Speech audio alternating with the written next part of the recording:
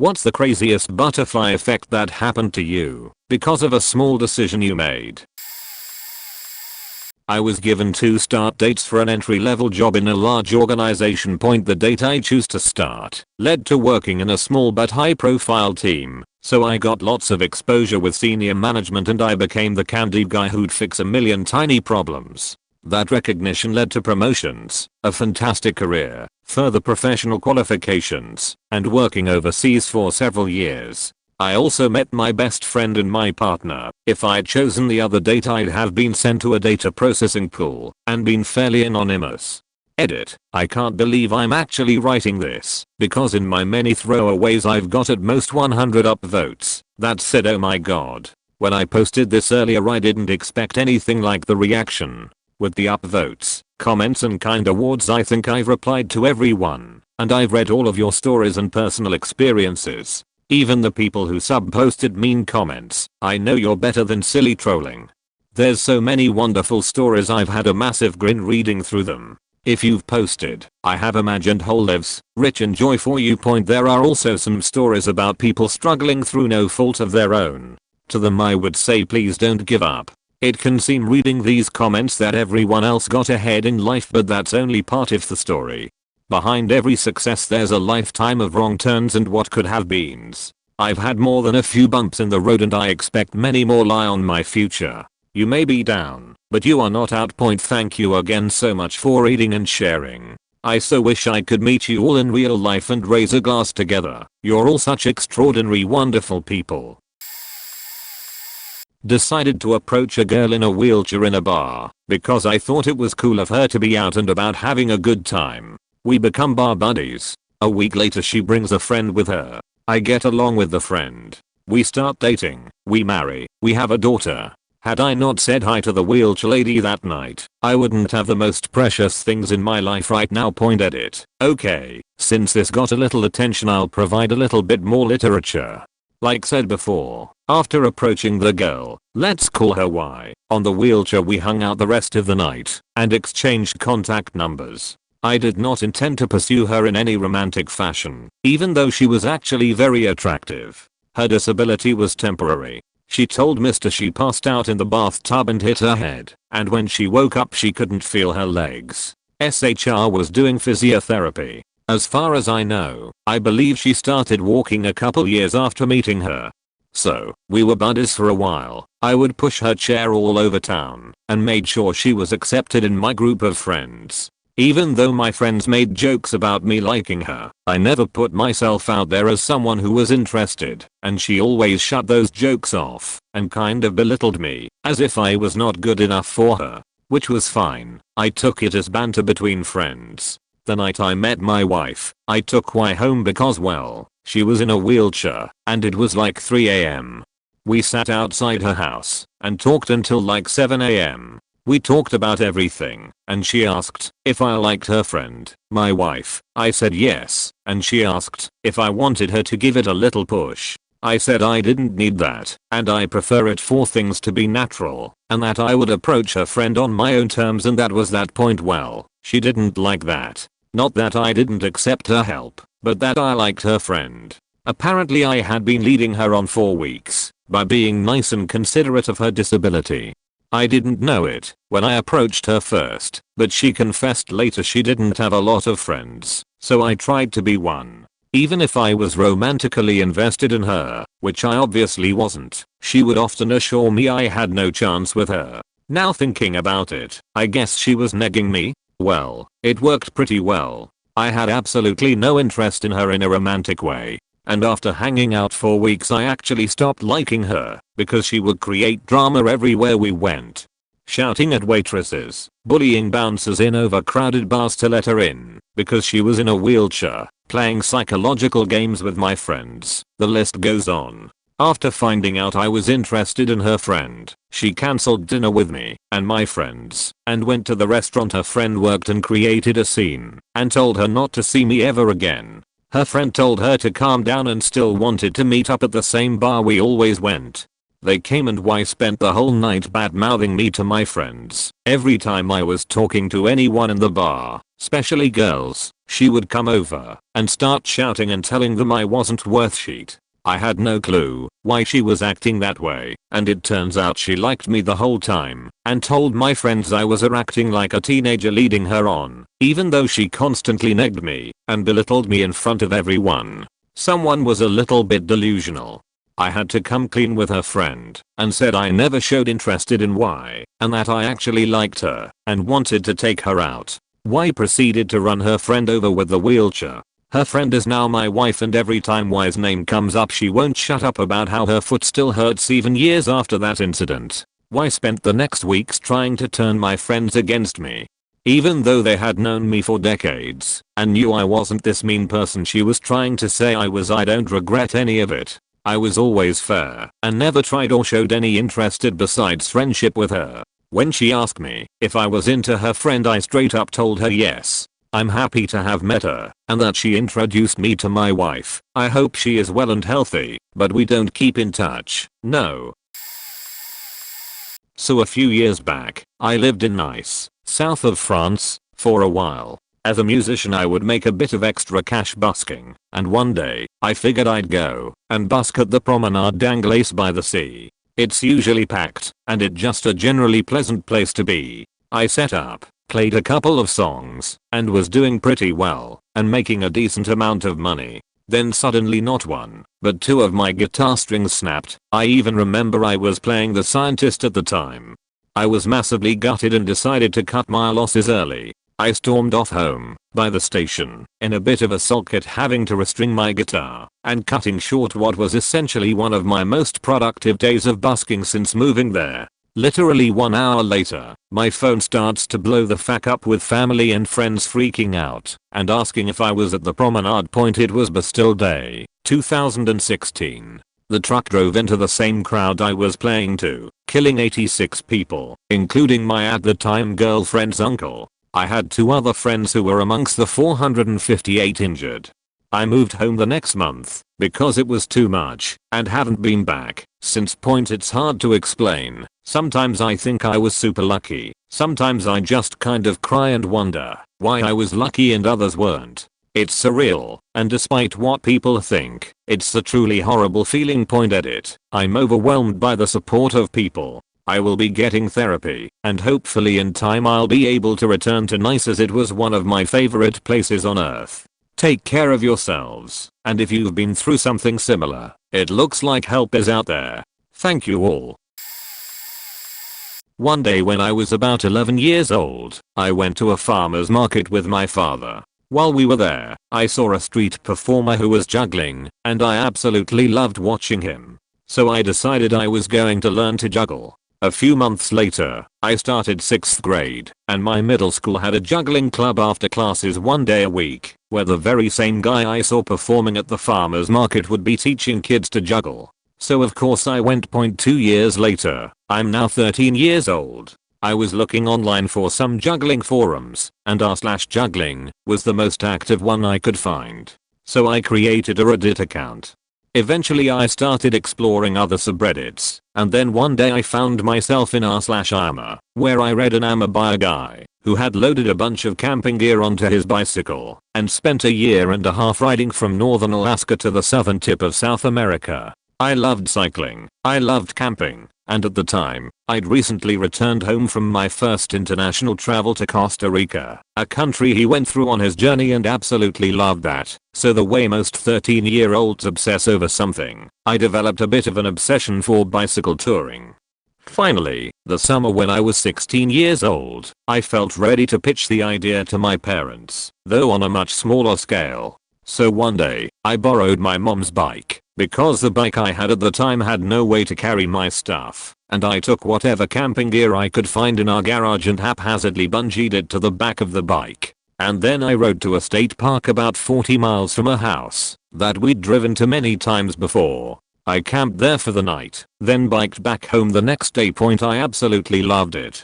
So the next summer, it wasn't quite such a surprise to my parents when I pitched the idea of spending 4 days biking 200 miles, again camping in state parks each night. After that, I was going into my senior year of high school. I realized that perhaps my best opportunity to do some big crazy year-long bike camping adventure would be before I got stuck with a bunch of college debt and then a career I couldn't easily leave, etc. So I decided to take a gap year after high school point. After finishing high school in 2017, I realized that long-term traveling would require more money than I had.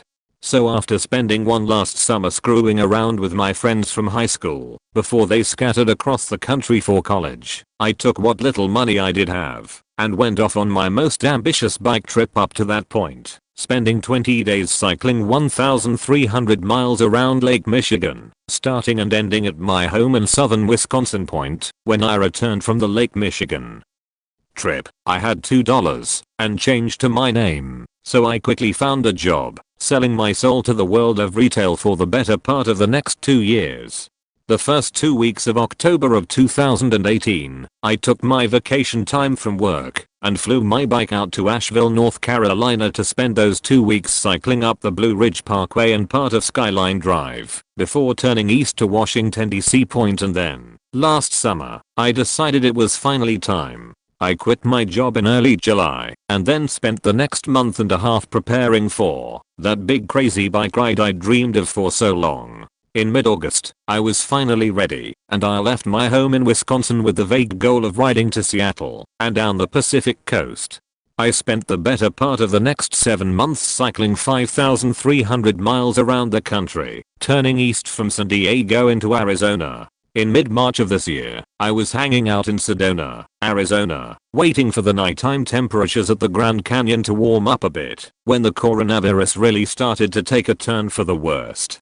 I was worried that airports and train stations might start shutting down, and not wanting to be halfway across the country from my family if, and when that happened, I decided to bike the final 30 miles from Sedona up to Flagstaff and get on an Amtrak back home to the Midwest point. Since then, I've been back to work, saving up some money for my next adventure. Now that I've seen most of the US that I want to, I'm starting to think of doing some international bike touring, and I'm pretty excited about the possibility of New Zealand once they reopen their borders. Eventually I intend to go back to college, but for the time being, I'm not in any rush to do that. But when it does happen, I'll surely be studying for a field that will allow me to continue to travel extensively. TLDR, going to a farmer's market one day as a kid had a huge effect on my career choices and college plan, and along the way I learned to juggle, got introduced to Reddit, and rode a bicycle across the US. When I was 18, I used some spray on hair dye for a Halloween costume. It looked freaking awesome, so I decided to go get it permanently dyed for the first time. This, in turn, made me incredibly attractive to a girl who was into that sort of thing, whom I began to date. We were in school, so when the year was over, I looked at my savings and realized I had enough to purchase a car, and that way, I could drive over to her town and see her when we weren't in school together.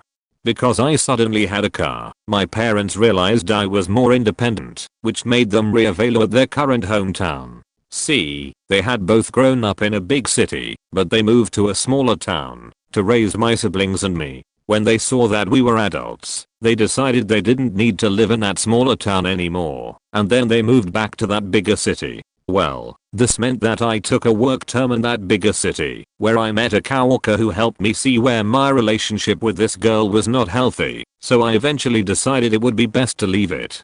When I moved back to school at the end of my work term, one of my friends needed to go to the city where my parents lived for some paperwork, and because I had a car, and I liked that big city, I offered to drive her over. This led to a long chat in the car where she and I got to know each other really well. We eventually became each other's best friend, after which point we started dating. In comparing this relationship to the previous one, I can see how this one is so much more healthy, and I understand that much more about healthy relationships. TLDR, a costume led to hair dye led to relationship led to car led to parents moving led to job led to breakup plus car plus parents move led to long car ride led to healthy relationship, and that kids is how I met your mother. The year I graduated HS I was dating a guy who lived 1,000 miles away. My plans were to go to college in the state he lived, but work the summer in the state I lived in. I must say our relationship was pretty on the rocks, but I was still going to go through with things, even though at that point I had tried breaking up with him like 100x. He was pretty mentally controlling.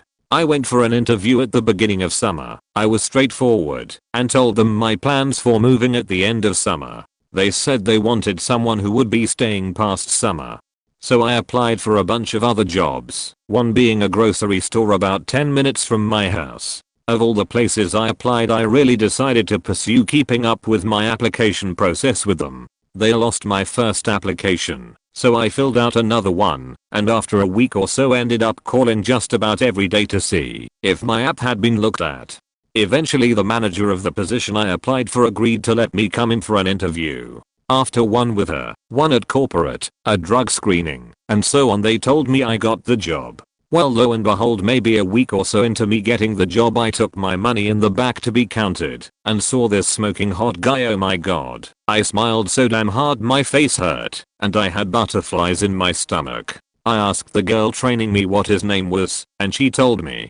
Turns out he saw me working one day when he was off the clock and was pretty taken back as well. We have been together a little over 9 years, married for over 6.5 years, have a 1.5-year-old little boy and pregnant with our twin girls. It's funny how things tend to work out, especially when you least expect it. Point to my hubby. If you find this while scrolling through some posts/comments on here, I just wanna tell you I love you, and I still think you're so damn smoking hot.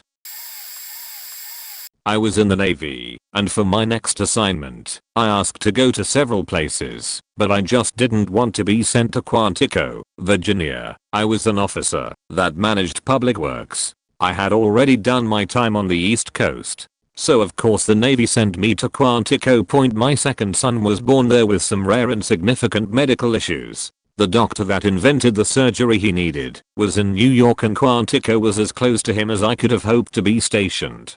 He performed the life-saving surgery he needed. A year later, I was going to leave the Navy, but they enticed me to stay with grad school. I went to Q Boulder. That same son developed some additional complications. He needed a Maloney's surgery. The doctor who brought that surgery into the US was at Denver's Children's Hospital and performed his surgery. After that, I was stationed in Kings Bay, Georgia at the sub-base.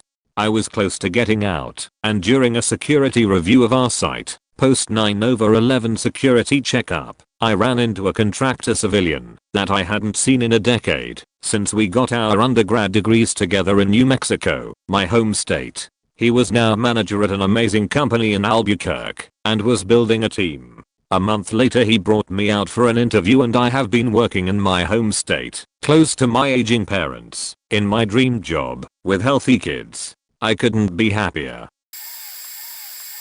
My freshman year of high school, I had a crush on a girl. She was into theater. At the time, I was a total loser, smoking weed with the guys who planned on dropping out as soon as they legally could. I tried out for a play so I could spend time around this girl. I got the part, she didn't. Then I found I liked theater, and the people there were actually friendly instead of the toxic friendships I had. I became a theater kid and lost the crush on the girl after a couple weeks.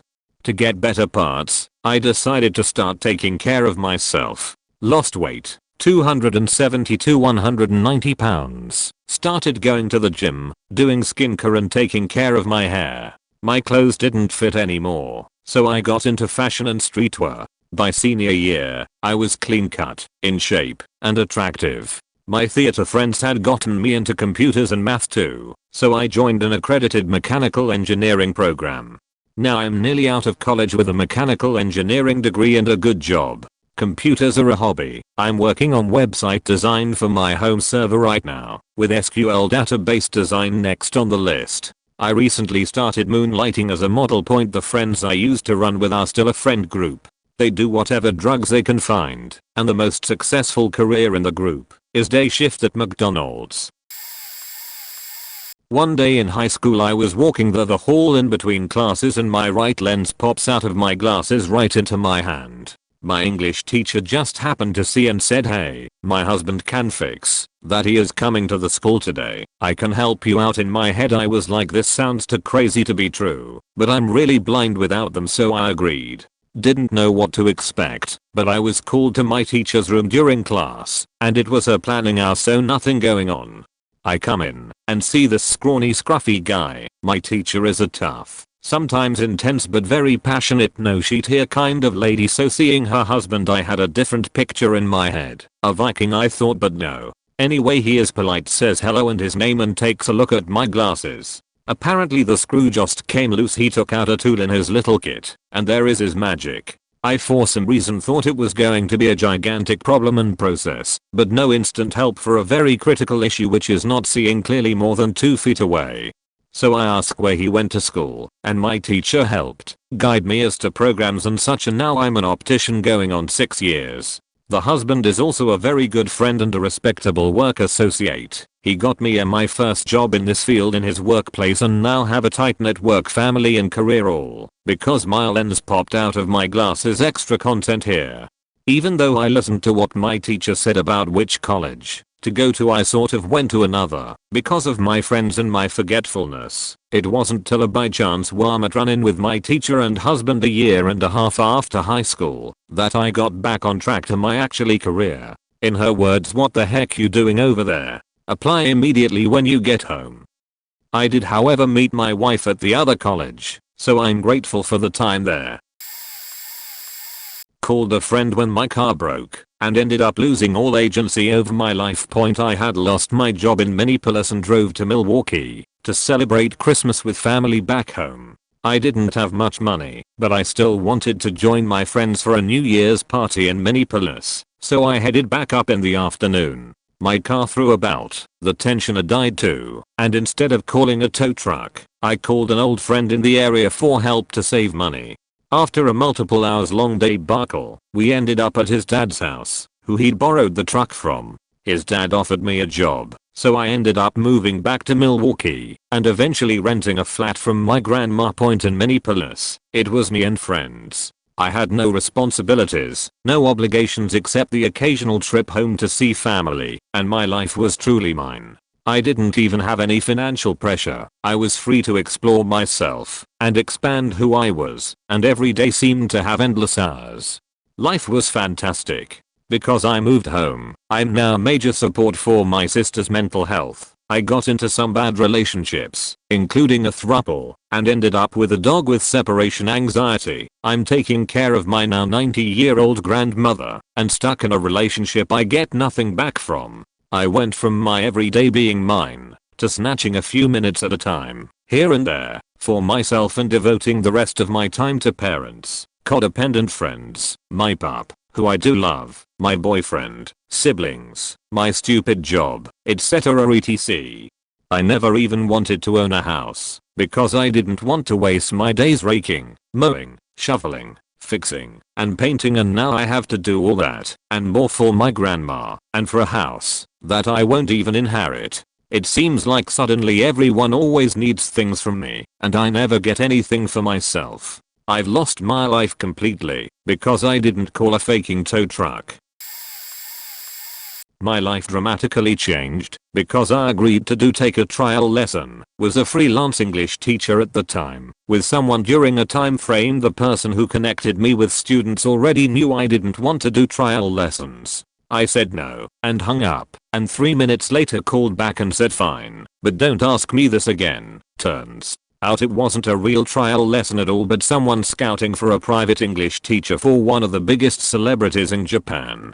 I hit it off with her very well and ended up becoming her manager. I traveled the world with her in first class, more than 40 countries and many repeats, for 5 years, rode in limousines, 5-star hotels and restaurants, went to movie premieres, Elton John's Academy Awards party, met/ate dinner with/ hung out with lots of extremely well-known people including Snoop Dogg, Al Gore, Nicole Kidman, Usher, Leo DiCaprio, Adrian Brody, Mary Otistino, Jackie Chan, Stanley, Jeff Goldblum, to name a few. The list of things that we did and experiences we had is too long to write out. It also sounds fake, and yet it is not.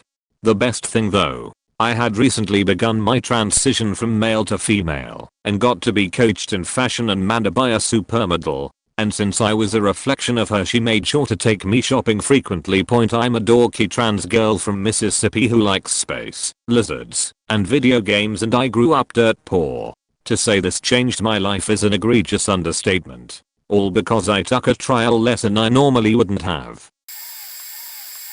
My friend offered to dare me to see who could stay in cadets longest before chickening out. I accepted. As a result of accepting my friend's dare, we stayed in cadets before he called the quits, and I won the dare. By that time though, I somehow got accepted onto a free week-long camp to tour an airbase, which in itself cemented my decision to stay in the organization for as long as possible. Eventually I learned/got to assert myself despite being heavily bullied at school. Ironically, one of my worst bullies was a former cadet mate who got passed over a promotion that I got.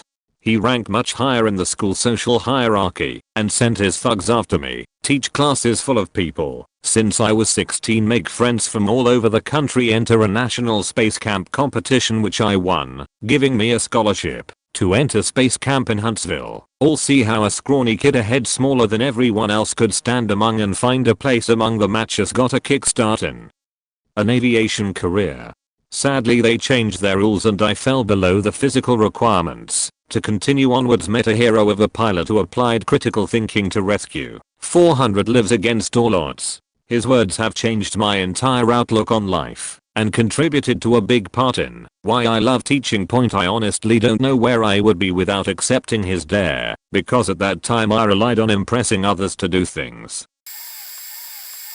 I dig for hidden history at garage and estate sales, but I never know if or what I'm going to find. Looking more closely, or a few minutes longer, has made the difference to really satisfying results. I had been picking through an estate sale that was known for its history, but after 2+ hours hadn't found anything remarkable. As I was exiting the garage I saw a handwritten sign that said basement with an arrow. I had actually been in the basement on an earlier visit and thought I had examined every corner.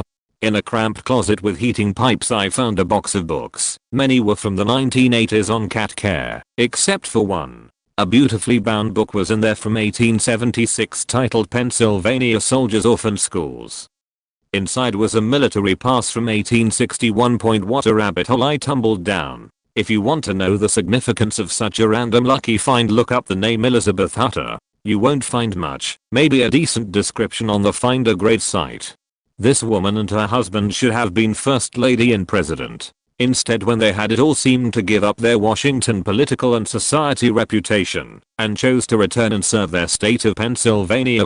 I give talks, virtual now, on these kinds of discoveries and share the importance of people like the Hutters who remain unjustly unsung, all because I decided to open one more door.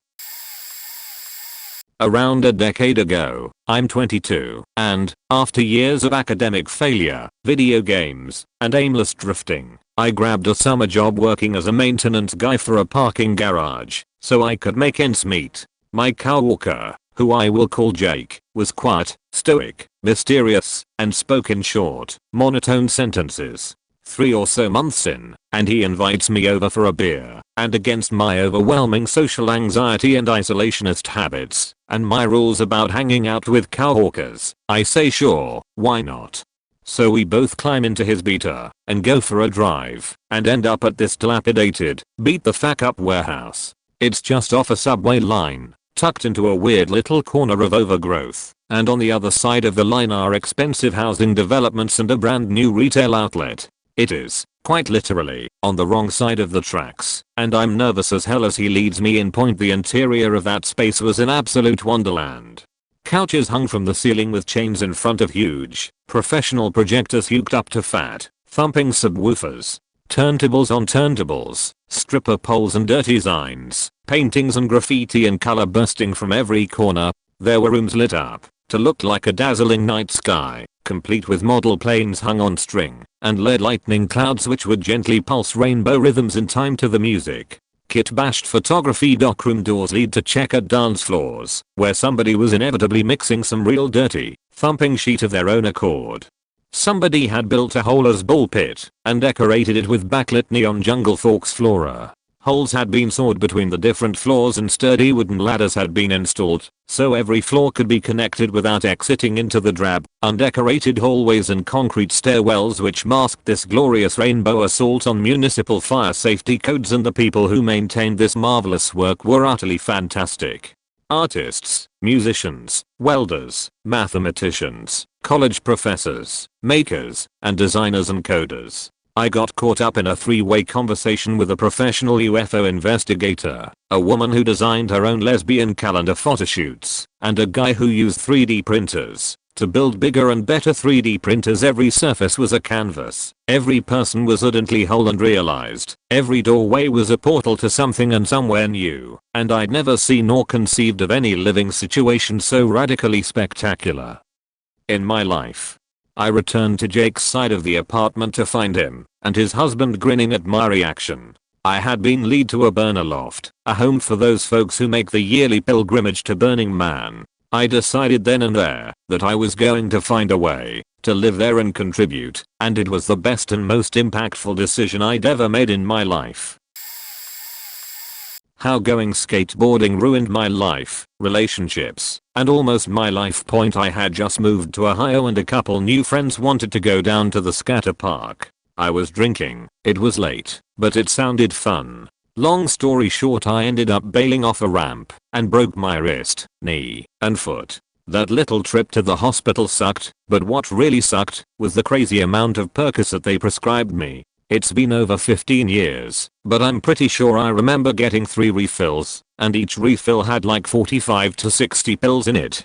Boy, did they take the pain away. And it made my injuries stop hurting too. When I ran out it was fine. I wasn't addicted or anything, but I have a friend who sells them. I can buy a couple. Just make sure I'm healed before I stop taking them. Point: then it was I'm young and have no expenses. I'm not addicted, I'm just partying. It not like I'm stealing shit to pay for an addiction, haha. Point: then it's really hard to get through a work day without them, so I'll just keep taking them. I mean, they're cheap at the time, and I don't really have any responsibilities. Plus, I'm in a band. I'm supposed to be partying. Point: then there was some stuff in the middle until now I'm stealing from Walmart every day so I can afford to keep shooting up heroin because I'm hopelessly addicted. I've burned every bridge I'd ever made, mostly for stealing. I deserved it. Lost everything that had any monetary value. Was sleeping in my car. I used to pride myself on my reputation. I was proud of the fact that not one person could say I'd ever wronged them, or stolen from them, or told major lies.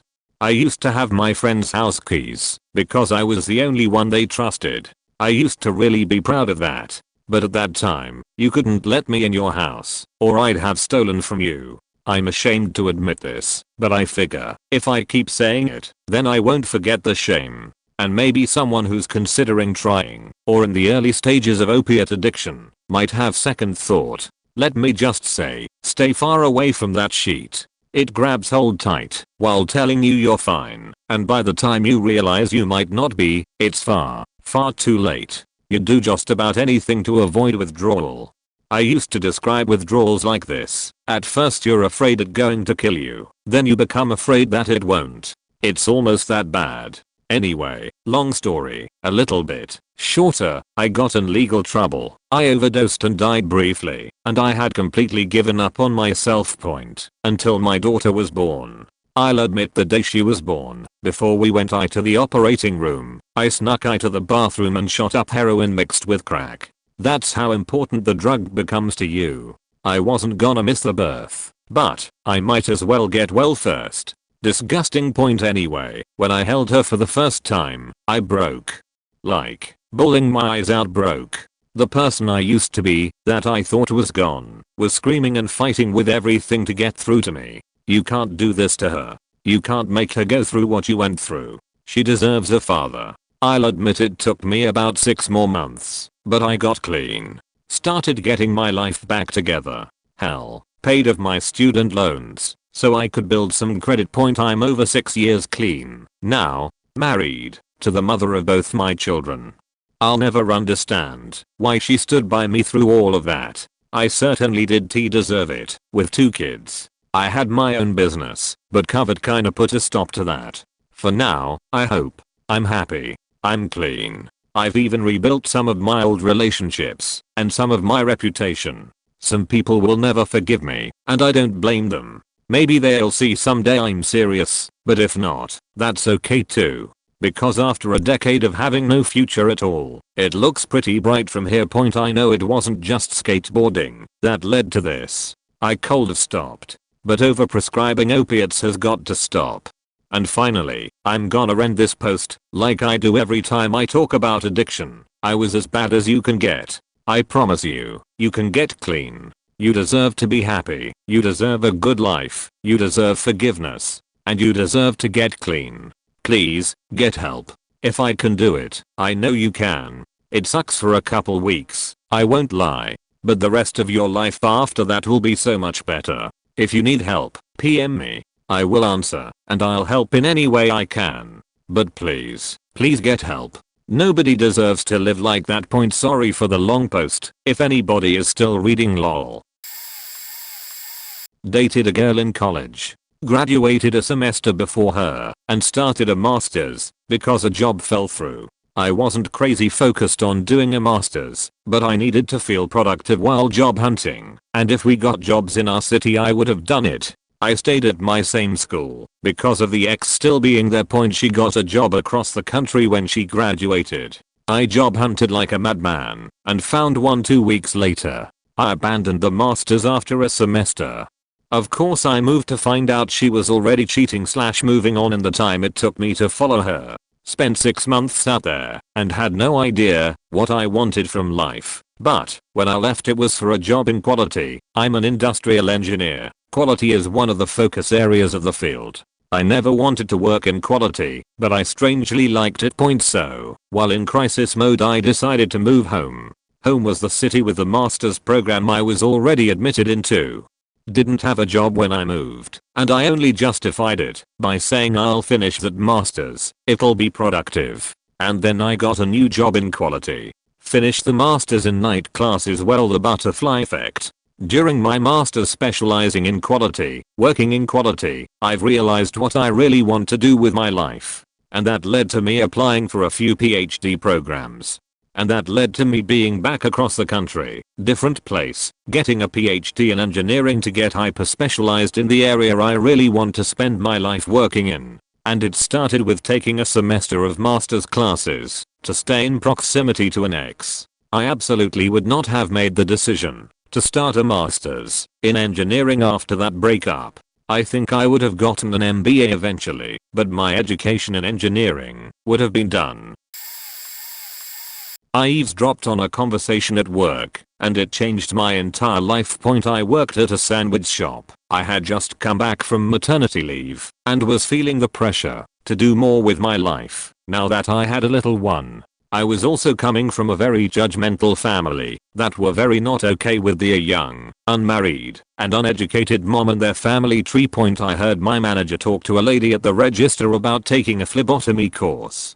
The lady said she was doing it to get a feel for healthcare before committing to nursing school. I didn't think much else about the conversation at the time. A month later my grandma basically has me in a corner just insisting I do something different with my life. She's really pressuring me to make some sort of plan for education, and I was a weepy hormonal mess still with PPD and finally just pulled out of my as I wanted to go to phlebotomy school. She asked why, and I quoted what the lady told my manager at the register.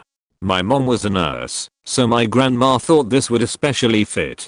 She said, alright, let's pull up classes on the computer, find a school and I'll pay for them. And 3 months later I have an interview at a plasma center. I'm out of school, I have the skills to stick folks, but I'm not sure if I love it, but I'm just kind of going with it. I get the job and quit the sandwich shop. It's been 3 years and I'm still there. I love my job and it quite literally fell into my lap. I'm now the supervisor and make double what I made as a shift lead at a sandwich shop. I started applying for nursing schools. Last month, I was very hungover one morning and was in a bad mood, so I felt I needed to do something small to feel productive. I decided to fill up my tank of gas because I had been neglecting to do so for the prior few days. I drove over to a gas station right by the exit of a highway. When I was filling up my car, I was watching traffic exit the highway onto an intersecting street when another car blew a red light, hits one car, redirects itself, and uses another car as a ramp to launch itself 6 feet in the air, landing on its roof. Being less than 100 feet away, I immediately sprint over to the wreck hearing screams of 2 girls inside. The car was starting to smoke badly and catch fire on the engine, so I immediately try to open the door. The passenger side door was completely stuck, so I ran around to the driver's side door and started to yank at the door. It budged a little, and as the engine started to really catch on fire, I literally yanked the door off the car somehow and crawled inside the car to take off the driver's seatbelt, pull her out, and then do the same for the passenger. Neither were seriously injured, but the car erupted in flames less than a minute after I got the second girl out. People stood around and watched as I helped out, but nobody joined me, likely fearing an explosion in the car. TLDR, I wanted to feel productive, so I went to get gas. Ended up pulling 2 girls out of a flaming flipped car. This is sure to be buried, but I was roommates with my sister and was using Tinder. It had just come out and was becoming popular. I met a girl on there, but she didn't talk to me too much or try to drive the conversation. Just figured she wasn't interested. Fast forward a week, it's Halloween. I get home from class and it's going on 10 p.m. and I have a headache and just want to stay home. My sister insisted I go with her to the Halloween dance a few towns over because a guy she likes will be there. I begrudgingly go because it's my sister and she has struck out a lot and it's rare she has the confidence to pursue something like this. We get there. I'm bored just trying to chill in the corner because of my head. After a while, I go to try and find her, and this hot super girl walks by and my brain does that thing where you know that person, but have no idea why. Then it hits me. She's the girl from Tinder. I stand a ways off creeping watching trying to be sure it's her. I pull out my phone and show my sister while trying to nonchalantly point her out. I ask her if it's the same girl. She agrees but wants to leave.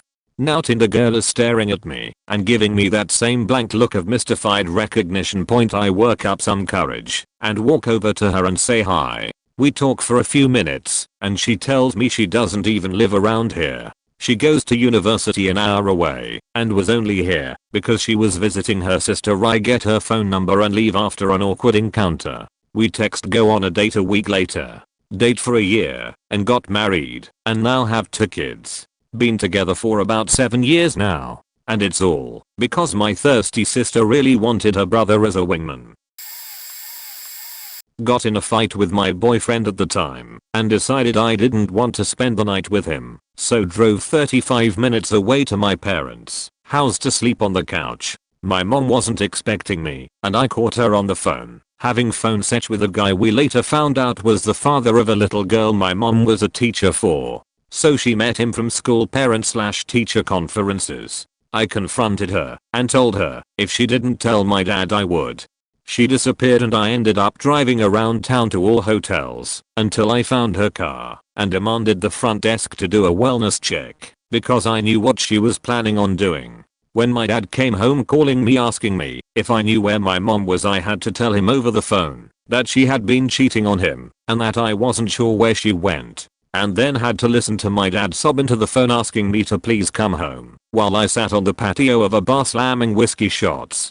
Sure enough, she had tried to kill herself. Ambulance wheeled her past me, but she was too faked up to know what was going on. She survived, spent several days in the mental hospital, where she told me she wanted to divorce my dad, but was deciding to tell me first. Thanks. My dad on the meantime had decided to forgive my mom and was planning on taking her back. So I had to again be the one to tell him the bad news. Flash forward, my parents get divorced. I choose to stay with my dad. We lose the house and she moves into a studio and I move into a small rental with my dad.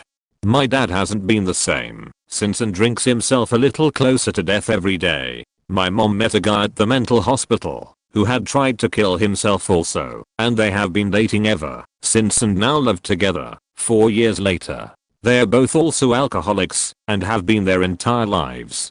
My boyfriend dumped me shortly after all this, after having been together for 3 years.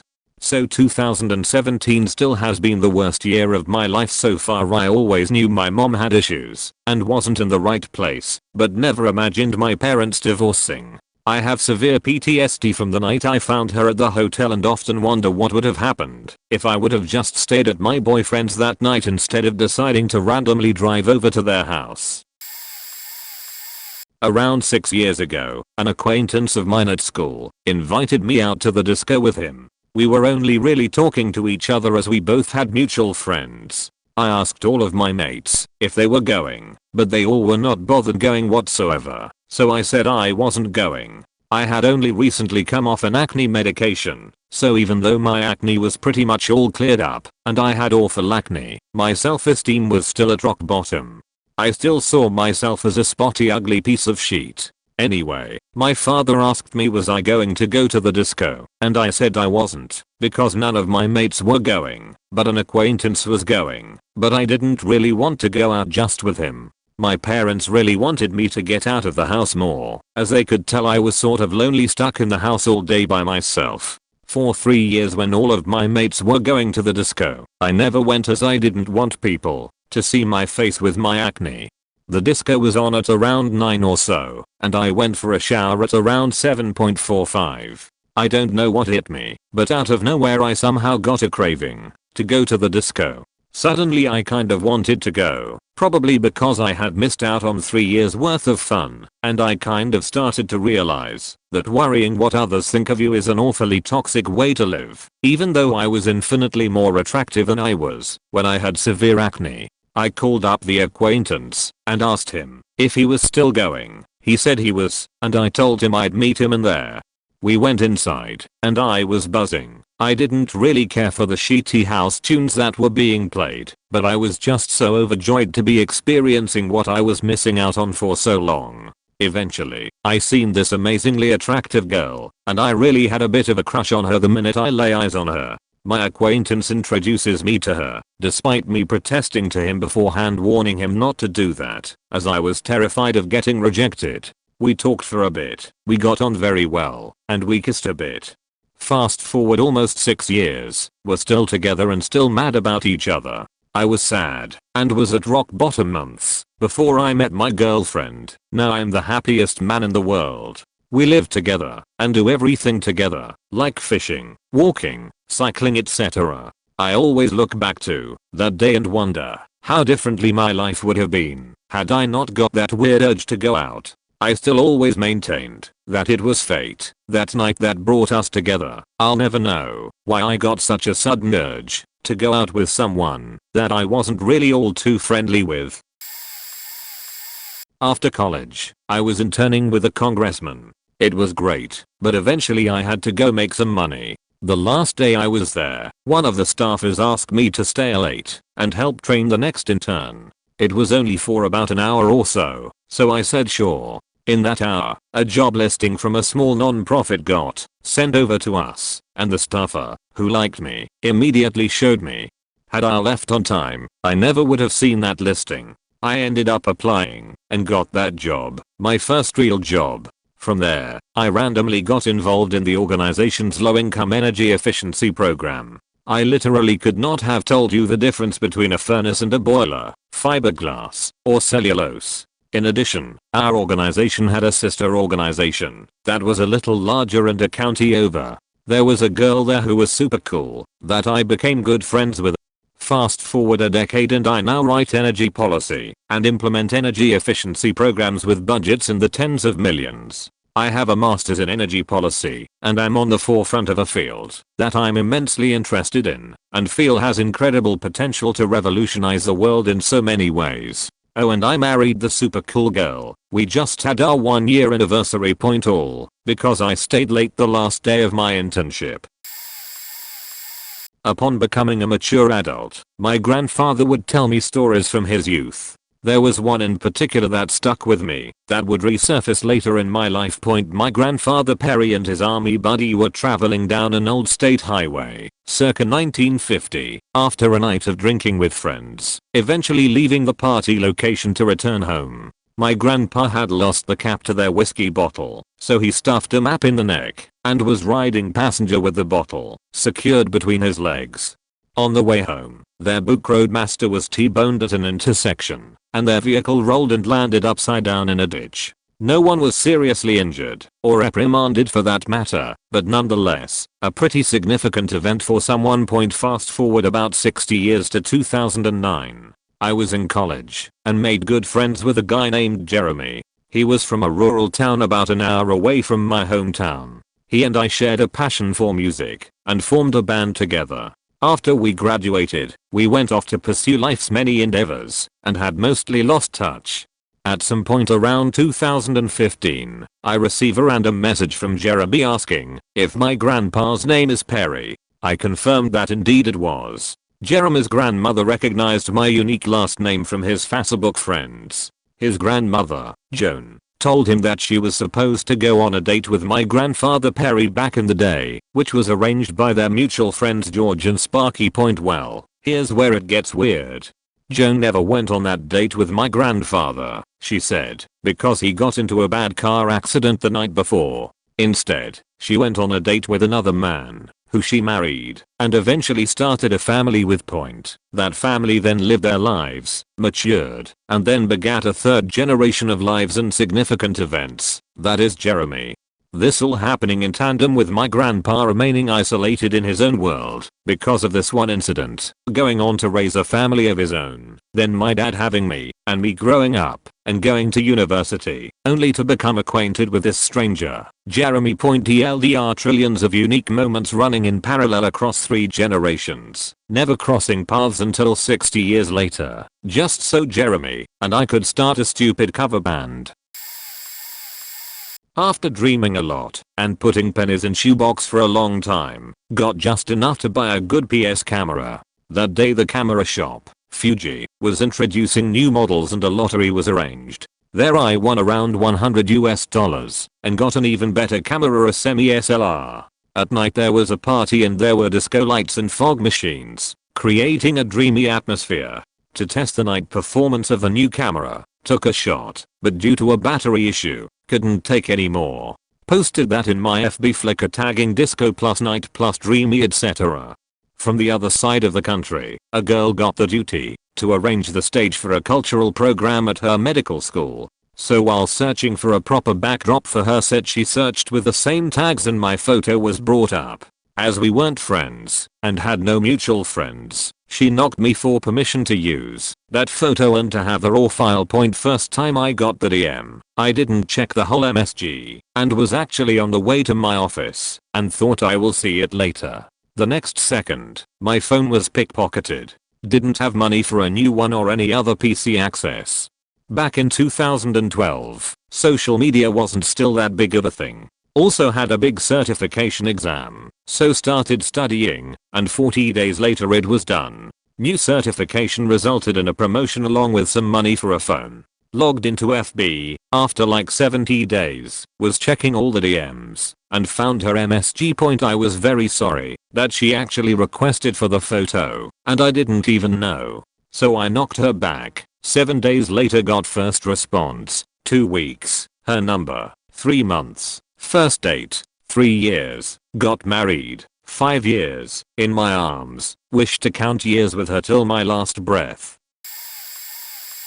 A friend and I launched a startup out of school, after sketching out a rough idea on a whiteboard. When we were officially ramping up, I spammed out an application to every pitch competition within 100 miles, hoping we could win a little money to survive for a few months. One morning I got a call from Seattle of all places. Apparently one night, when I was exhausted and working late, I accidentally submitted our information to an event halfway across the country. The guy asked me if I was actually located in Seattle, and figuring we might as well not throw away an opportunity, I said no, but we are in the process of relocating there. I didn't expect to get in, but we did, so we hopped into a beat up Toyota and found a random connection who let us roll out our sleeping bags on their floor. It turned out to be this month-long big deal funded by Jeff Bezos. Each week they'd give us mentoring and introductions, culminating in a Friday pitch, where they'd weed half of us out. It felt like being on a reality show. We made it to the final round, where I had to pitch on a stage in front of 600 people, and between event prizes and a little sidecar money we won $100,000. I was dumbfounded. That put us in an awkward position. I knew nothing about Seattle, and had no intentions of moving there, but at this point I couldn't admit that I had lied in the contest application. So we bit the bullet, packed up our stuff, and moved. I felt like George Costanza driving to the Hamptons. The miraculous part is that my wife and I had been told that it was too risky for us to have children. After 8 years we had resigned ourselves to having an empty house the rest of our lives. When we landed in Seattle, our primary care doctor referred us to one of the very small university physicians who specialized in our situation, and we were actually able to have 2 children. All because I was too groggy one night to read instructions.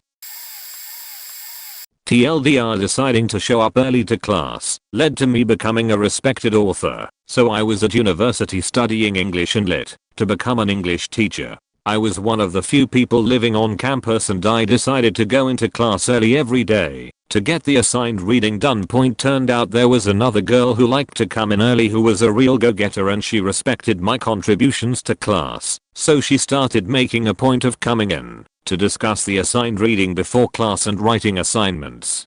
Then one day she came in with an ad for a short story contest and presented it to me like it was the most obvious thing in the world that I should enter. Keep in mind that I had toyed with the idea of being a writer before and tried to do stories, but she didn't know that my only ambition in life was to be an English teacher and maybe one day own my own school.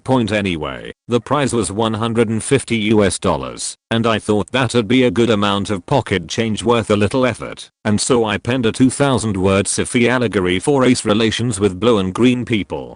I won the competition. Then won it twice more before I stopped entering to give other people a chance. Because of that, I got sent an invitation to participate in a novel writing competition. I wrote the novel in 2 months and the book was a finalist, so they flew me out for the prize ceremony. My novel about a girl from another dimension who comes to Earth on the run from spider gods won.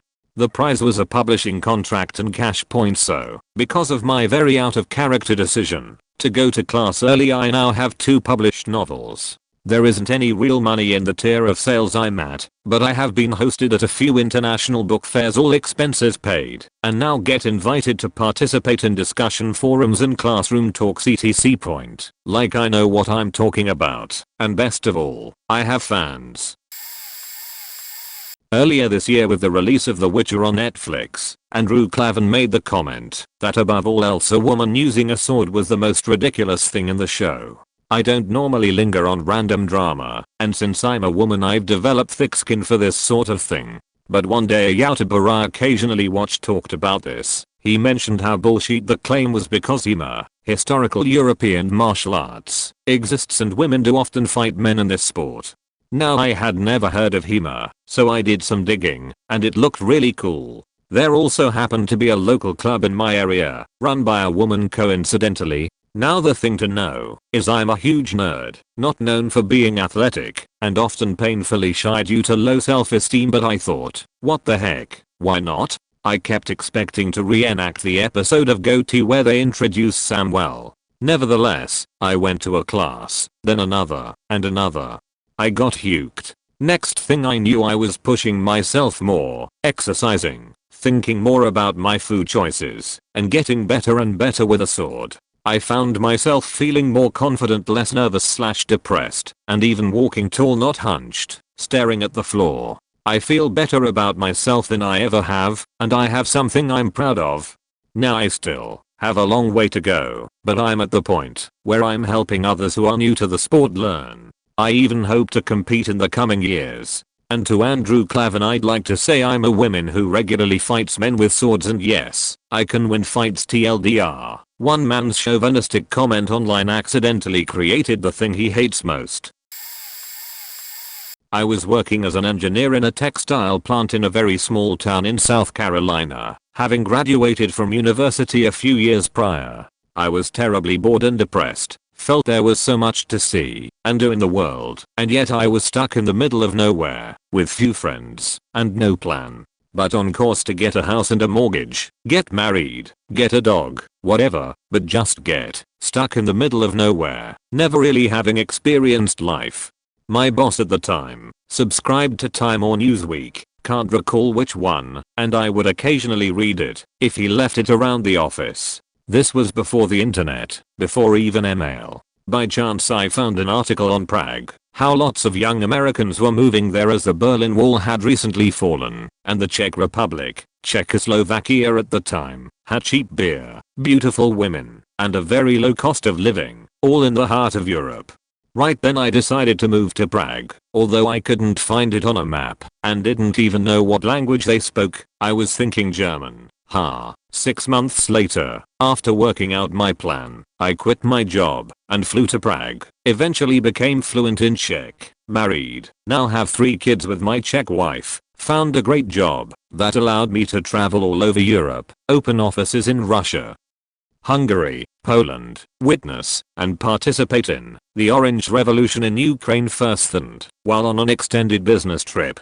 Just barely miss a bomb attack in the Moscow metro, spend 2 years in Dubai, 1 year in Beirut, and now, nearing retirement, we've just bought a small house in the Mediterranean, with the most amazing sunsets. I was so scared I'd end up in some small Southern American town with a strip mall and a Hades. Never really experience anything in the world, never know life outside of the USA, and that all changed on a whim. There were some ups and downs along the way, but few regrets. Oh shit, here we go. Something I can relevantly answer. Decided one day to not pup before leaving for work. I now live 3 states away. I'm married and I have 2 kids. One fateful morning I was running a little late and decided to pup at work instead of at home. Well, the bathrooms in our building are cheesy, public restroom looking things, but I just happen to know that the building across the street has palatial, luxury bathrooms and 3 floors of empty office space, so when I need to go I just slip across the street and indulge myself in the wonderful privacy of a restroom on an empty floor. So I go, do my business, I'm walking out, and another guy is walking in. We do the guy thing, just nod and mumble as we pass, and go our separate ways. A couple of weeks later I'm going back to that restroom and he's waiting to get on the elevator as I get off. Then a week after that I'm walking into the building and he's waiting on the elevator. We both laugh and he says he will use the one on the 7th floor. I can have the 8th. As I'm leaving the building he gets on the elevator that I'm on. We laugh again and I mention it's getting a little weird. He tells me that he works across the street, same building as me, as just comes over to use the bathroom. We become friends. A short time later he gets transferred to an office 3 states away. We joke that I'll have the bathrooms all to myself. We keep in touch. He invites me up to his new place to go to a baseball game. His company has a suite and he's got extra passes. Go to the game, meet his boss, hit it off extremely well. Before the game is over we're talking about me going to work for them. A month later I've moved and I'm working with them. Don't really know anyone other than the bathroom friend and our boss, so I spend a lot of nights working late. At the office late one night and my boss comes in with his absolutely gorgeous wife. We chat for a few minutes and the longer she talks the more amazing she becomes. For several weeks she comes by the office almost daily, and there's a definite flirtatious vibe going on. My boss catches on and drops comments like she really likes you. And she never opens up to people like that, and don't you think she's got a great ass? I'm getting worried that there's a some invitation coming when he walks in my office and says come on. My wife insists that you come to lunch with us. Get to lunch. Thankfully the wife brought a friend. Everything is great. Lunch lasts over an hour. We finally leave, say our goodbyes, and he kisses the friend. Immediately it's like a jump cut scene in a movie and I realize that she's got a wedding ring on, that the conversation hinted that she was his wife the whole time, that she had been with him at the baseball game.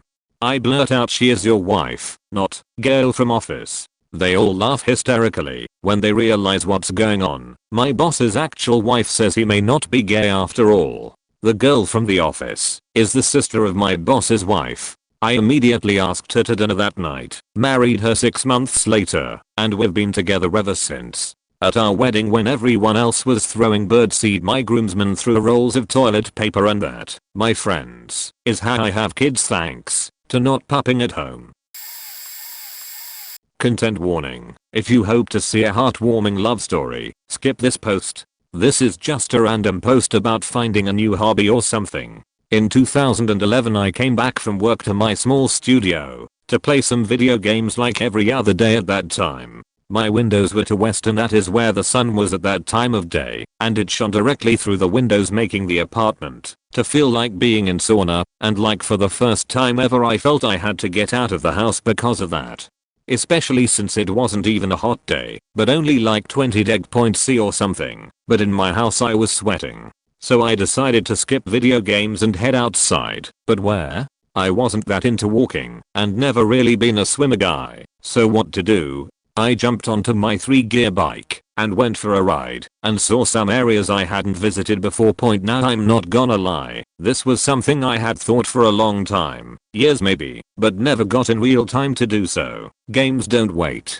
I had lived in my current city for 8 years, but exaggerating only a little, I had not seen the city pretty much more than the roads between my home and work anyway, because it was a spontaneous decision. I didn't have time to plan my route at all, and I didn't even have smartphone at that time, so I just rode wherever, taking random turns here and there, and explored the nearby areas quite much. Later on I checked my route from Google and saw I had ridden 26 kilometers. I wasn't just amazed, but noticed too, that I really enjoyed it, not only riding itself, but also exploring new areas. Next day I went to another ride, still riding pretty much unknown road, and had like 40-kilometer trip. Then the third trip I did became my first regular route, about 30 kilometers, for like 2 months or so, though that was only on weekdays. On weekends I went for longer rides, exploring new areas and more importantly, new towns. First it was 40 kilometers, then 50 kilometers, and at the end of summer I ended up on bike trip that resulted to 178 kilometers, according to my printed route plan, plus adding few extra kilometers I spent in my rest stop town.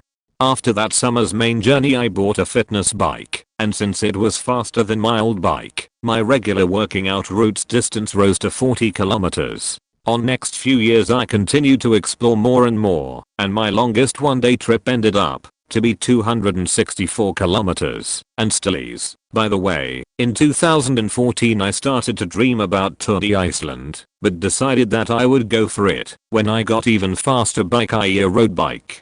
In the meantime I rode on summers and trained in gym during winters to raise my endurance levels, but didn't buy the road bike until 2017.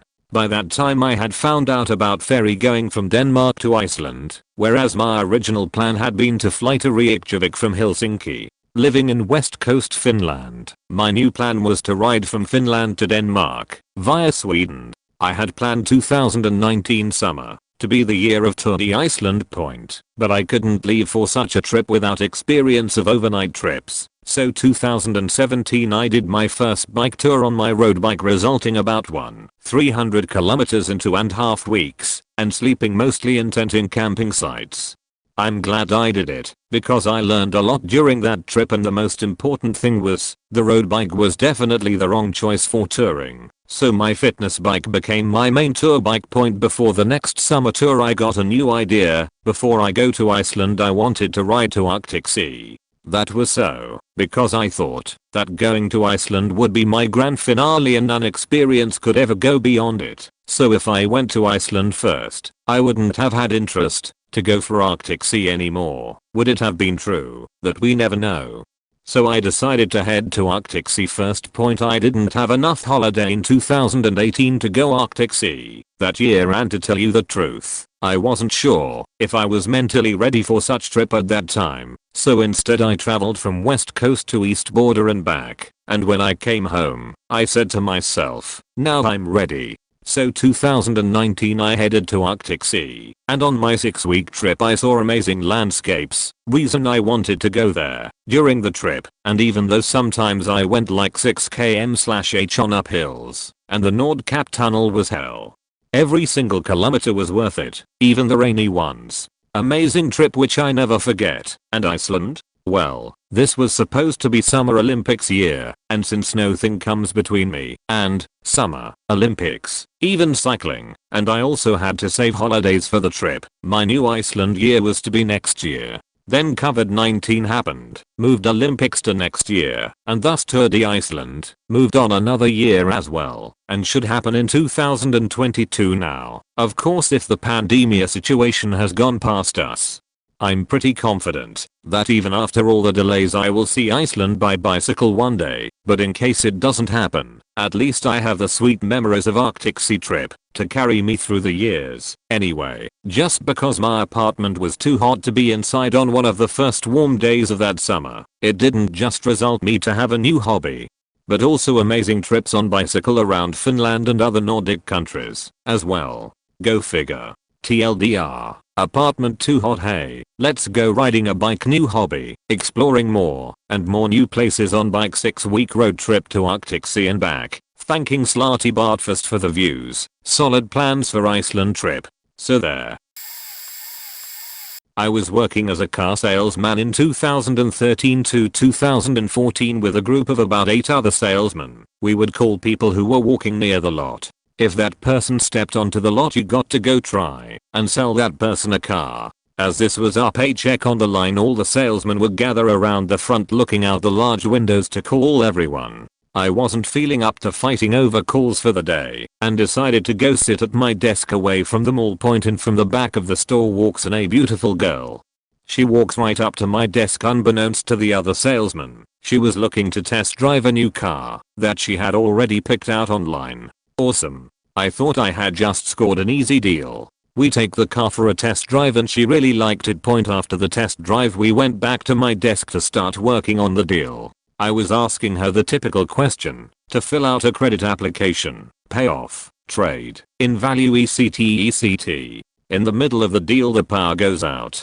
Apparently a car down the street had crashed into the power box for the whole street. We decided I would just take her phone number down, and when the power comes back on I would contact her to come back in to finish the deal. The next day the power is on and I text her to get a head start on the application questions. We end up texting more through the day, but not just about the car deal. The questions turned a bit more personal and we ended up planning a date at the end of the week. She never bought a car though. 6 years later we celebrated our 3-year wedding anniversary. TLDR. Decided to sit at my desk, got a wife. Twice. Same person 13 years apart. Some 37 odd years ago, we were visiting family in the southernmost city in Texas, Brownsville. My parents would put me and my brother on a bus and we would spend a month being shuttled around to our cousins and sometimes our grandmothers for a week or so at the time. Summer vacation in South Texas. Hot summer days are pretty boring for a 10 and 12-year-old, especially at grandma's house. 3 channels of bunny ear television, only one of which is in English. One day we decide to go fishing in a nearby reservoir. A reservoir is like a lake, but I think it is technically called an oxbow. This reservoir was next to a pathway/sidewalk, which was next to a busy curvy road maybe a half mile from grandma's house. Grandma said, just don't fall in. The fishing can be pretty good. Lots of gar and perch.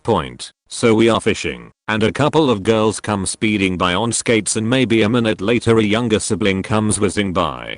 Whatever, no big deal. See it all the time. There is bend in the sidewalk, and if you don't make that turn, you end up in the street. The opposite side has a berm that slopes down, and a concrete spillway. There are some other people walking, and some riding bikes. These kids go back and forth a few times. On the last go round the 2 sisters are way ahead, and their little brother, guessing he is about your age, is holding on to the back of a friend's bike. Me and my brother are like, cool, look at them go. The kid on skates hits the street side of the sidewalk and starts to wobble. He lets go of the bike, overcorrects and goes goose stepping on the grass, and then flying over the concrete edge, splash into the water. My brother and I are maybe 20 feet away. He landed in the water, not far from the bank, and his head pops up, and he yells help, I can't swim. The kid on the bike has turned around, and my brother runs to him, and tells him to get help. I run over to help, with my fishing pole still in hand, and walk along the spillway which was maybe a foot across. I wasn't about to jump in, not knowing how deep the water was. I used my fishing pole and guess what? A drowning person will grab just about anything, even if it has a hook. The ledge was only a couple of feet high, and man, that boy was heavier than I thought. Skates with mud don't help.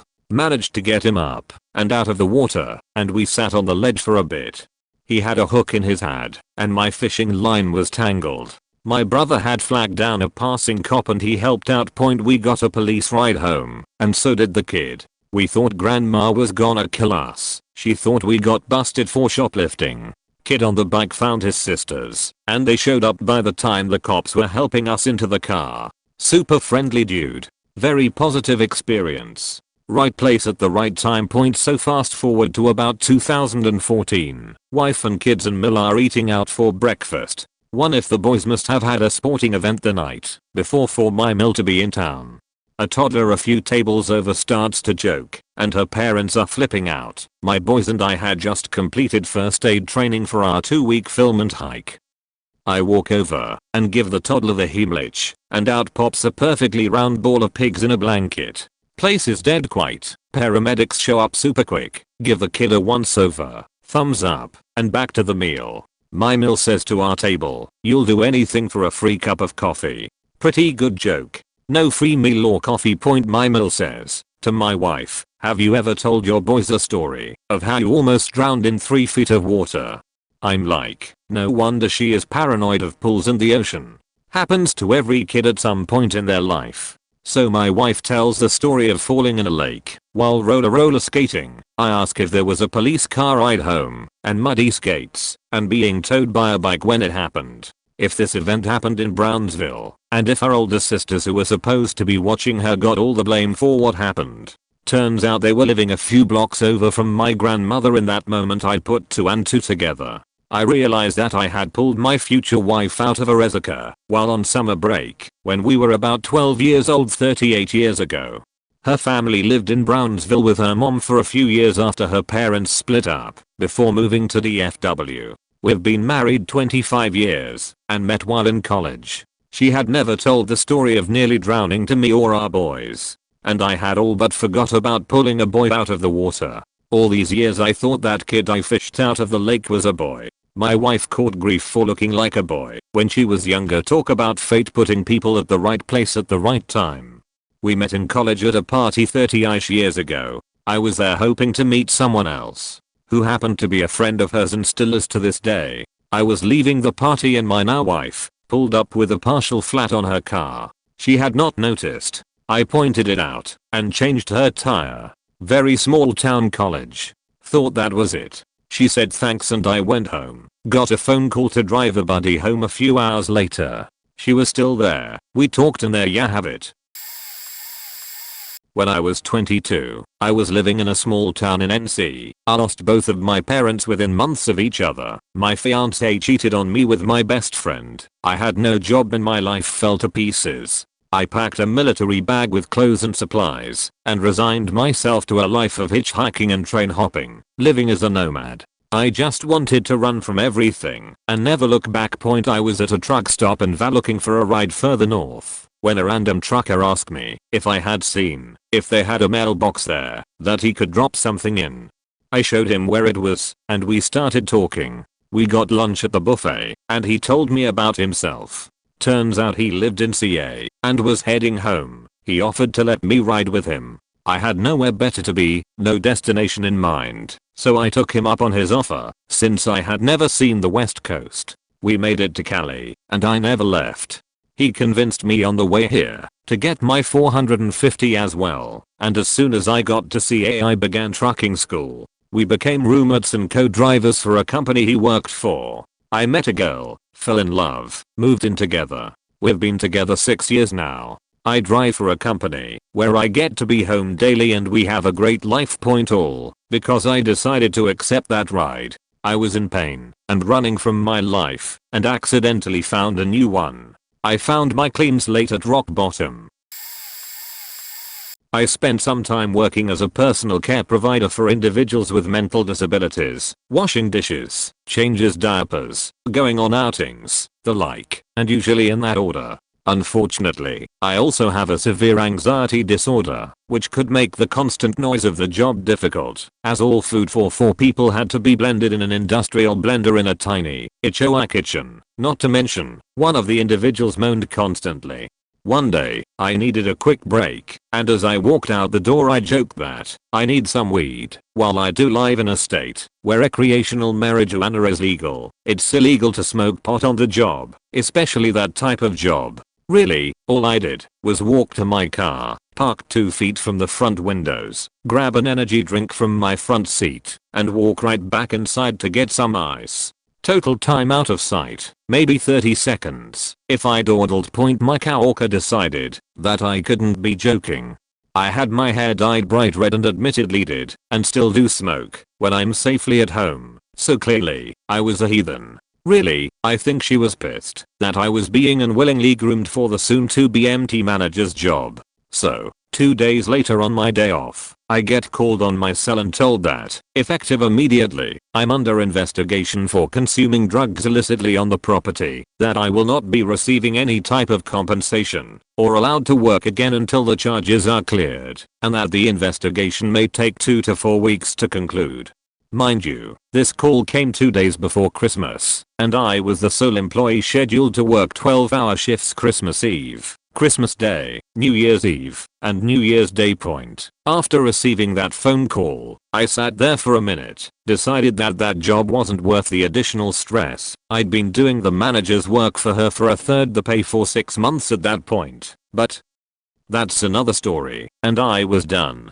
So, I typed a short letter of resignation, drove to work on my day off, slammed it down on my boss's desk, and told all the managers present that if they were going to throw me through the ringer, based on a single comment, and not a shred of evidence, I wasn't going to be coming back. After that day, I took a week off for the holidays, then started applying to job after job in my tiny town. Nothing came my way, so eventually, I turned to Indeed. When that came up blank, I decided to try building a writing portfolio on a couple freelancing sites, as I'd always wanted to be a published novelist. 1 year later, and I'm now published on Forbes as a financial analyst for several major investing and consulting firms. I work from home, choose my own hours, and get paid top dollar, despite my lack of a college degree, for doing what I've always loved. All because I made a dumb, offhand comment to my coworker on her first day on the job. I was in my sophomore year of high school when I was diagnosed blind. Glasses nor any method aware fixed my eyesight. I went 2 years blind and must have been to almost every optometrist in California. Not a single doctor knew why I couldn't see. There was no indicator of why it was J couldn't see to any of them. After 2 long years I had started seeing specialists less and began to give up any hope. One day longtime best friend asked me if I wanted to go with him to have a drink with his redneck aunt and uncle to celebrate his birthday. I had never really drank enough before, and I had never gone to a party or anything like that before, because I was blind. I wasn't planning on saying yes, but after a while he convinced me to go with him, and reluctantly I went, and had a great time. His aunt and uncle were some of the most friendly people I had ever met, and it just so happened his aunt was a retired optometrist that suggested to me an old friend of hers. Knowing not a single doctor I had seen could help me, I really didn't think anything of her suggestion. She gave my friend the doctor's number to give to my parents, and I left that night, and I haven't seen those nice people since. After about 3 months, I think it was my sister that found the card in a drawer and brought it back into conversation, and my mom figured why not and booked her appointment. She didn't have her opening for another month, so eventually I went to see her, and she knew what was causing my loss of sight. She had treated one other person with the same thing I had before, called pseudomyopia, and put me through procedures that gave me my full sight back in 2 weeks, and I have perfect vision, and my life's completely normal now. Half my high school I spent blind. I ended up going to over 150 specialized appointments that were all non-productive, and I was cured in 2 weeks by one doctor, and she honestly gave my life back. I've never been more thankful for beer with my best friend. Around 7 years old, my grandma was introducing me to DOS on her 8086. She had a quick basic programming manual that I picked up on my own and learned from. I was lucky to have a compiler included with the OS. Few years later in 3rd grade I see a kid playing at daycare with some mini toy computer that had one line LCD of text. It had BASIC, so I injected myself into this kid's space and made a friend. Then around 13 the kid was telling me about Ike Chat Network, so I followed him onto there and got involved with Whereas. I started an open source project that picked up a few dozen users on the network, which was a big social networking gateway for me. I met a lot of people. Some 10 years later, with a few more key and seemingly trivial, but possibly personally identifiable, choices along the way, I met my wife on there in relation to that project and started my programming career around the same time. Moved cross country with her a few times. 13 years later things are great. It's weird to think about the chain of events that lead up to this point. I was not a good student at 6 to 7 years old. I couldn't sit still in class or do any of my work.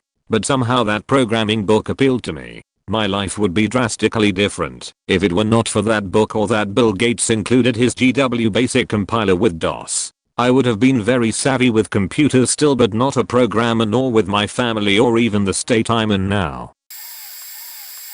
This guy was a very vague acquaintance of mine. He was a friend of a friend I worked on a project with once. I'd invited him along to like one thing before and had only hung out with him in a group. To this day I don't know why I did this, but I was having an awful day. I was in a relationship with someone who was very controlling and it was dragging me down, but it was my first relationship and I didn't have much confidence, so I wasn't really registering that I needed to end it. Well, I messaged this acquaintance saying, could we meet up for lunch? I needed advice. I'd seen him comfort our mutual friend over her relationship previously, and I don't know, I messaged without thinking. I was instantly embarrassed, like, I barely know this person and am asking him to come out and listen to all my problems. Well, he responded sure, and we had lunch that day. He helped, showed me ways to approach it to make my relationship work. It didn't. My boyfriend didn't want to communicate at all. Well, months down the line I ended that relationship and fell completely utterly in love with that acquaintance, and he fell in love with me. Not only that, but he introduced me to the society I adore and became social secretary, then president of, and has completely shaped my personality. I'm now outgoing, confident, and have discovered I adore running events, what I did as social secretary, and am pursuing that as a career. I'm still very much in love and still together with that acquaintance now. We have our issues, but we love each other and have been talking about getting engaged now. That one random message out of the blue led to me finding myself, my career, and the love of my life. Was a chemistry major and went to a presentation about internships in general. The person speaking mentioned internships at the Late Show, and I thought, hey, I like Letterman, I should do that. I talked to her about it, and she was basically like, maybe don't be a chemistry major. So I switched majors, realized I hated the school I was at, and transferred. At my new school, a lot of comedians came through, and Alan Zweibel came to speak. It was a very small audience, because most millennials don't know who he is. I went to ask him for advice after, and he spoke to me for about 45 minutes. He convinced me to move to New York. Not hard, I'm from there, after I graduated, and study sketch comedy. Also mentioned improv, but fuck that. I did. Made amazing friends, and ended up writing for Funny or Die. But wait, there's more. Mark Zuckerberg bought Funny or Die and fired everyone. I had been considering doing part-time grad school, because I'm a faking nerd who enjoys school. After that I decided to just do it full-time. I had to move to another city to do it, and needed at least a part-time job to cover expenses, and took a job coaching high school rowing. I had been on teams on and off since college depending on time. I love it. I love working with teens. I love being out on the water. I hate writing college recommendations, but I want them to succeed so much that I'll do it anyway. COVID hit a month or two before I graduated, so finding a job has been hard. I've been able to coach them some, but since I have so much time on my hands I said, hey, why not get into baseball again? Got obsessed with baseball. Found a job near Cooperstown, baseball HOF, at a college doing close to what I did in grad school, combined with the creative writing part from my comedy career. So a little older than the teens I love working with, but barely point. There are some schools in the area who are trying to get together and start a club rowing team. Point, I don't actually have the job yet officially, but it looks like I'll probably end up there. At the college my mom, dad, uncle, and brother went to that. Honestly, I would have hated attending as a student. My mom really wanted me to go there though, so nearly 13 years out of high school, I guess I will. Several years ago, I had a boss with a serious coffee addiction. She would drink upwards of 5 restaurant-sized coffee pots a day. No exaggeration. Point, we ground our own coffee at this restaurant, and one day I decided to play a practical joke on her. So the night before she worked, I switched all of our coffee in the restaurant to decaf. Point, the next day she came in normal and happy. By noon she was sick, headache, couldn't think straight, very common side effects for caffeine withdrawal. She felt awful, so she went home sick. On her way home, she felt so sick she took herself to the hospital. Since in her mind nothing had changed, they had to test everything. Point, during their testing, they discovered the very early stages of a terminal cancer. But since they caught it so early, they were able to treat it and saved her life. After her recovery, she told our corporate offices that she simply couldn't return in the full capacity that she had before the cancer. So they offered her an opportunity to run a new concept they had for a small milkshake shop. So they opened the first ever Shake Shack in Crystal Cove, California. At the same time, across the country and New York City, restaurateur Danny Meir was starting his own small concept restaurant. He too decided to call it Shake Shack. Since both companies figured they'd never leave their home state, they contacted each other and agreed that they would never operate in the same county. Point, fast forward 16 years and the New York City based Shake Shack is spreading across the country. But now, they can't open in one of the most profitable areas of California, Orange County, California, home of Disneyland. So due to my prank, Shake Shack cannot open a store anywhere near Disneyland. 6 years ago a new restaurant opened in my hometown and a bunch of people in my friend group worked there the first few years. Because of that it was my go-to bar/restaurant. I started going more regularly and eventually became kind of a regular. Eventually I divorced my crazy ex-wife and started spending way more time there. Basically every day after work I'd stop in for a few beers and some food. Got to the point the girls would text me if I wasn't there by 5 to see if I was coming in. One bartender in particular I got along really well with, and the more we talked the more I liked her. But I didn't want to get involved with anyone at my regular bar because I didn't want it to get weird. So one day I came in, she says she has to tell me something and that she's quitting. A few weeks later we went on what was supposed to be a very casual date. Neither of us really wanted to be in a serious relationship at the time. That lasted about 3 months, during which time we spent more and more time together. Well, this January we'll have been together 1 year, and after all the BS I went through with my ex-wife, this relationship is the healthiest, happiest I've ever been in. She is honestly the most amazing person I've ever met. I love her and her family, and I just feel like the time I suffered in such an awful marriage is being made up for now. But had my friends not worked at that restaurant right when they opened, I probably wouldn't have started going so much and probably wouldn't even have met her. My post will get lost in the crowd and isn't crazy, but it's definitely changed my life. Last year March my toxic ex-boyfriend left me. A couple weeks later on Hinge I found my next ex-boyfriend, liked a picture on his profile, which was of him doing because Annapurna Base Camp, got talking and exchanged numbers. A couple months later, we went on a spontaneous hike together in the Blue Mountains, which then sparked my love for hiking. During our relationship I always asked him to travel with me, and he kept saying no, even though he went to Japan with his ex, after planning it with her for 2 weeks. Anyway, for our 6 months together he bought me a hiking bag I really wanted along with some other gear. This added fuel to the fire and got me hiking even more. A couple weeks later he left me, October 2019.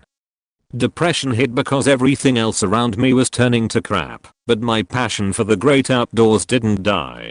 1 week after him leaving me, I went to a travel agent, booked a 3-week trip to Iceland, Belgium, and the Netherlands. Bought myself a Sony a6000 for the trip. Did the trip alone in February 2020. Met some amazing people along the way. Saw the northern lights in Iceland. Smoked some of the devil's lettuce in the Netherlands. Ate some sick food. And sparked my current interest in landscape and astrophotography. If he didn't leave me when he did, I never would have gone to Europe just before COVID struck Australia, never would have found my love for landscape and astrophotography, and would definitely be stuck in severe depression. I sometimes think that breakup was a blessing in disguise. As much as I loved him, I found hobbies I love more.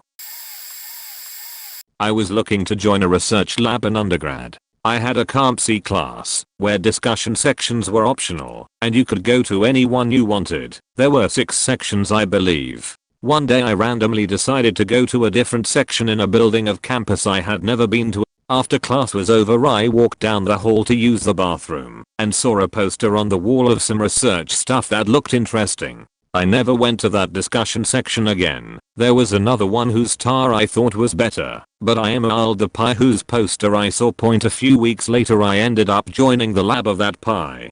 I was able to get a first author publication and present at a national conference. I applied to an internship in California that was well suited to my skill set, and I was shocked when I actually got it. The company has about a 1-2% acceptance rate for interns. I moved to California for a few months and lived far away from home, 2,000 miles, for the first time ever. The personal growth I got from that experience changed me a lot. I became a lot less shy and socially anxious. The pie from my lab also got me my first full-time job out of school with a connection from a friend at a government research agency. I moved 1,000 miles to work at the agency for a couple years. I became super sociable, went out every weekend, and met a ton of new people. I started dating for the first time ever, got enough confidence to go on Tinder, and eventually met a girl who is now my life. One day, while working at the agency I decided to attend a workshop on campus. There were always a dozen workshops or presentations going on at any given time, and I would occasionally go to one on a whim if I had downtime in my lab. I liked one of the presenters and chatted with him after the workshop. A few months later there was a graduate program career fair, and I met a program director from the school of the workshop presenter. I applied to the school for a highly selective advanced degree program, ended up interviewing with the workshop presenter, and got accepted there. My wife and I moved to a city another 1,000 miles away for me to attend school, and we are still living in that city today. Had I not randomly seen that poster I might have joined another lab, never interned in California, never worked at the agency I did, never met my wife or the visiting researcher who presented there, and so be working or going to school somewhere completely different. So while my life might look similar in a big picture view, the details would be completely different. And I don't know how my personality and social skills would have developed without the experiences living far away from home that my lab provided. I definitely wouldn't be married to my wife, and I'm not sure I would be married at all. So all the details of my life and perhaps even some aspects of my core personality can be traced back to me going to the bathroom after attending a discussion section I never went to again. When I was 19 I was hiking for 2 months on the Appalachian Trail over the summer. One night I had just finished setting up camp when 2 more hikers came jogging down the trail and warned me of mom bear and 2 cubs only a quarter mile down the trail. I was exhausted, but decided to be safe and packed up my camp to move further down the trail with the other hikers. They told me of a gazebo near a park in a town just 2 miles ahead that a few people were going to stay at, so I decided to push through the last 2 miles to the gazebo. I stayed the night at the gazebo with all the other hikers that night, and the next morning decided to grab some lunch in town before heading back on trail. Only one other hiker went into town for food with me. We ended up spending the day hiking together and got along pretty good. The whole hike I had been wanting to go on a week-long canoe trip through the Shenandoah part of the trail. I had the canoe back home but no one to go with. That night in camp I asked the other guy I'd been hiking with what he thought of doing the week-long paddle section of the trail. He replied that he had been wanting to, but didn't have any way to do so. I immediately offered for him to join me and he accepted. We completed the paddle section and continued hiking together for a month after. I got off trail and we stayed in touch 4 years later. He is one of my best friends and my only friend who is into survival and hunting like me. We meet up once or twice a year to go on hunting, survival, or bushcraft type trips for a few weeks. It's so crazy to think that had those hikers not warned me of the bear and then told me of the gazebo campsite, that I probably wouldn't have made that friend. This is gonna get buried, and it's also horrible, but whatever. One time I was on Tumblr in the days when Tumblr had Born on it, and for some reason one of my friends had reblogged some random Born image, I think by accident. Since I was like 15 I decided to go masturbate in the shower. When I got to the bathroom I noticed someone had forgotten to flush the toilet, so I flushed it and then stepped into the shower, and it ended up overflowing everywhere and filling up the bathroom. Since I didn't want to step in the gross toilet water I attempted to jump over it and out of the bathroom, vaulting off the towel rack. In a turn of events anyone with 2 brain cells would have seen coming. The towel rack was not able to support a 15-year-old girl's weight and broke, causing me to fall to the ground and break my wrist. Having a broken wrist meant I couldn't take ceramics at school because I had to wear a cast, so I ended up transferring into piano. In piano class the teacher discovered I had a good singing voice and recruited me to join choir, where I became friends with this cool girl. I started hanging out with her group of friends at lunch, one of whom I developed a crush on. Fast forward to today, and I've been dating him for 7 years and we're planning to get married after the pandemic. I probably never would have met him if not for my friend accidentally being horny on Maine. I love this story because my mother hated video games. WoW released in 2004. I bought a copy and tried it, but it wasn't for me at first, so I let my older brother play. I would later get another account and use it as my own. One day my brother was online and noticed a guild looking for members in the chat. He ended up joining that guild and later found out that guild was made up of a group of friends who lived together in a different state. He also found out that small group of friends made up a band and they needed a drummer. My brother is a drummer and a really good one. He ended up driving the 6 hours to visit them and they hit it off. Soon after, my brother graduated high school and moved in with these guys that lived 2 states away. Enter me, a couple years after. I was in a bad place, lots of drugs and nearly failed my senior year. My brother and I are still very close, and he was still with this group of guys. As soon as I graduated, I followed in his footsteps and moved in with this awesome group of people. I would later join the band as a bassist. Our band would end up traveling coast to coast and settling for a while in what state. My brother found a girl and got married, so I moved away to be back with family and met my own wife on that trip. Here we are 16 years later, married for 7 of them, and own our first home. I still play WoW, and coincidentally Shadowlands releases in a matter of hours.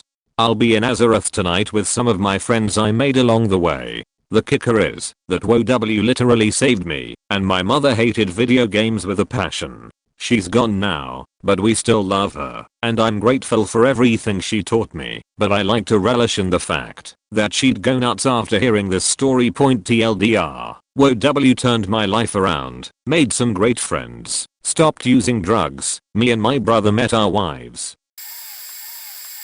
6 years ago, my friend's dog had her first heat, got out and got knocked up. I went to go visit said friends to meet the puppies, and even though I said I wouldn't get puppy fever, a puppy chose me, and I couldn't not. This was a problem, because my apartment wouldn't allow dogs. So rather than being an adult about it, my belligerently 19-year-old self decided it would be a good idea to hitchhike to the west coast before settling down with puppy, see what everything had to offer. This wasn't my first time doing the whole traveling thing, but it was my first time on my own.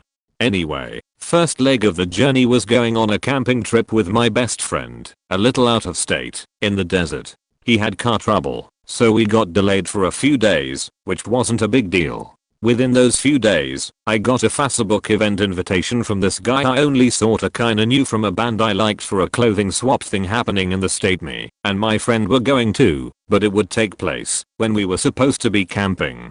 I was a little torn, but whatever, adventure either way. So my friend and I drive out and drive the whole day till we make it to the desert, not quite arriving until late, and by that point we just decided to camp in his car. He had an intense breakup recently, and by the morning was like, I don't think I can do it, camping, but I'll drop you off in the nearest town and you'll be on your way. So he did, and 2 rides later, I was fashionably late to the clothing swap, where I made a bunch of friends. I ended up staying in that desert town for a week, longer than anticipated, and fell in love.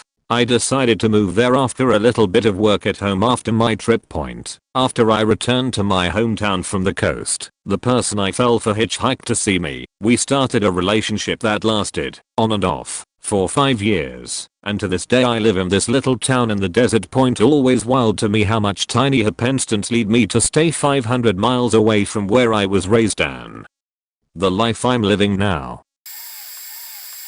In 2017, I was working at McDonald's, typical for a 16-year-old. This girl, we'll call her Kristen, comes in a few months later, decides to also get a job there. Later, we start talking, and it turns out she has no idea why she's there. She had formal culinary training, and had done multiple competitions and won them. She just needed some extra cash, but she easily could gotten a job pretty much anywhere else. Anyway, we go on a date, but nothing really comes of it other than us being good friends.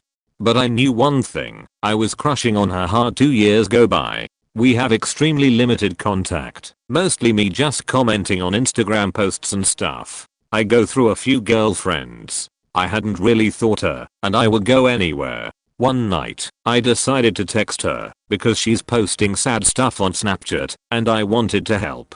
I asked her if she wanted to hang out, even though it's 1 AM. We hit it off. We decided to hang out pretty much every night after that. But the second night is where it got great. We're on a bridge over some train tracks looking at graffiti, and she kisses me. Literally, I had been crushing on her for years, and she decides to kiss me. Long story short, we are coming up on our 1-year anniversary. We have our own apartment together, and I'm currently making plans to propose. If I hadn't worked at McD's, I would never met her. If I hadn't texted her, we would never kissed. Crazy life. I was 16 and met someone on the game Second Life. They had the same interests as me and lived in the same state that I did, so we eventually met up in real life to go to the Rocky Horror Picture Show. The guy I met ended up not being interested in me, but the friend was. It was not mutual at first, but I spent a good amount of time venting to the friend on SL about the dude who ghosted me. Through this venting and being there for each other, we formed a bond and started dating, despite a huge age gap. He lived pretty far away and didn't have a car, so our relationship was mainly via SL/computer. We hung out a lot in a certain place in the game where music was played, and we became friends with an aspiring DJ. As the DJ and I got to know each other, we realized we were like kindred twin soulmates, and since he was 5 years my senior as opposed to my boyfriend at the time, who was 12 years my senior, I ended up feeling more connected to him. Time passed and I fell hard for the DJ, so I made the decision to leave the relationship I was in for a more appropriate one. We ended up taking our love offline and ended up living together and traveling North America, living a whirlwind romance. He was my one and only, and we eventually became engaged. A couple of years passed, and one day I found out he had cheated on me with a prostitute. I was deeply devastated, but couldn't bear parting with him because I loved him so much. Instead of leaving him, I sat around on the computer, being depressed as hell as an escape mechanism.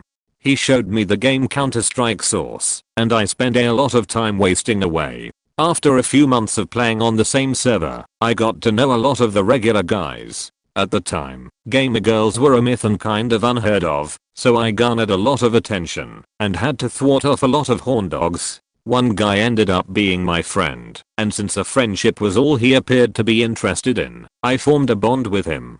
More and more I realized that my depression had taken its permanent toll on me, and that I was never going to get the butterflies back towards my fiancé, so I inevitably gravitated towards the guy on CS.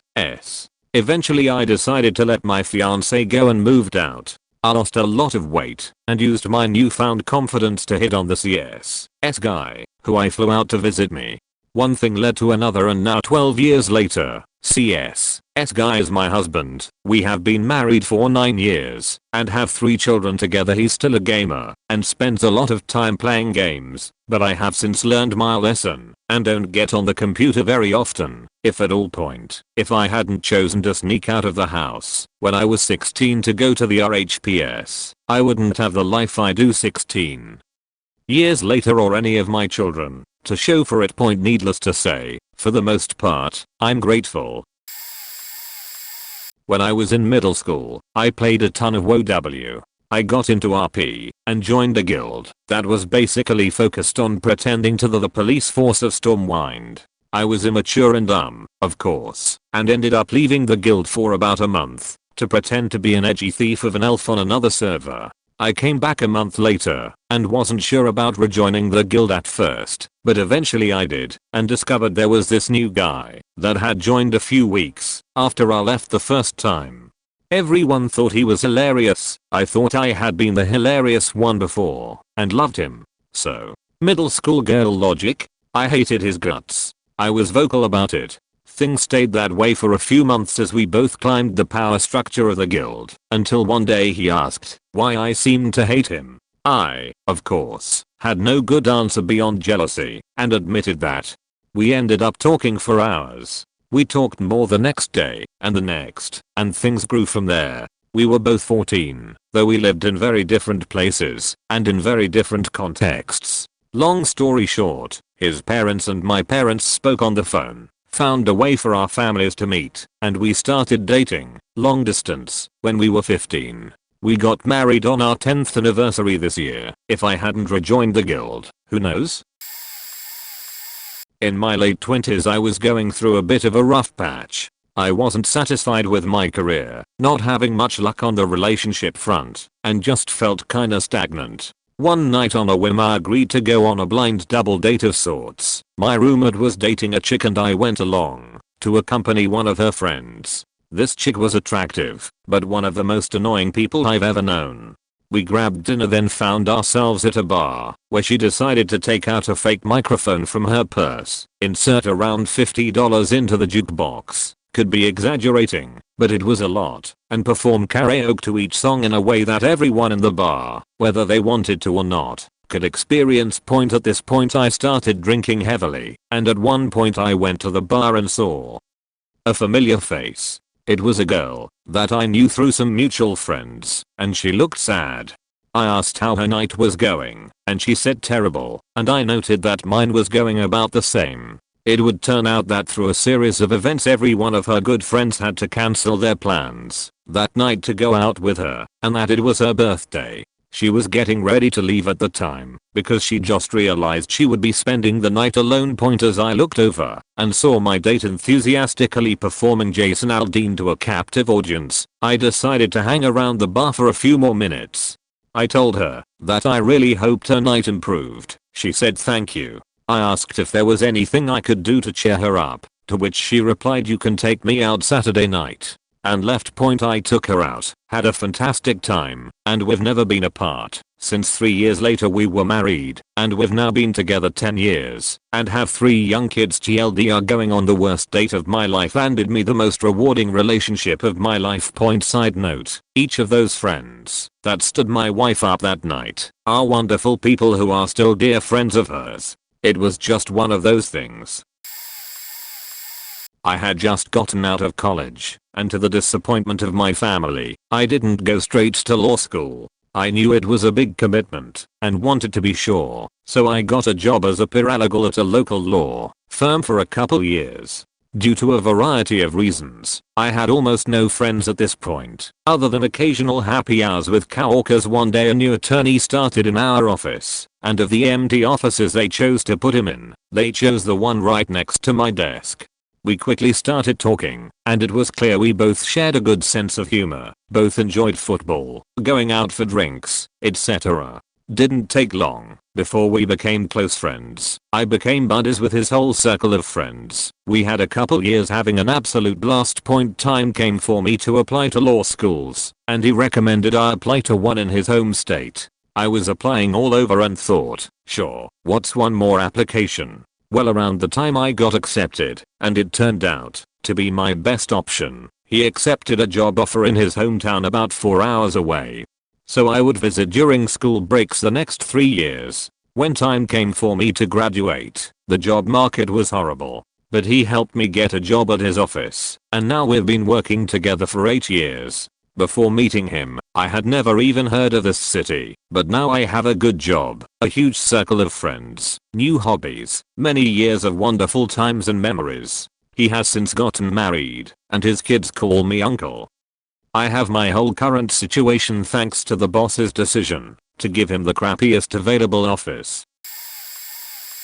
Maybe about 6 to 7 years ago, I saw my bus pulling up to the stop. I'd need to catch it. Usually I'd run, no matter how far off I was. If I estimated that I could make it, even if I needed to sprint, I'd do it. Because my job was a valet, I was used to running point well. Today I was relaxed mentally. I saw the bus and I cold made it with a jog walk like people do to get across the street, where they're hardly actually running. I decided no, gonna take my time.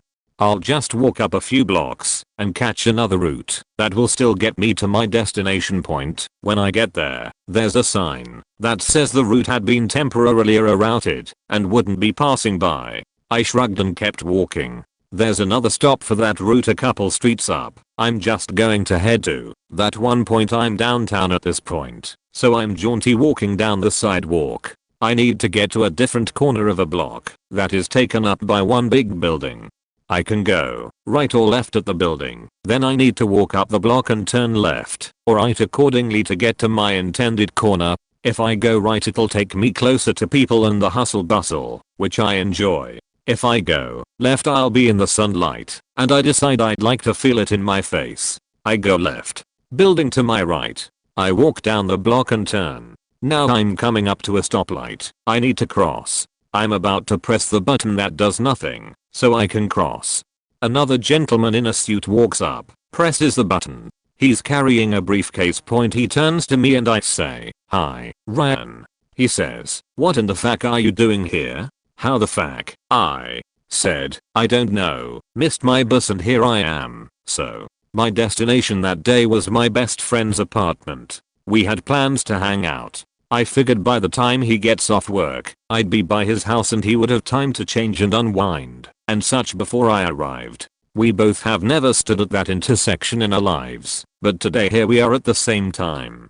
He says, "Well, my car's parked right over here. So perfect, let's go." How random. I've never parked in this structure before, but today our office is repaving the lot. I just stopped at the first place I saw and decided to walk off a few calories. Amazing coincidence. Life's weird. We go to his place. He says he just needs to chow real quick and change into normal clothes. Then we'll hit the gym. So as he's hastily eating, he starts to joke. Can't clear it. Turning purple. I rush over and perform the Heimlich and instantly it comes free. TLDR. Decided not to jog to catch my bus. Saved my best friend's life.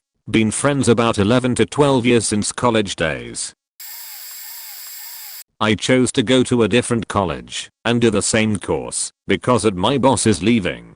She said in passing, "You should go here because it's so much better." The week after this, I fell out with my friend group and decided I'd change path and enrolled at the new college. I was doing the same course anyway, hospitality and catering. It was way easier to get to for me, and I ended up on a class of 8 instead of 25. I enjoyed it better and made new friends, etc. In my second year, an ex-student came to speak to us about his career and how it had taken off in 3 years. So he was now a front office manager in a 5-hotel 2 Michelin restaurant. I was never all that confident, but a girl said, "After I could see you doing that." So I thought I'd test the water and went for a work experience and I loved it, and they loved me.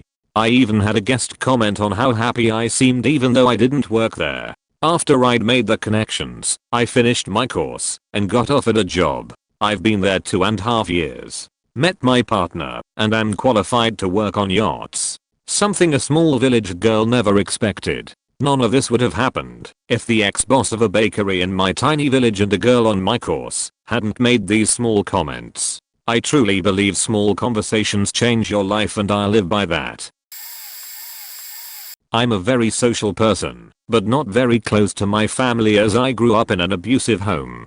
To almost every single family invitation to go out or do something together I always say no, just because I enjoy being home alone. One day after high school my older sisters asked me if I wanted to go to mariachi band practice with them. I always said no, but for some reason I just decided to say yes this time. Went to the practice, and I met my sister's friends. One of those friends invited us over to his house to see a project he was working on. We drive over and go into the house. I sit on a couch and keep quiet as everyone knows each other, and I'm just a friend's little brother. Suddenly a girl came out towards the living room. I find out that we are almost the same age. She looks like she's way too cool for me. I immediately felt something like falling in love the first time. I found out the project the brother was working on was a video for her Sweet 16. In said video, I found out that she is also a band geek just like me, only from a different high school. She looked embarrassed, and I said good luck on your Sweet 16. Left home thinking I would never see her again, and that it was weird to have a crush on a stranger I just met. 2 weeks later my sisters invite me out again to the movies with their friends. I said yes, hoping to meet her again, and to my surprise, she said yes to her brother too, also hoping to meet me again. It's been 12 years since that event. We currently live together. PS. Yes man. 2008 was the movie that we ended up meeting together. A huge coincidence as before all that, I was a no man.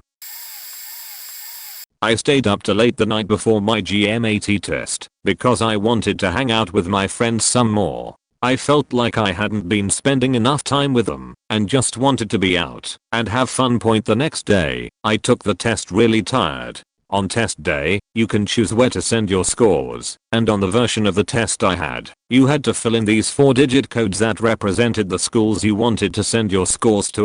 I'd only intended to send my scores to schools in Washington and Oregon, but I made some kind of error when I put in the digits and randomly put in the digits for a small private college in New York. A few weeks later, I got a call from them offering me a place in their fall semester and a scholarship. The only catch was that I had to be at school in 3 weeks. I decided to go for it, and I thought I was going to move to New York and have an adventure.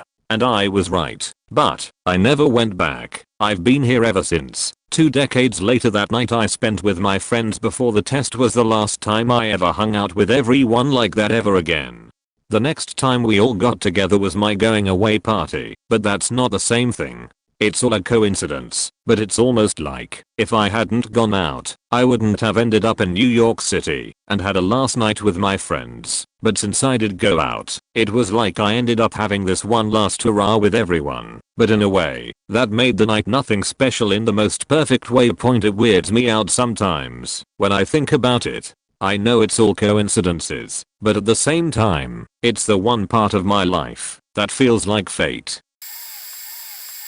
I went on a Tinder date with this girl when my entire career changed. I had just dropped out of college and decided to go meet some people. In the middle of the date, she'd asked if we could just hang out at her place, which made me think she wanted to move fast. I was a little hesitant, but equally excited. Then shortly after meeting her cat and gazing at art school drawings and hippie tapestries, she apologized and said she was actually extremely anxious over a freelance design project she was on. I told her that's not a problem, and instead of leaving, asked her if I could maybe help her out with it. After looking at her work and the problem she was solving, I made a couple suggestions and drew a couple things up. That's pretty good. Do you just want to take this client? She asked. We both laughed for a minute, and I questioned if she was serious. I'm dead serious. I'm presenting to the client tomorrow, downtown. Come by and I'll introduce you. I want this off my hands. I had nothing to lose, so I agreed and showed up at this co-working/shared office space in a swanky part of downtown the next morning. After waiting a few minutes, she came down with the owner of an up-and-coming tea shop who had just seen the sketches I did. He hired me on the spot, and I ended up completing the full design of the space, from interior to branding to art gallery to Zen garden. It sustained me for months as my only gig. I couldn't believe it. 1 month after opening, I was making some edits to the menu and struck up a conversation with one of the patrons. who ended up being a business consultant from Spain. He loved my work and was very impressed with the shop. He invited me to meet with him for coffee later that week and asked me to come be his main designer. We ended up doing design work for opera and building a pretty wild client base. From here, I opened up my own consultancy and have never worked a job out of college. If I never went on that date, I might be broke, jobless, or working for someone I hate. I was in my early 20s and woke up a little late one morning because my alarm died. The butterfly hath flapped its wings. Since I woke up late, I skipped breakfast before leaving for a shitty part-time Radio Shack job, one of 3 I had to keep the lights on while in school. I was 2 to 3 minutes late, meaning I was there 27 minutes before open rather than 30. First time I'd ever been late. That day I had a major falling out with my awful boss there and quit on the spot because why the hell not? Because I was peckish and feeling like a little celebration, I walked out of the Shack trademark and straight across the parking lot to Ruby Tuesday for a steak and a beer at the bar. I never would have gone to one otherwise, but that day it was a glistening oasis in the asphalt desert, and I thought sure, why the hell not? It was slow, and since I was alone I got to talking to the manager, who seemed cool and basically considered it an interview, offered to hire me on the spot to bartend. I thought sure, why the hell not? I met some cowhawkers and made some friends, as you do in the hospitality industry. One of them was a musician, like me. I mentioned I could hardly ever play my drums in my apartment, so he offered to let me move my kit into his rehearsal space and split rent with him. While I was practicing there one day, a death metal band elsewhere in the building was having their own falling out with their drummer. The guy quit. The band leader heard me practicing, walked straight into my space, and asked if I wanted to play drums for them. I said sure, why the hell not? I try out, I joined the band. Long story short, I end up as the lead vocalist and bassist, and we get a better drummer. We gig a lot for a few years. Things go well. We get offered a Europe tour. We said sure, why the hell not? We go on tour. It's going great. Some Polish locals that loved us say they want to fight an American. I say sure, why the hell not? We drink a shocking amount of vodka together, and I get into a drunken bare knuckle boxing match. Spend the rest of the tour with a black eye and busted knuckles. Later we play in the Netherlands. We start loading in our gear, and the stage side bartender comes in to start setting up the bar. She's beautiful and has a great vibe. I go talk to her, because why the hell not? She laughs at me and assumes because of my black eye that I'm the troublemaker of the group. As is my right as a drunken frontman, I dedicate one of our more brutal songs to the bartender. She's now my wife and lives with me in the US. Because why the hell not? TLDR, my alarm died in my early 20s, so I married a Dutch girl in my 30s. Strap in folks, it's a long one. So lots of people heard about the app called Whisper. It was insanely popular a while back. I downloaded it for fun, or whatever, and would occasionally scroll on it. One person kept posting, if you're having a bad day tell me about it, and I'll draw your identifying animal. Random as hell. He ignored it, but this person posted every single day, so I saw it frequently. Then one day my egg donor and I got into a major fight. She was screaming at me, beating me, telling me how she hated me etc. I was crying my eyes out and just wanted to vent to someone, anyone, so that I could get rid of some of the pressure in my chest, but I wasn't allowed to tell friends or family. Hello, abusive household, red flag. I opened the Whisper app and the very first post was that random poster with the same tagline, if you're having a bad day tell me about it, and I'll draw your identifying animal. I said what the heck, why not? I didn't want to tell them everything, but I needed some stranger's shoulder to cry on for a minute. True to their word, they listened to me give a vague description of what went down. We fought minus the brutal whippings etc. They told me they were sorry and would be happy to listen to me if I ever needed to vent again. Then they drew me the animal and, haha, it was awful, but endearing. It was a black background with what looked like digital drawing, similar to Snapchat. It was a stick figure version. I don't know what the heck I expected, but it made me laugh, and after so much pain that felt good. I gave it a name which they found hilarious, and after talking more we dubbed ourselves official animal name buddies. Oh, the cringe point. Months pass, and we continue talking regularly. Then one day the subject of where we live comes up. I scroll to the top to see how far away they live, and it's 1 mile away. They lived right down the road and we never knew. We made plans to meet at the local library. AMD. Honestly, I was a little worried that they would be a serial killer or something, and I was an idiot girl about to be murdered. Important side note, my excuse for meeting there was valid as I had an important document I needed to print out.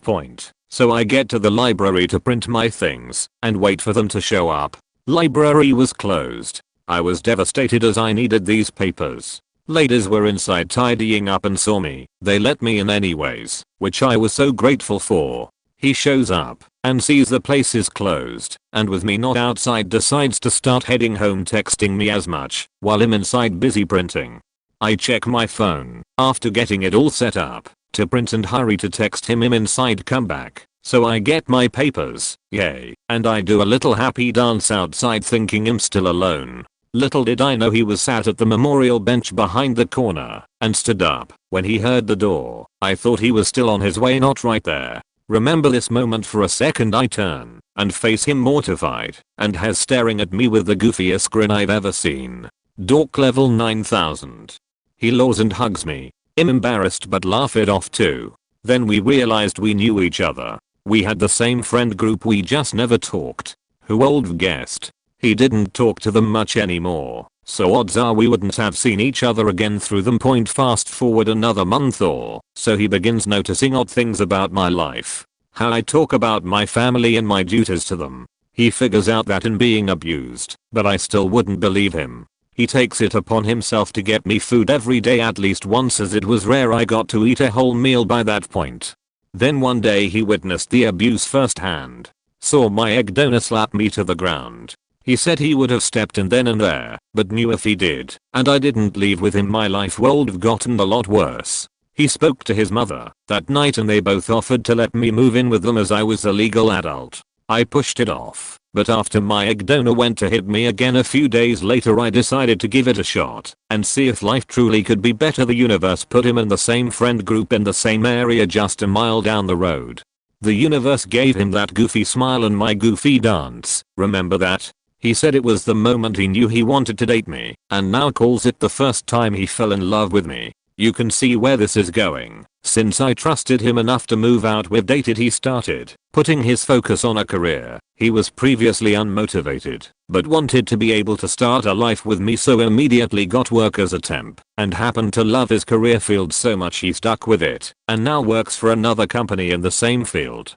Got our first apartment, I got my driver's license, got our first house, officially cut contact with my abuser, had our first child, who is 1 now, and recently gotten engaged, all because I decided to tell some rando I was having a bad day in exchange for a stick figure animal and some puns. He is the love of my life and it still boggles my mind how we were so close, even meeting a few times offhand, and yet he didn't become an integral part of my life until that moment.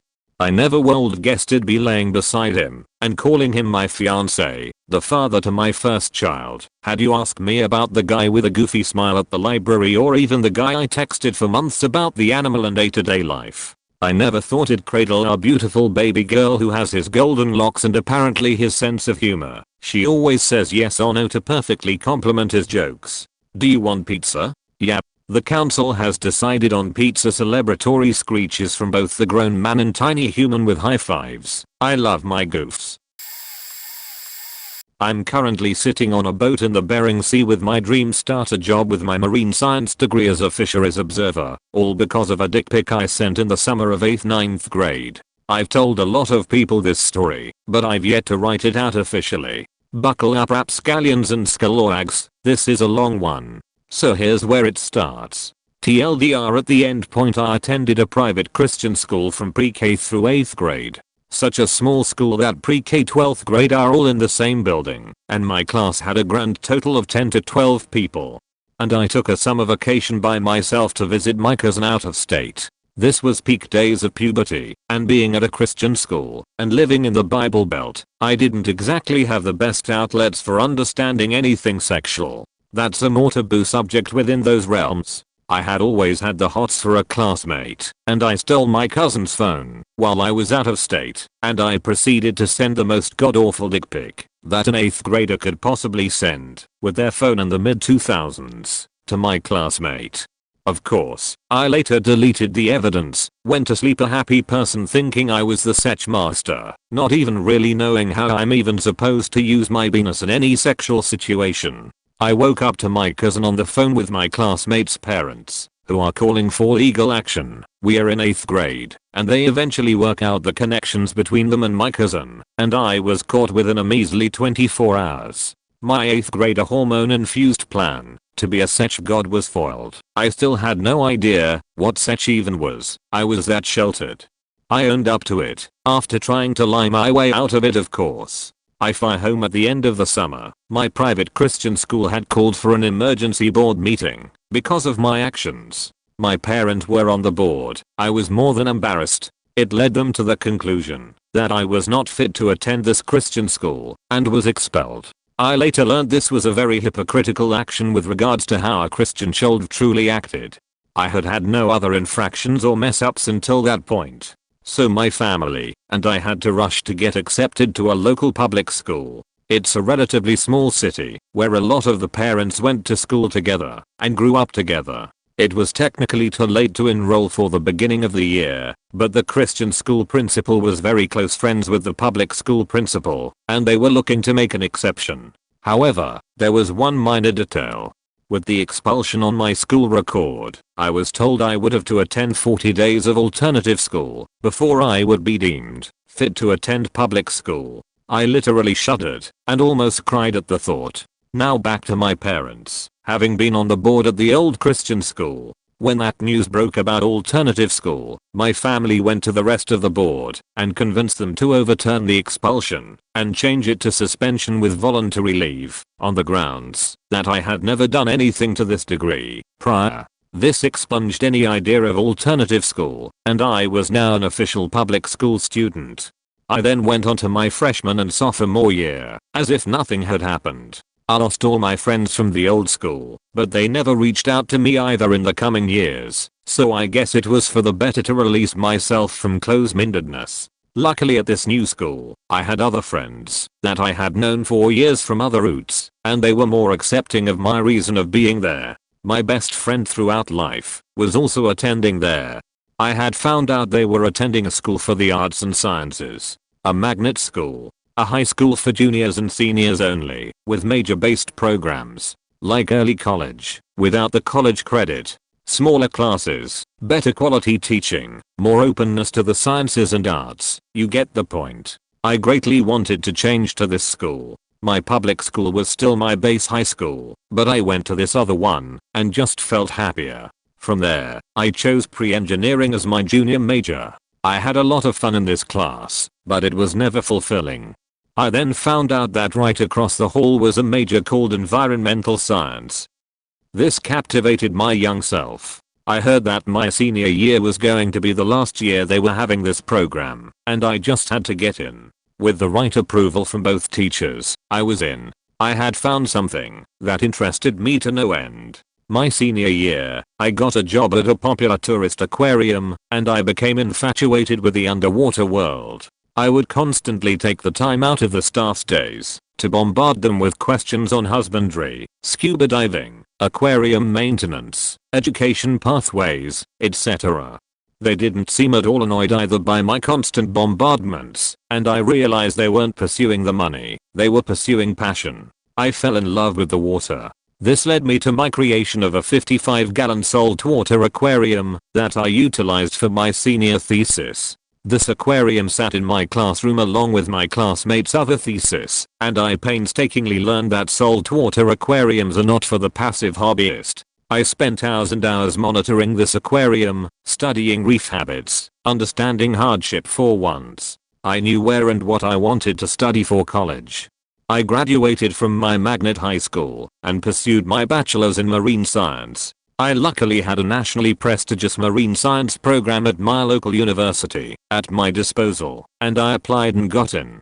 This led me to thousands and thousands of hours of research opportunities. Researching ideas from sea turtle hatchling monitoring for the influence of light, local shark tagging programs to monitor migration patterns, to learning about the microscopic world of marine chemistry and phytoplankton's effect on our world. I spent 5 years achieving this degree. Yes, I did a victory lap, and in this time I found out who I truly was as a person. Someone who needed to open their mind to new ideas, constantly changing their viewpoint, based on new facts and evidence. I wanted to be an actual marine scientist. Before I graduated, I researched my, not so many, job opportunities, and I found out about being a fisheries observer. You live and work on fishing vessels, doing day-to-day scientific sampling and monitoring in order to aid in the protection of a sustainable fishery. It's so far a dream job for me, even though I'm currently looking for new careers. Hopefully some may lead to more memorable positions, but right now, I couldn't have asked for a better outcome in my life than where I'm now. That's how I ended up with my current dream job, all because of a dick pic. TLDR. Sent a NSFW picture to my classmate in the summer of 9th grade, got expelled, went to public school, went to a magnet school with environmental science major, fell in love with the ocean, graduated to college, got my B's in marine science, graduated, currently have my out of college dream job. I probably would have ended up in seminar and a Bible thumper if I remained on the old path, were it not for the prepubescent hormones of an 8th grader. I'm from Dubai. Around 2012, my friends made a spoof video about growing up in Dubai and about the gangster culture there. The video was about a place called Satwa, which back in the day was sort of Dahood, but rapid progression completely changed the face of that area, and it was clean and trying the shed Dahood image. The day we were supposed to shoot, I couldn't make it as my dad fell ill, and I had to take him to the hospital and run a few errands. I had asked them to postpone the shoot, but they went ahead anyways, which I was super pissed about. Had a bit of a fallout with them and some drama. Few months later, all of them got arrested by the police. They claimed it hurt the values of the country. FYI, Dubai is in the United Arab Emirates, which is a sheikdom, and they are very serious about the image of the country and how it is portrayed.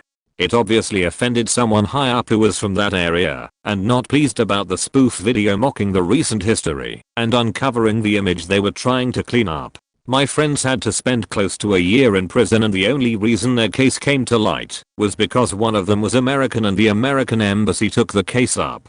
It became kinda a big deal with a few small-time celebrities, lawmakers showing support, and even Will Ferrell endorsing his support. All of them were released, but were deported from the country, facing huge financial losses and, more importantly, mental health. 3 of my friends are still undergoing therapy for the time they did. A link to the story, https://edition.cnn.com/tldr. If my dad hadn't fallen ill, I would have been imprisoned and deported for making a stupid YouTube video. I doubt anyone will read this, since we are already 12,000 comments deep, but here we go. When I was a senior in high school, I was working at Walmart for a short 2 months. It was late Saturday night, and I had to be at work at 7 AM Sunday. My parents happened to be out of town, so I was chilling in the living room when I started to see storm warnings flash on the TV. A huge storm system was moving through quickly, and at that time, I was deathly afraid of storms and always expected a tornado to form. So, I did the smartest thing I could do, go to Walmart to wander around like a customer until the storm passed. It hit just as I got there, winds blowing like crazy, power went out for a bit, but ultimately no damage. I ended up buying a Michael Jackson DVD and went home, which was scary enough, since the house was dark. When I got back, roughly 4 am, I decided to just crash on the couch, since I was going to be up in a couple of hours to go to work. Except I slept through my alarm. Whoops. I woke up to a knock at my front door that scared the hell out of me. I looked out and noticed it was my sister's friend. I answered the door, and she told me that something was wrong with my sister. I walk out to the friend's car and see my sister laying unconscious in the back seat, making a weird breathing noise. I didn't know what to do, so I carried her inside thinking we could wake her up. Ultimately, it was pretty obvious that we had to get her to the emergency room. By the time we reached the she wasn't breathing. Hospital people came out, got her inside, and 17-year-old me was just standing there alone with the duty of calling my parents, who were in another state visiting family, which was without question the worst phone call of my life. I couldn't even get a single word out. When my mom was on the phone point, it was a drug overdose, and thankfully, they were able to save her. Her friend, also under the influence, had driven her around for a while unsure of what to do. Had I been at work at my scheduled time, I'm fairly certain she wouldn't have made it. Thank goodness for being afraid of storms. I worked for a company for 23 years. Months before my termination, I was working on a 87 meters project. I created the decks for thousands of locations throughout the United States to highlight how much each site would save the organization by reducing the energy used at each location. It sounds pretty dull, but it was exciting. During this time, the work environment was tense, and employees complained about the working conditions, yet no one spoke up. I did not like working under those conditions, and requested a meeting with the director. During the meeting, I discussed all of the challenges of the office staff. For my efforts, I was removed from my project and terminated weeks later. The same day of my termination, my older brother confided in me. He was experiencing abuse from his wife. My brother is a person with a disability and is considered quadriplegic. After hiring a private detective to determine the validity of his claim, I tried to find multiple ways of moving him with me several states away. However, my home I purchased just over a year could not be converted for his needs, so I had to sell it. The house sold within 45 minutes of listing on MLS over the asking price. A friend from the military and I drove through the night to Colorado. When we arrived at his home, what we found much dire, and he was in bad shape. I immediately hired an attorney, and we filed an emergency injunction to have his wife and son removed, which the court granted. I found his wife was involved in multiple nefarious acts, and I had her arrested a couple of times due to those acts. My brother required 24-hour care, and I could not work right away. I liquidated my assets for us to live and care for him, along with the multiple court cases, which lasted over 2.5 years. The numerous court cases depleted all of my resources. My brother's medical care team said, if I didn't take the actions I had, he would not be alive today. Although my speaking up for others got me terminated, it gave me the courage to fight for and help my brother in multiple ways. My termination in July 2013 has helped me to live fearlessly and to use my voice to speak out for others. After years of lurking, I created an account just to be able to respond to this. Finally, about 14 years ago, my best friend forgot her wallet at home. This never happened to her and was completely out of character. I was bored and didn't feel like going to my college class, so I hopped on the bus with her to head to her apartment and pick it up. We planned on being back for 11:45 to meet our friends outside the cafeteria as we did every Wednesday. My bestie was going to go to the cafe and study for her exam that afternoon. After we met with the gang point on the way back, we needed to switch buses to head back to school. I was too slow to push on the door, so it didn't open, and continued on its way to the Metro Montreal subway system. We stayed on and decided rather than switching lines we could just get off a couple of stops later and meet my sister for lunch. My sister wasn't going to work downtown originally and had 2 job offers on the table when she decided to take the one close to my school. When we headed back after eating, police were stopped people from getting on the green line that would bring us to our setup. It was odd. We asked the cop what was wrong as we needed to get to school. She asked where we were going, and when we said Dawson she just smiled and said, "Oh, don't worry about school today, just go home." We walked upstairs to go outside, and our cell phones picked up service. Missed calls from friends and family. As we got close to the doors, we saw helicopters hovering in the distance. There was a shooting at our school. It started at 11:45 outside the cafeteria, the exact time and place we were to meet with our friends. If my friend hadn't forgotten her wallet, we would never have left. If the doors to the bus opened, we would have switched and gone back. If my sister didn't take that job downtown, we would have gone back. Someone was looking out for us that day.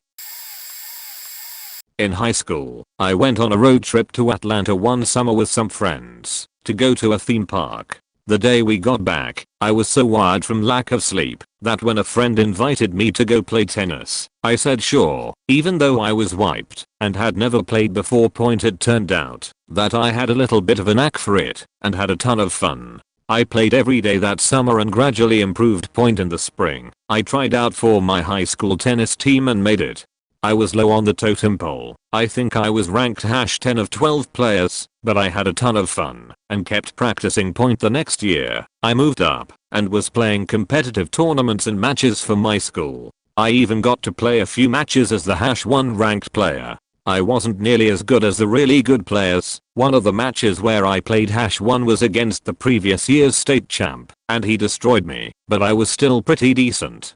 That led to an invite from a tiny Midwestern college to come and try out for their D3 program. I jumped at the opportunity and flew to Iowa to play with their team and learn about the school. In fact, I really pinned my hopes on going there, even though it was incredibly expensive. $50,000 a year, and a D3 deal wouldn't have paid for it.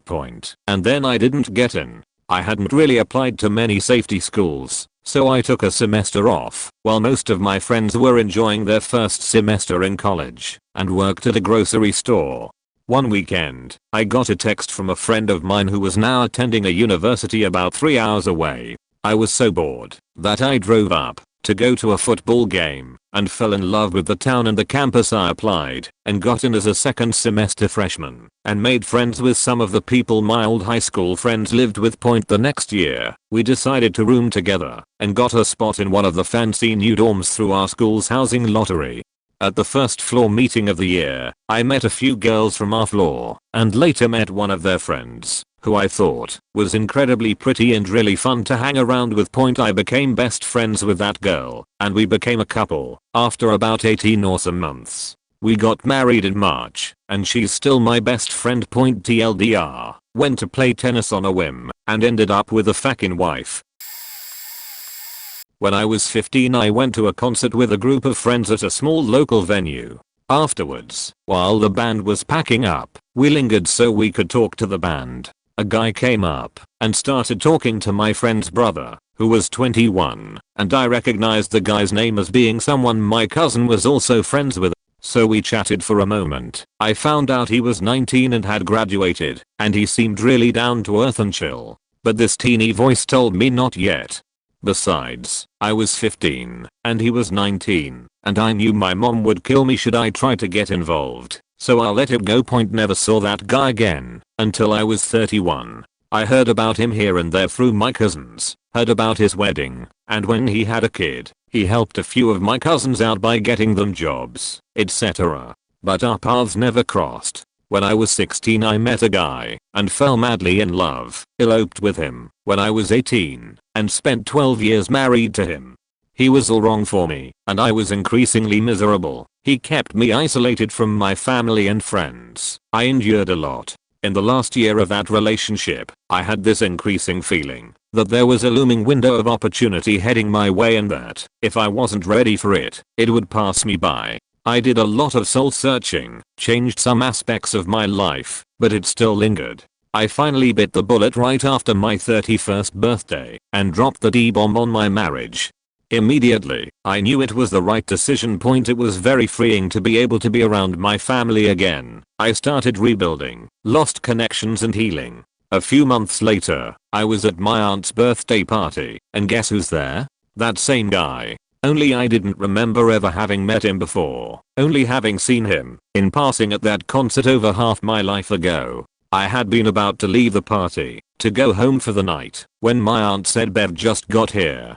On a whim, I decided to stick around and get to know this guy I always kept hearing about, make a new friend, etc. We all hung out by the fire, chatting and eating and smoking and having a good time. I found out he was going through a divorce too. His ex had kept him pretty isolated too, hence why our paths never crossed. We'd both been married to people who kept us from socializing with anyone. We hit it off and there was this easy energy between us. A few weeks later, he asked me out to coffee and I went. That was 3 years ago. We have a little boy together and just bought a house. Sometimes part of me wishes we'd made the connection the first time we met, but I also have life experience enough to know that if we had, we wouldn't have made it. We were both just kids back then, and we both had to go through the things we went through to become the people we are today. Without those transformative experiences, and without that growth, I'm sure we'd have just ended up heartbroken. It wasn't until we started dating in our 30s, and were reminiscing about concerts we'd gone to, that we figured out we briefly met that night all those years ago, and that memory came flooding back to me about that little feeling, that I should drop it. It's also bizarre. It's like something was working to keep us apart, until we were ready for each other. I don't put much stock into fate or destiny, but it's strange how we barely hovered at the edges of one another's lives all that time. That one small decision, to cut a conversation short, when I was 15 set me on a path that I later diverged from at the exact right moment to end up here. One child's laughing and babbling changed my mind. I hate kids. Absolutely despise them, and avoid them if possible. I was in another low point in my life, and waiting for a train, but I was having other thoughts. I struggle to show emotion so no one can really tell what I'm doing or thinking, because my face is just a glare. I was tired, nightmares, violent thoughts, bursts of anger, anxiety high, and there were a few such abuse cases that were in public eye at the time. I had no clue they were triggering these episodes till much later on. Announcer tells people to step away from the edge as the next train is not stopping. I had the sudden idea to just stay where I was and wait for that train, then yeet myself off the platform. I wouldn't be scared to sleep. I wouldn't be hating myself. I would just be gone. Then a toddler in a bright pink ugly coat screamed and jumped up and down. She laughed and waved at everyone on the other side. I kinda just stepped back and watched the train pass by. Like I said, I hate kids, but I didn't want to ruin her life with my own sudden decision. Years later I'm recovering, not diagnosed yet, but they said it matches PTSD and some form of dissociation disorder. I'm still figuring out triggers, and I've been investing in my hobbies the past couple of years too. I might go back to school too once this COVID situation has cooled down. I'm not sure what I'll study yet though. Was recently single, had just gotten out of an abusive relationship, wanted to go out to a local bar and play some free poker, but I always went with a friend who wasn't available that night, and I was scared to go by myself. Never went by myself before. Debated up until the last minute and decided fuck it, there's poker, so I'm not just sitting by myself at a bar or at home alone bored. Walked in and saw a guy wearing a Dallas Cowboys hat, my favorite team. He kind of gave me a look and I just felt like I knew him already. Randomly got sat right next to him at the poker table. We talked about the Cowboys, their shit the past couple of decades lol, and kind of talked shit to each other. He eventually bluffed me, went all in on a hand, and I caught him, knocking him out. Went on to win the tourney that night, $25 prize lol. He waited on me outside and gave me his number. I debated again, since I was so freshly out of a relationship, and waited a couple of weeks to text him. We went out, but it was too soon, so I told him I wasn't ready for a relationship yet. He said no problemo, I'll be around if you ever change your mind. He handled the rejection so well that it completely piqued my interest. So we went out again a few weeks later. Fast forward, and now we are engaged, and I'm currently holding our baby. I definitely wasn't looking, and by the book, shouldn't have been ready for a new relationship. But he's hands down the best man I've ever been with. I've told this story elsewhere on Reddit before. Okay, so years ago I was married to a woman who I loved dearly and who cheated on me when I was serving away with the military in Afghanistan. I found out whilst away. I came back a few days earlier than I said to my wife, and I watched and videoed her talking and kissing these different men and taking them into our flat, my flat. I bought it before I met her. I was devastated and started divorce proceedings as soon as I could. Then when she threatened to take me to court for the flat, I told her that one of the guys she'd slept with had videoed her whilst they had sex, was a friend, and had sent me the video at my request. It was a lie. She gave the flat back to me then with no hassle, as she was a "good Catholic girl" apparently lol. Anyway, I had PTSD, still do, and was pretty messed up also with an injury I got whilst serving. I was walking my dog along the seafront with my friend who I served with, and I decided then and there that I needed to do something big. I let my flat, packed up a backpack, and went to the beach. Me, my friend, and my dog decided we were going to walk completely around the coast of our country, England. We walked around the coastline of England, cutting across from Newcastle along Hadrian's Wall. We walked around the coast of Wales too, and eventually, after roughly a year, got back to Portsmouth where we started. I'd made some good savings up along the way from my flatlet and my military pension. The best thing about the whole trip, putting aside its cathartic nature, was that I met a cute red-headed Irish girl and her friend our way. These two girls traveled with us for a few months and then went back to university. It was the best time of my life, and that cute red-headed Irish girl is now my wife and we have 3 kids together. In college I decided to study abroad in Belgium in an international relations program outside of my major. It wasn't a requirement and actually strained my ability to finish all my required classes, but it went anyways because it seemed fun. Our class went to The Hague for a field trip one weekend, and me, my roommate, and his girlfriend were going to get lunch together. We were on a bus and I noticed another girl in our class was chilling alone, so I asked her if she wanted to come along for lunch. She was elated, and eventually over the course of the semester we became friends. End of the semester and she graduated while I still had a year left in school. We didn't speak again for at least a year. At the end of my senior year, I'm panicking trying to get a job and end up taking a shitty position as a courier for a visa expediting company, just so I wouldn't have to move back home. A few months into the job, I see my friend from study abroad posting on Facebook about how her company is looking for paid interns. I hated my job, was heading into grad school, and wanted to get into something related to my field, so I reach out about the internship. We chat a bit and catch up, then she forwards my resume to ours. A while later I have an interview, and I'm offered the position. I take it, and a pay cut, but it's fine. It's better than slogging around as a career. I felt bad about leaving my career job so soon. My boss and I grew to be really close, and she needed the help. So I lined up my buddy who needed a job to fill my old role. My friend ends up leaving the company about a month after I was hired.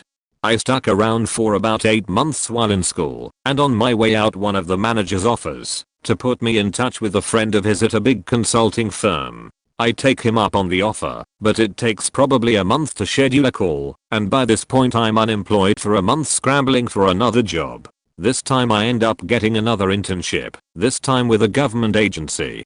More time passes, and I eventually get an interview with the manager of the consulting firm, which apparently was where my friend ended up after she left the old company. She helped walk me through the interview process and navigate networking. I end up getting hired, and now we are colleagues again. Meanwhile, my other friend I left in the career job switched companies and is now an account manager, and my old boss continues to thank me for bringing him on board. This morning, I got a text from third friend about how she got an interview with my firm's branch in the UK after I coached her on how to reach out and network with the folks over there based on what was shown to me by my first friend. TLDR, I asked a girl in my study abroad group to get lunch in college, and it helped me get to jobs year later, which then allowed me to help my friends get jobs. I caught an early bus and was 15 minutes early for work as an assistant manager at a national electronics store. As soon as I got there, a woman walked in and asked if I could see if she could get approved for cell phones for her business. For business accounts, this wireless carrier only required a name, address and the business ID number. I entered their name, address, and business ID number into the cell phone carrier's approval website, and it was legit. So she got approved for 10 lines and only wanted the phones we offered for free with a new line. I was elated, because I usually only sold 2 to 3 phones per week. We worked off commission, and even though the phones were free to the customer, it rang up as a $300 sale, the real price of the phone, and the store also gave employees $20-30 bonuses per phone. Over the next few months she came back with the same business ID number over a dozen times and got approved for 10 phones every time. She would only come to me and would call me to make sure I was at the store before she came up there. I ended up being the #1 salesperson in the region of over 100 stores and got tons of bonuses and made tons of money. I won all kinds of awards and accolades there as well. I was promoted to store manager of a different store and she even followed me there. At 20 years old I was bringing home $1,800 paychecks every 2 weeks and ended up saving and putting a down payment on a rental property. It turns out this woman was a scam artist and stole this business ID number from a legit business. Apparently this wireless carrier doesn't disconnect business phone lines until they don't pay the bill for 3 months, so they didn't catch on for 3 months. She was selling the phones to friends, family and on Craigslist for $100. I ended up getting fired because they thought I was in on her scam. All this happened because I was 15 minutes early for work. My girlfriend at the time got into a car accident and put herself in the ditch. I was on my way home from a trip somewhere and she called me panicking saying she had gotten into an accident but was hurting and thought she needed to go to the hospital. She said one of her friends could take her, but I, being a concerned boyfriend, wanted to go check on her anyways. So I started rushing home as fast as I could and went out to where her and her car was. She was alright and had one of her friends there to take her to the hospital as I had to get home to do some stuff for my parents. So I began to follow her and her friend out and I told her I was going to pass them on a big straightaway so I could be at home a bit quicker, less than 2 curves ahead. After passing them, I rolled my car 4 times at 110 km/h. I'm never gonna forget that moment. I 100% thought I was dead. Fact, the last thing I looked at before I closed my eyes was a power pole coming towards me. The car stopped and I just slammed the door open surprisingly and got out. I was in complete shock. I was totally okay and not dead. My girlfriend and her friend stopped obviously, and I'm never gonna forget hugging her after that. Had I not made the decision to go out there and see her, it wouldn't have happened. Had I not passed them, it probably wouldn't have happened. Definitely made me appreciate being around a bit more and appreciate those smaller things. Accident was caused by black ice, for anyone wondering. When I was 14, my dad begged me all week to work the snack stand at my little brother's baseball game. I kept saying no up until the day of the game. I was playing Guild Wars on the computer and he said, "Look, I know you don't want to do it, but I'm going to ask one more time." I made the mistake of pausing my game and looking him in the face when he asked. I had already said no all week. I could do it one more time. "Will you please work the snack stand? We are short-handed and we really need the help." It would mean a lot to me. I could see it in his face. This was really important to him and I just couldn't bring myself to say no one more time. So I said yes. While working the snack stand, a girl about my age kept coming back for candy and I could tell she was flirting. So I flirted back, talked a bit, found out she went to my school. We ended up dating and she was my first kiss through her. I made a bunch of friends and ended up dating the sister of another girl in our friend group when I turned 17. That girl would be one I first had sex with, and she was also the one who broke my heart the hardest. She dumped me on our 2-year anniversary after eating the meal I cooked for her, which led me to writing in order to escape the way I was feeling, which led me to a writing forum, which led me to meeting some new friends in Chicago who were on that forum, which led to me visiting Chicago a few years later, which led to me moving to Chicago the year after my visit, which led to me meeting the girl I'm now engaged to, which led to me working harder and moving to Texas with her, which led to us getting a house, which led to us trying to start a family. And it all started because my dad asked me to sell candy and chips at my brother's baseball game 16 years ago. It seems too small, but everything I have now, I can trace back to that single decision. Life was just life up until then, but after that, it seemed like it has been so neatly laid out in a series of events that chain reacted into the next thing. Thanks for being persistent, Dad. In high school I had a group of 6 friends. 3 of them were guys. One of them, M, had a crush on me, but I only saw him as a friend. One was in the closet and still trying to hide it by dating girls, S, and one had been my friend the longest, and we did everything together. J. Junior year I decided I wasn't going to go to prom It was too much drama and the 3 girls in my friend group were obsessing about it on a level I didn't have any interest in. S ended up asking me to prom, and I told him I wasn't interested in going. He wasn't upset about it at all. We actually went to senior prom together. A few days before the prom I was texting Jay and he asked me to come over, but I was busy and said I couldn't. He got really mad and called me to tell me he was going to ask me to prom, but I said no. My reasoning was, because I had already said I wasn't going. I had already said no to S and didn't want to hurt his feeling by saying yes to someone else, and I also wouldn't have had time to get a dress and everything with only a few days to spare. Jay got really upset and told me he was tired of always waiting for me. I guess he liked me and never told me about it, but this was his last straw. It broke me because I had liked him since middle school. He stopped talking to me and completely ignored me for the rest of high school. So much of my time was spent with Jay and now he was just gone. I ended up spending a lot more time with M after that, and we got much closer than we were before everything happened with Jay. Anyways, long story short, M and I have been married for 2 years, together for 8, just bought our first house, and had our first kid this summer. Who knows where I would be if I had said yes to Jay. Our parents always joked that we would end up married. Would I be with him instead of M now? Who the hell knows, but I'm so happy with how everything turned out. About 5 years ago I was working at a large format silkscreen studio as the assistant printer and lead graphic designer. I was doing what I loved, but the boss and work environment was so toxic. I was on maximum doses or Wellbutrin and Effexor just to combat the effects this job had on my lifelong anxiety and depression, but was still struggling to get out of bed and get through the day without being too nauseous, so I could go to this job to get a paycheck to try to make some sort of dent in the insane amount of debt I had.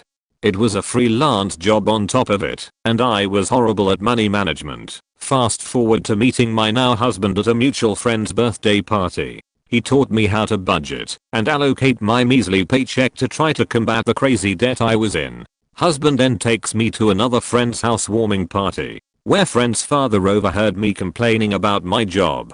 Turns out he runs an optics company and his head of production was retiring after 40 years on the job. He only hires artists and craftspeople as they have better hand-eye coordination for making the delicate optical parts. Now I'm at the best job I've ever had in my life as head of optics production. I still make art on the side. I make significantly more money, and I'm on the books as opposed to freelancing. I'm almost debt free. I have a retirement plan, and I'm completely off medication after being on one type of anti-anxiety/depression or another for the past 17 years. I truly feel lucky and almost undeserving. To think, I just was complaining about my situation with some cleverly chosen words that made my current boss laugh. A couple times in my pre-calc class in high school I asked my ex-girlfriend's friend, we'll call her H, how my ex was doing after the breakup. Ironically she broke up with me, and that initiated an acquaintanceship between H and myself. This new acquaintance was a girl in a long-term relationship, so I asked her what I did wrong, because I was totally heartbroken, and I had no intentions of being anything more than friends, since I sorta knew the upperclassman guy she was dating for a few years now.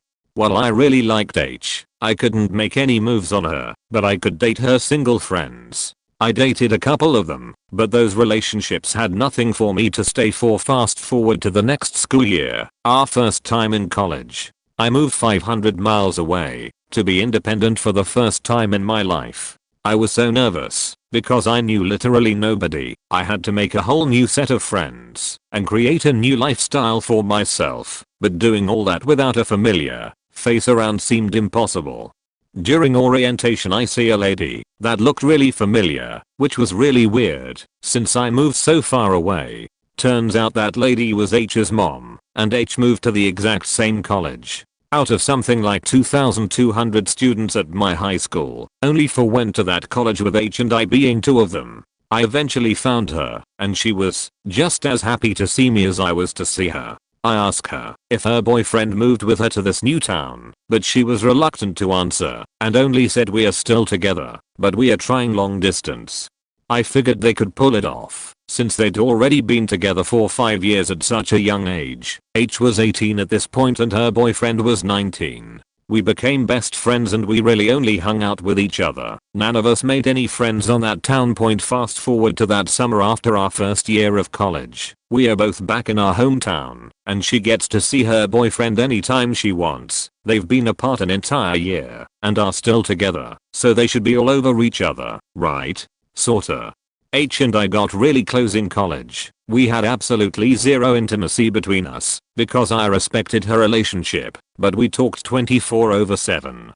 Texts, calls, FaceTime, email, you name it, and we had each other's info. When we got back to our hometown, no contact whatsoever for the first few weeks. This tore me down. I wondered every day to myself, why won't this girl just take me instead? This other guy didn't even make an effort to see her for an entire year, and after a while I broke the silence with a very awkward text.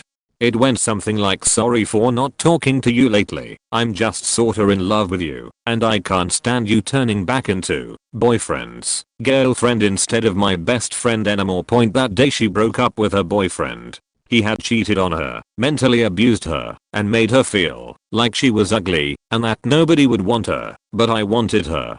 Goddamn, I wanted her. She went on to tell me how many times she had cried wishing her boyfriend could be nice and courteous like me, even though it was common sense stuff, little compliments, opening doors, etc. Until one day she realized she could just date me. That day was June 1st, 2019. So I guess we've been dating for a year and a half now. TLDR. Asked an ex's friend how my ex was doing. Ended up finding the love of my life and that friend. This is a pretty long one. So I was adopted from birth, and I had a pretty rough time at about 7 years of age. Was bullied for being adopted, so had always wondered about where I came from and why I was the way I was. My family are amazing, but I was always so different to them. Also my best friend is adopted, which is why I think we were so close growing up. I decided at 28 to find my birth family and started going through social services. They gave me the name of my birth mother, and I had to go through a series of interviews before they would give me any more information. In the meantime, I doing some secretive work myself and searched her name on various social media platforms. I found one woman about 20 miles from where I lived. I would drive and sit outside the house to catch a glimpse of her to see if we had any resemblance. But I never seen her coming or going. Then a few months later I had a job in a house about a mile down the road from her house. Was a little old lady and we started chatting. And the subject about adoption came up. I told her I was adopted and said I'm trying to find my birth mother and I think she doesn't live too far from here. The lady asked her name, and when I said it, she went white as a sheet. That's my daughter. So my birth mom had hid her pregnancy from her mother. The old women I had just shocked. So this lady said I must have the wrong person. But as I was leaving the house there was a photo on the wall of some kids. It was my brother and I knew I was right as I could see the resemblance. About a day or two later I get a phone call from my birth mother, and we end up meeting. During our second meeting she tells me that she put me up for adoption as she was 19, and with 2 kids already. I had a brother and sister, and our dad walked out on her. She thought it was the best option. She told me she thought it was the right decision as her mother had put my birth mom's brother up for adoption. So she proceeds to tell me that she thinks about her brother being put up for adoption all the time, and his birthday would be tomorrow. My best friend who was adopted birthday was the next day. I ask her was his name Jeremy by any chance. She looked at me in total disbelief like how did I know? Turns out my best friend is my uncle. All them years of us being friends, and he really was family all along. My small decision was taking a job I hated at a manufacturing plant near where I grew up. Now how did butter fly out from there? Well, I met a friend who also played League of Legends. We each had our own friend groups, and over the last 8 years or so we have all became one much larger friend group. One of the friends he introduced me to, we will call Angel. Angel is probably the best in our group, and was playing with random players one day. One of those random players has a rule for herself that if anyone does really good, she adds them as a friend to play later. We'll call her Mary. Mary added Angel as a friend, who later introduced Mary to my friend, Jerry. Jerry lives in the States, but Mary lives in Canada. Keep in mind Jerry and Angel would never have met if I didn't take this manufacturing job to meet the friend that helped join these two friend groups. A month ago Jerry and Mary got married here in the States, and today they packed up Jerry's stuff and are driving to live in Canada. I got to share this story at their wedding, outdoors, 12 people total, recently, and they were kinda blown away about how, if I didn't connect Jerry and Angel they never would have met, or if Angel played poorly that game he first was randomly grouped with Mary, they never would have met and fallen in love to live the rest of their lives together. Changing my wedding date led to 20 people dying in a horrible car accident that has changed laws and affected countless families, and lives my husband, and I got engaged back in 2016. We live in upstate New York, and have a love for the atmosphere and craft breweries. One of the first breweries we ever visited, and came up with the idea of someday owning our own, and modeled after, was Brewery Omegang in Cooperstown. After we got engaged, we thought it would be amazing to have our wedding there. They have a venue space, and camping for overnight guests, plus amazing food and beer. October foliage in the area is perfect, so we settled on October 6th, 2018, and signed the paperwork to book out the space. Just as we were about to transfer the deposit, I got a call from one of my best friends. His family had just signed over a plot of land with a cabin on it in another part of New York in his name. We had been there a few times to party, and it was on a hill overlooking mountains in a quiet area. We toyed with the idea of perhaps having our wedding there, to save so much money, and since I worked in the service industry, we could hire our friends and really make the wedding our own. We cancelled our booking for Omegang, and put together a small wedding in October of 2017 instead. The next year, in 2018, the Shohari limo crash happened. On October 6th, 2018, 20 young people, engaged couples, no liwats, new parents, were in a limo that didn't stop down a long hill and crashed next to a small town store, killing everyone inside almost instantly. Everyone. Not one survivor. They were headed to Brewery Omegang to celebrate a birthday. If we had kept our original plan, we would have booked out the place and they would not have been able to go. We also would have probably taken a limo with our bridal party, and we could have been in that accident. I think about those people every day. New traffic laws are being enacted, and the limo company is on trial for negligence. My heart goes out to those families, truly.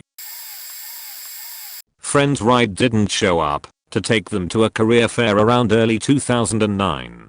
I didn't really have anything to do for a while, and offered them a ride. When we got there we both went in. This was not something I was planning on doing, so I was nowhere near dressed for the occasion. I was wearing those giant Trips jeans with chains everywhere, and a t-shirt with hands coming from the back grabbing my chest. I wandered around enjoying the funny looks, and informing a few people, while choosing to speak to me, that this was not a planned outing for me. I spoke to a rep for a local manufacturer, and she told me I should look into a temp agency. Tell them she sent me and wants me for local manufacturer. She would later tell me that I blew away her first impression when I spoke to her. She did not expect me to be in college nor so polite based on my clothing. 2 weeks later I'm starting at the local manufacturer through the temp agency. This prompted me to begin apartment hunting, which prompted one of my roommates to begin house hunting.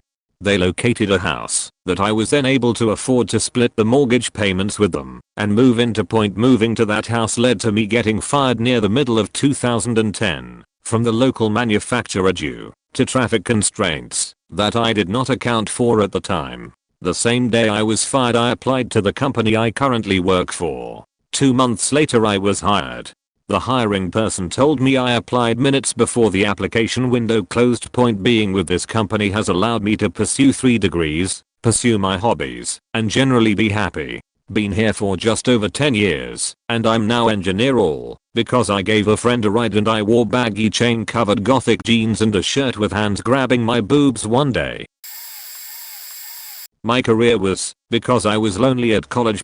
First generation college student, hundreds of miles away from big family, and I'm lonely. Belonged to a student group in high school, and because another friend was able to join that same type of group at college, I decided that was going to be my solution. Except my college didn't have a group like that.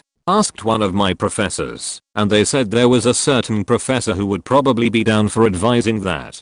Talked to that professor. He loved the idea. Not only did we get the group started, but he hired me to tar for him. Eventually he pushed me to go for a coveted internship on campus. Emailed the program director over the internship and they basically said, look, heard great things about you, but I have this other great applicant who is a senior and you aren't. Next year I got it. My supervisor ended up hiring me as staff when my internship was up. A few years later one of his old MBA buddies says they are hiring at their institution and my supervisor should apply. He says he is good where he is at, but he has an employee, me, who would be excellent. Turns out the supervisor at the hiring place had a son who played a sport with my current boss's son.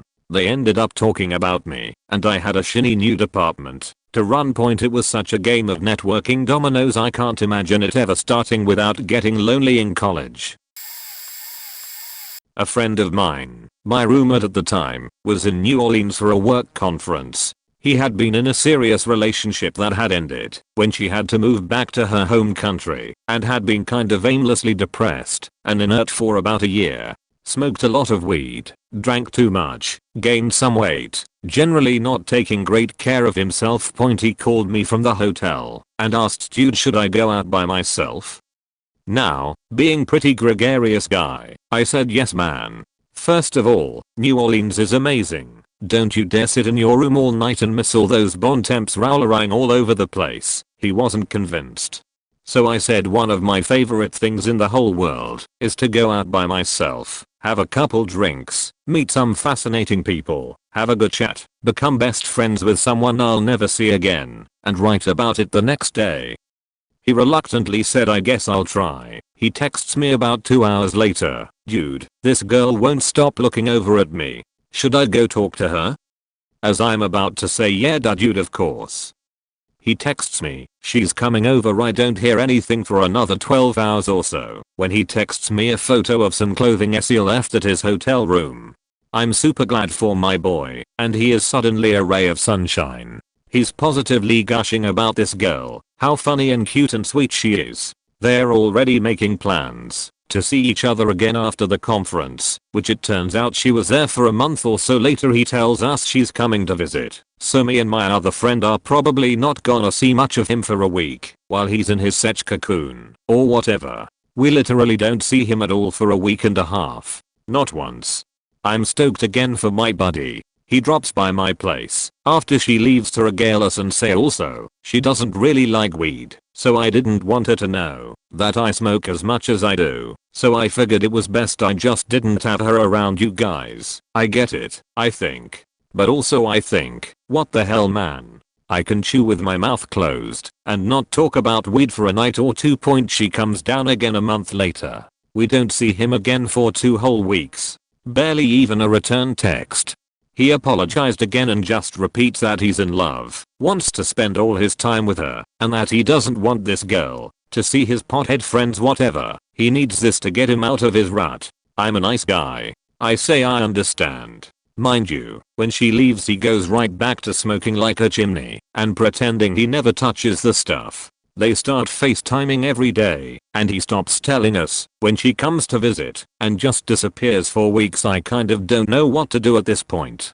I love my friend, and I'm happy he's with someone that makes him feel good, but it feels shitty to be thought of as a liability. Eventually, she finds out he's been lying about his weed habit. They have a huge, screaming argument, sobbing and slamming doors and dramatically packing and unpacking bags and shit. His brother tells us they might be done, and big homie is absolutely devastated. He's a sobbing, shut-in mess. We try to reach out but no response. Months go by. Finally, my other friend and I get a chat. The chat says I can no longer be friends with you guys.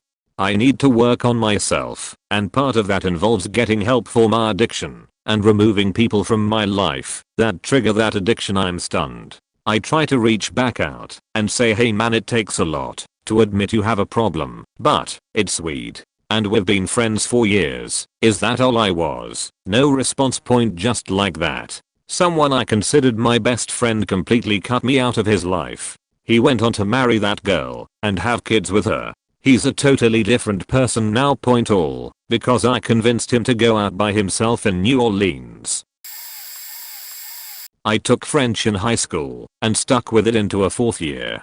But it was a slog. My teacher was tough, and if I dropped the class, I could get out of school earlier every day and spend time with my girlfriend. Probably the key reason. So I dropped it at the end of first semester. Apparently only one student made it through the whole year from my class. Girlfriend thing didn't pan out, but hey, done with French forever. Fast forward to college. My major required students to take 3 foreign language courses.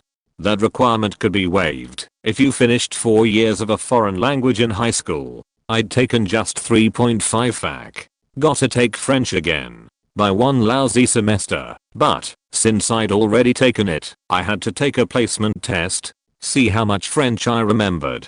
Apparently, I didn't remember jack shit. I tested into French 1, the lowest, most elementary French class, and it was awesome.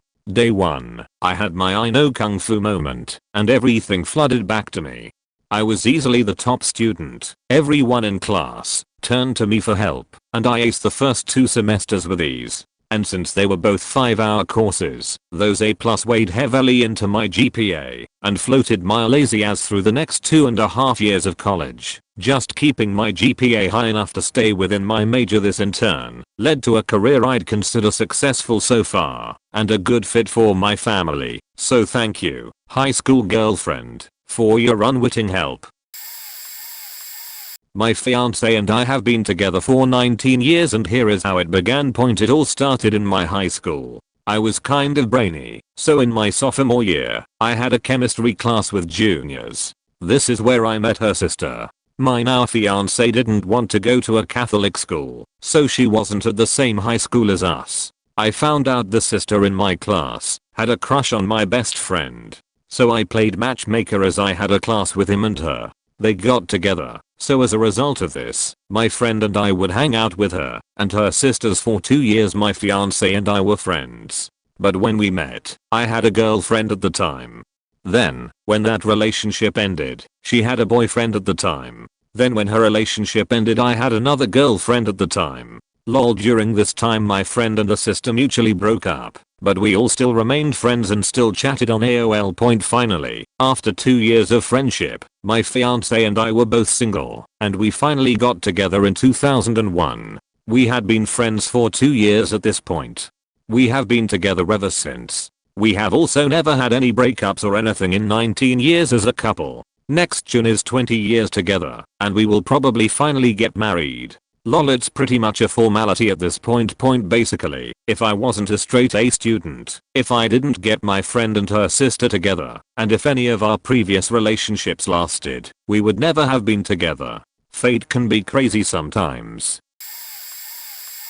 I was working at Radio Shack while college. For some reason they started their schedule calendars on Saturday. My schedule was the nearest calendar when I got THR dates for my final exams, which were all 50% of your grade. I looked at the date and just out of habit knew which slot was Wednesday, the middle. So I planned to take all my finals on Wednesday. Show up and the classroom was empty. Turns out they were all on Tuesday. I had done 2 years of community college before this first year at a university, and it was time to apply to my program.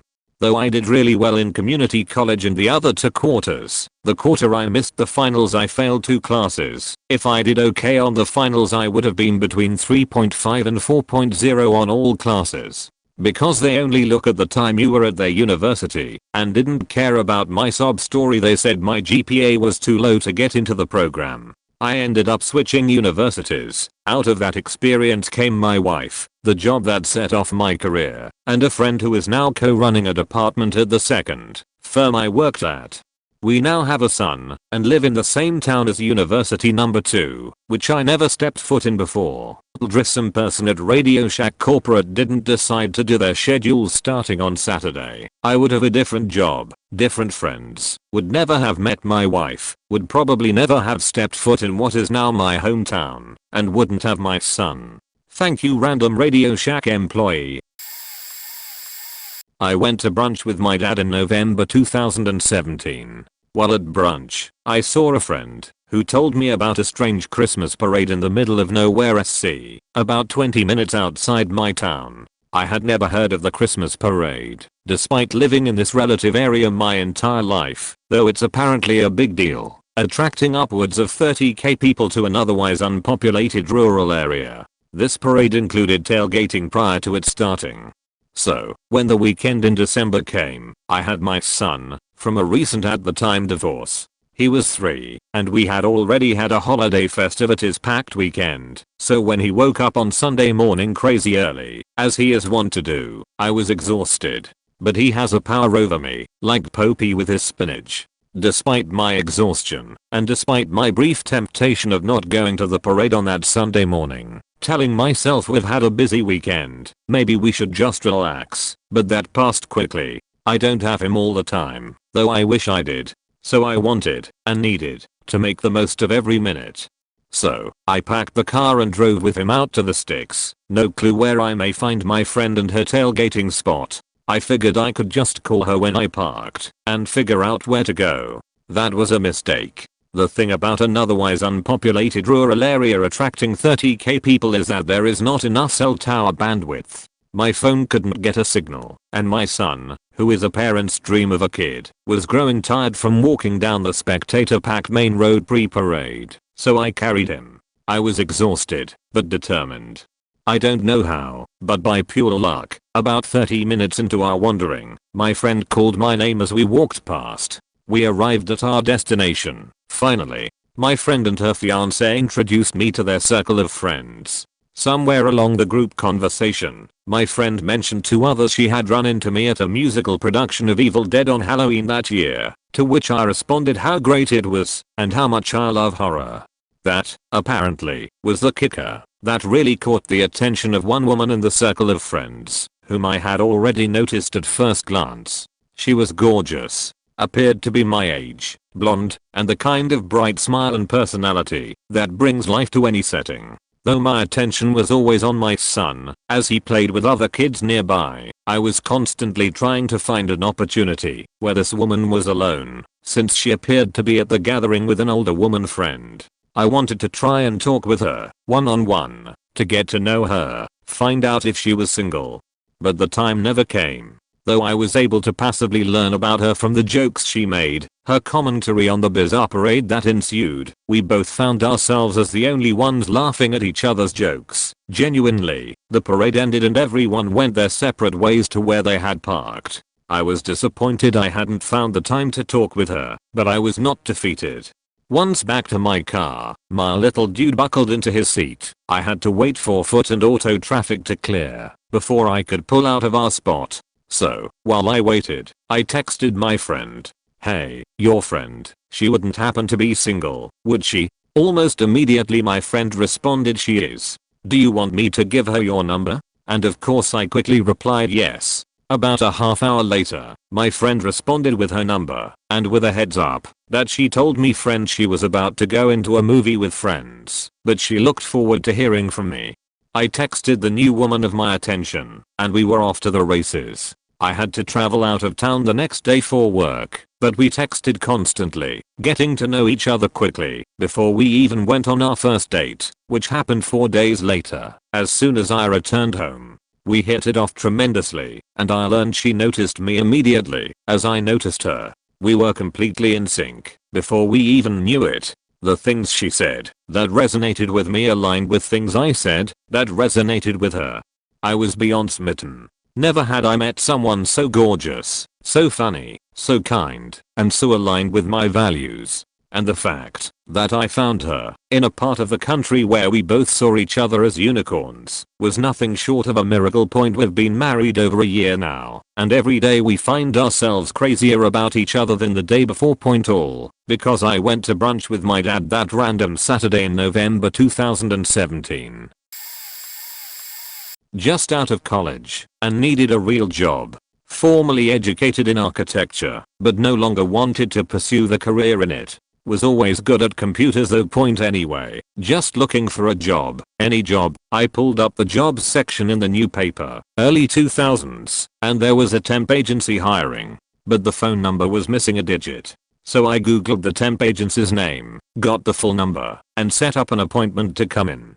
I got the temp job, eventually hired full time, and the temp office said, "How, normally we get a big response from these ads, but you're the only one that's responded." Me, point anyway, I grow this office work job, which was about one step above data entry job, into working on the company's databases, automating things, and help spur the creation of an IT department at our office. Get my first IT title, Business System Analyst. Leverage that into a different IT job at a different company, and meet my wife there. Then leverage that into another company, and met the best boss I ever had there. Best boss ever leaves, and I leverage that into becoming IT manager there, and now making almost twice as much money as I ever thought I could. I'm just living the dream now, and saving for retirement. Also have a daughter now, all because I googled the telephone number of a company.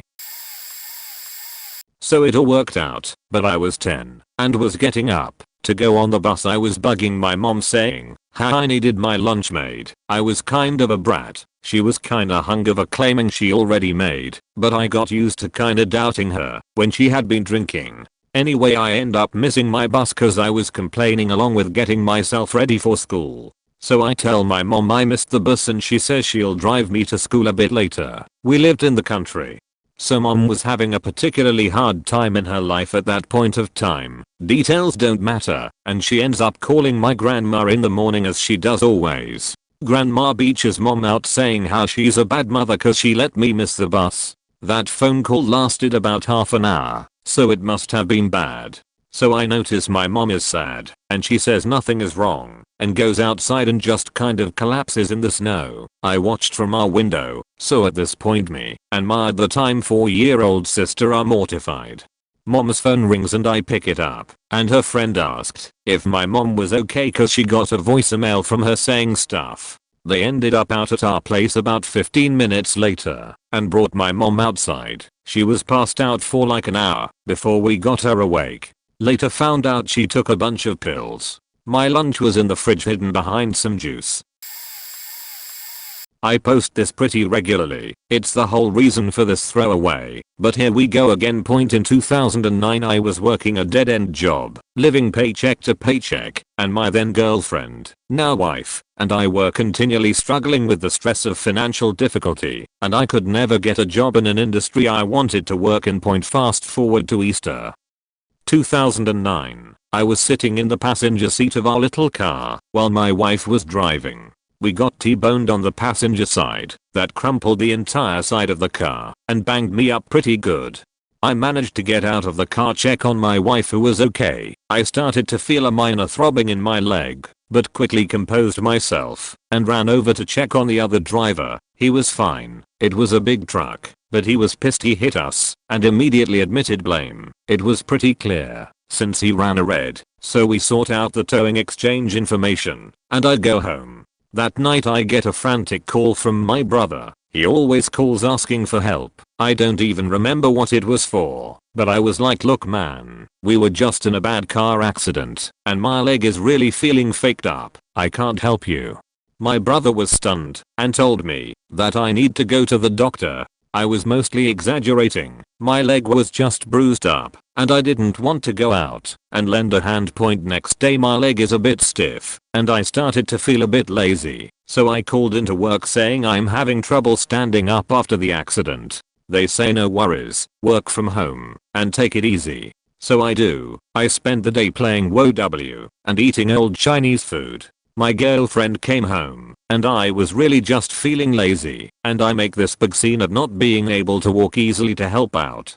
She immediately takes me to the doctor, and despite protesting, they send me off for x-rays, which while they are waiting, the nurse suggests that I start looking into a lawyer. Since this was an MVC, I don't know what I was thinking, but I just went along with it and started faking this injury. The x-rays came back negative for any breaks, but there was a possibility of a dislocation that righted itself. So I just said, yeah, I think there was a sharp pain during the impact.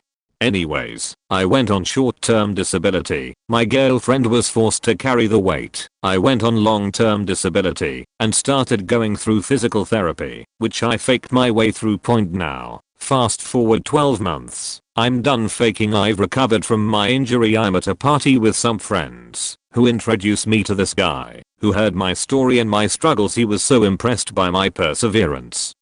He offered me a salary job, nothing crazy, something like 45k a year, but when you've been working retail, it's huge. Then came a settlement that was worth over 90k, which my girlfriend and I used to buy our first house. Fast forward 4 years, I'm extremely successful, making over 100k with commissions, been promoted multiple times, and got married, and literally owe it all to being a lazy sheet who faked a sick day following a car accident so he could PvP and WoW all day. My entire life is based around a single lie, but even to this day sometimes I get out things say my leg is acting up, because it gets asked a lot. Wife/girlfriend are the same person. The money was from the insurance company, not the individual. Big truck equals larger pickup truck, huge compared to the tiny car we were driving at the time. For the horde. I have a couple of these. The first is that one insomnia fueled painting session led to me meeting my husband. I'm not a traditional artist at all. I got bored one sleepless night and made some abstract paintings, and I liked how they turned out, so I wanted to be able to post them somewhere online like a gallery. I found DeviantArt and eventually met my husband in the chat rooms on that website. Never painted for fun before or since then. The other is accepting a job I had a lot of hesitations about. My husband and I had moved halfway across the country after our daughter was born, and I had been struggling to find a decent job I was qualified for. A friend from college with the same degree as me messaged me out of the blue and offered me a job with the company she worked for. She knew I had just gotten back into town and that I had the same education she had, so she hit me up when her department had an opening. I researched the company and it was reviewed very poorly online. A lot of people complaining about the CEO and salaries, etc. My friend assured me that their department was great and that it was other departments that were problematic. I decided to take the job despite my trepidations about the company's reputation. In the end I was right. The company was a total shit show, but it launched me into a new career that I'd never considered before. I spent a couple years with that awful company, then left for a better company, nearly doubling my salary in the process. I'm a much happier person now for having taken the chance, but I often think about where I would be now if I hadn't accepted the job, or where I'd be if I hadn't decided to paint that one night. Long story. In middle school I met this girl named Cindy. She was a high achiever and always pushed me to do better. I wanted to apply for an academy and she told me joining NJHS was a good thing to add to my resume. So I applied and got in.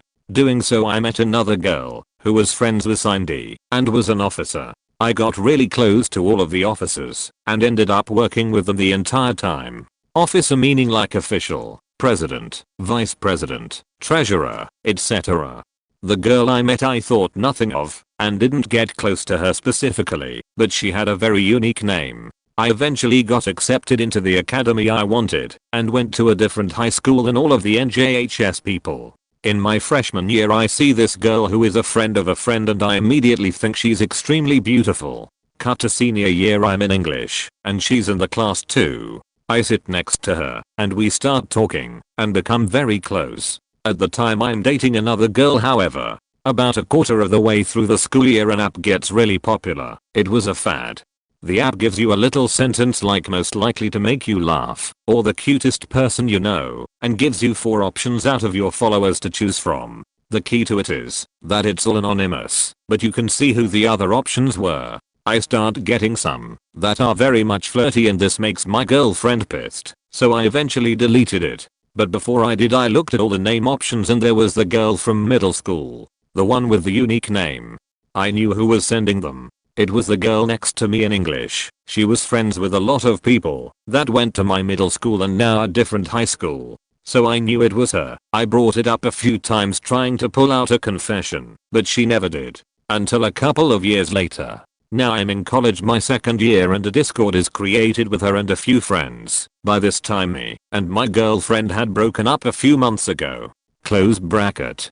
In the Discord I call her out fully in front of the few people, so she couldn't avoid it anymore. I told the Discord about the app and that I always knew it was her.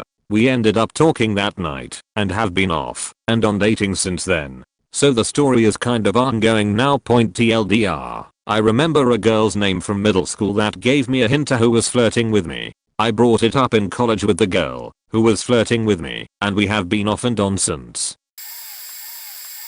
This is one of the cooler stories in my life, but I'll boil it down. I got a small puppy a while back. This puppy chewed up an old novel I'd borrowed that belonged to my mom. The opening line of the book directly references the town in which I'd grown up. Also, it was a wedding gift, and there was a message on the inside cover from one of my mom's closest friends at the time. Book wasn't ruined, but my mom was audibly upset over the phone when I told her what happened. I swore to myself I'd fix things. I managed to track down an original printing being sold in a shop in Utah not more than 20 miles from where one of my brothers lived. Bought it and asked if he'd pick it up. Next, randomly, I checked the author's website and saw, serendipitously, that he was actually having a book signing in a week in Utah, not more than 20 miles from my brother's place.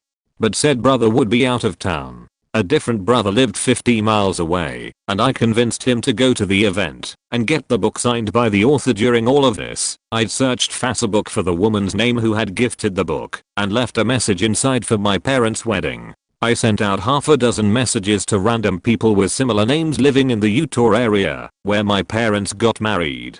Even found a few phone numbers and made a few calls. Guess what? I found her. Convinced a brother to bring the book and meet her to have it remessaged and updated. I ended up gifting my mom the damaged copy and the new copy, put her in touch with her old friend who she literally hadn't spoken to in 20 years, and felt like I was the luckiest damn son that ever lived. In middle school I went to a summer camp. At camp I learned how to play Magic the Gathering. In high school some loose friends decided to get into MTG, and I told them I had cards. We became close friends and eventually roommates. I joined the Air Force. At tech school I went to play Magic at a local card shop. There I met a girl from my hometown, 2,000 miles away, who was married to a guy in the Navy at a nearby base. We became friends until I had to leave. 6 years later I got out of the Air Force and reconnected with her. She'd since divorced, moved around a bit, and moved back to our hometown. We started hanging out, started dating, moved in together. We've been together for 3 years all because I decided to go to summer camp in 6th grade. Going on a different track, the camp was also a school, which I told my best friend about, and he ended up going there for our junior and senior years of HS, which also forced me to branch out and find more friends, which is part of why I became such close friends with the guys I played MTG with. We were super close, so him being so far away effectively forced me to be more social and led me to do a lot of things, like joining track and field, that I otherwise wouldn't have done. And if not for that I wouldn't have been in shape to join the Air Force at all. There's more involving girls and teenage life drama, but that gets convoluted pretty quick with backstory, so I'll leave that out. I worked in retail for a very long time and was wanting to get out and get into veterinary medicine, but had no experience. One of my supervisors in retail told me about the vet she started taking her new puppy to. I looked them up and they were hiring. I sent my information over and never heard from them, so decided to drop by to try and get my foot in the door. I stopped by and got the usual manager is in a meeting excuse. Defeated I walked to my car, only to realize I had locked my keys inside. I called AAA, and as I got off the phone with them, it started to snow. It literally never snows where I live. I went back inside the vet and asked if I could wait inside while I waited for AAA, and they let me. As I sat there, a woman approached me. I guess they were conducting interviews that day, and she was wondering if I was waiting for mine, or if she had interviewed me and already forgot about me. Haha. I told her neither, and that I was waiting for AAA. She said the interviewee they were looking for was a no-show, so she asked if I'd like to interview while I was waiting. Of course I said yes. They hired me on the spot. 6 years later I'm no longer at that practice, but still in veterinary medicine. While working at that practice I met one of my very best friends though, and I also met a guy who I dated for 2 years who really shaped me during some pivotal years of my life. All things that would have never happened if I hadn't locked my keys in my car and it hadn't started to snow.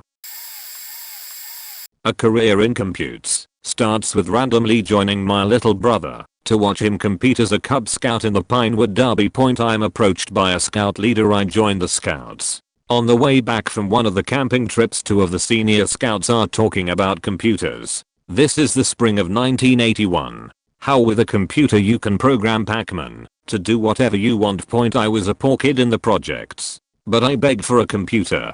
And then William Shatner promoted the VIC-20, and then there were the other Commodore commercials showing the kid playing computer games and the kid learning computers from Commodore. I begged, and the VIC-20 shows up at Uncle Bill's, a department store of the region and era. Both sets of grandparents chip in to get me a VIC-20 tape deck and some software. From there, I learn to program. I get a C64. I get online in 1985. I start a BBS in 1985.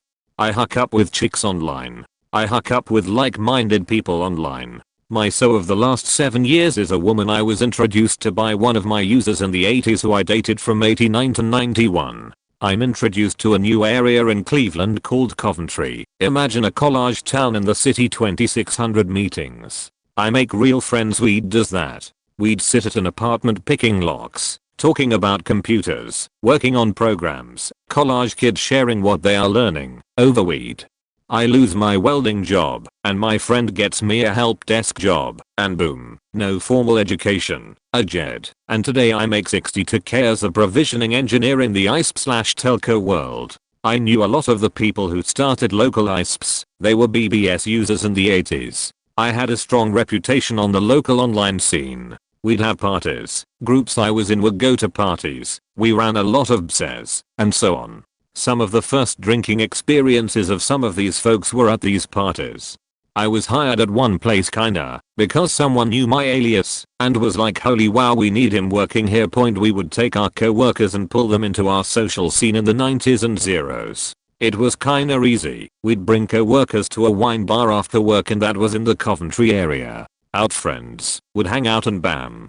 So out work circle and our social circles mixed. Some of the people I worked with married my non-work friends. Had I not randomly decided to watch my brother's Pinewood Derby, something I think I was talked into, no Boy Scouts, no camping trip, no computer, oh, and my first box of pirated discs, copied from a fellow scout, my fifth copy of a BBS program, Ravix. Good chance I would have just ended up dead or in jail as a loser kid from the projects. 3.5 years before my best friend was having a party to celebrate her degree, I decide to go a day before the party to be with her on her hometown. That night we were drinking, and I opened Tinder to see what her hometown had to offer. She insisted I have Tinder a chance. I match really fast with this guy, who had very crappy pictures but likes beer. We begin talking right after the match, and he was looking a Rick and Morty episode. Which I knew where it was, because I recently finished a marathon. We have been dating for 3.5 years.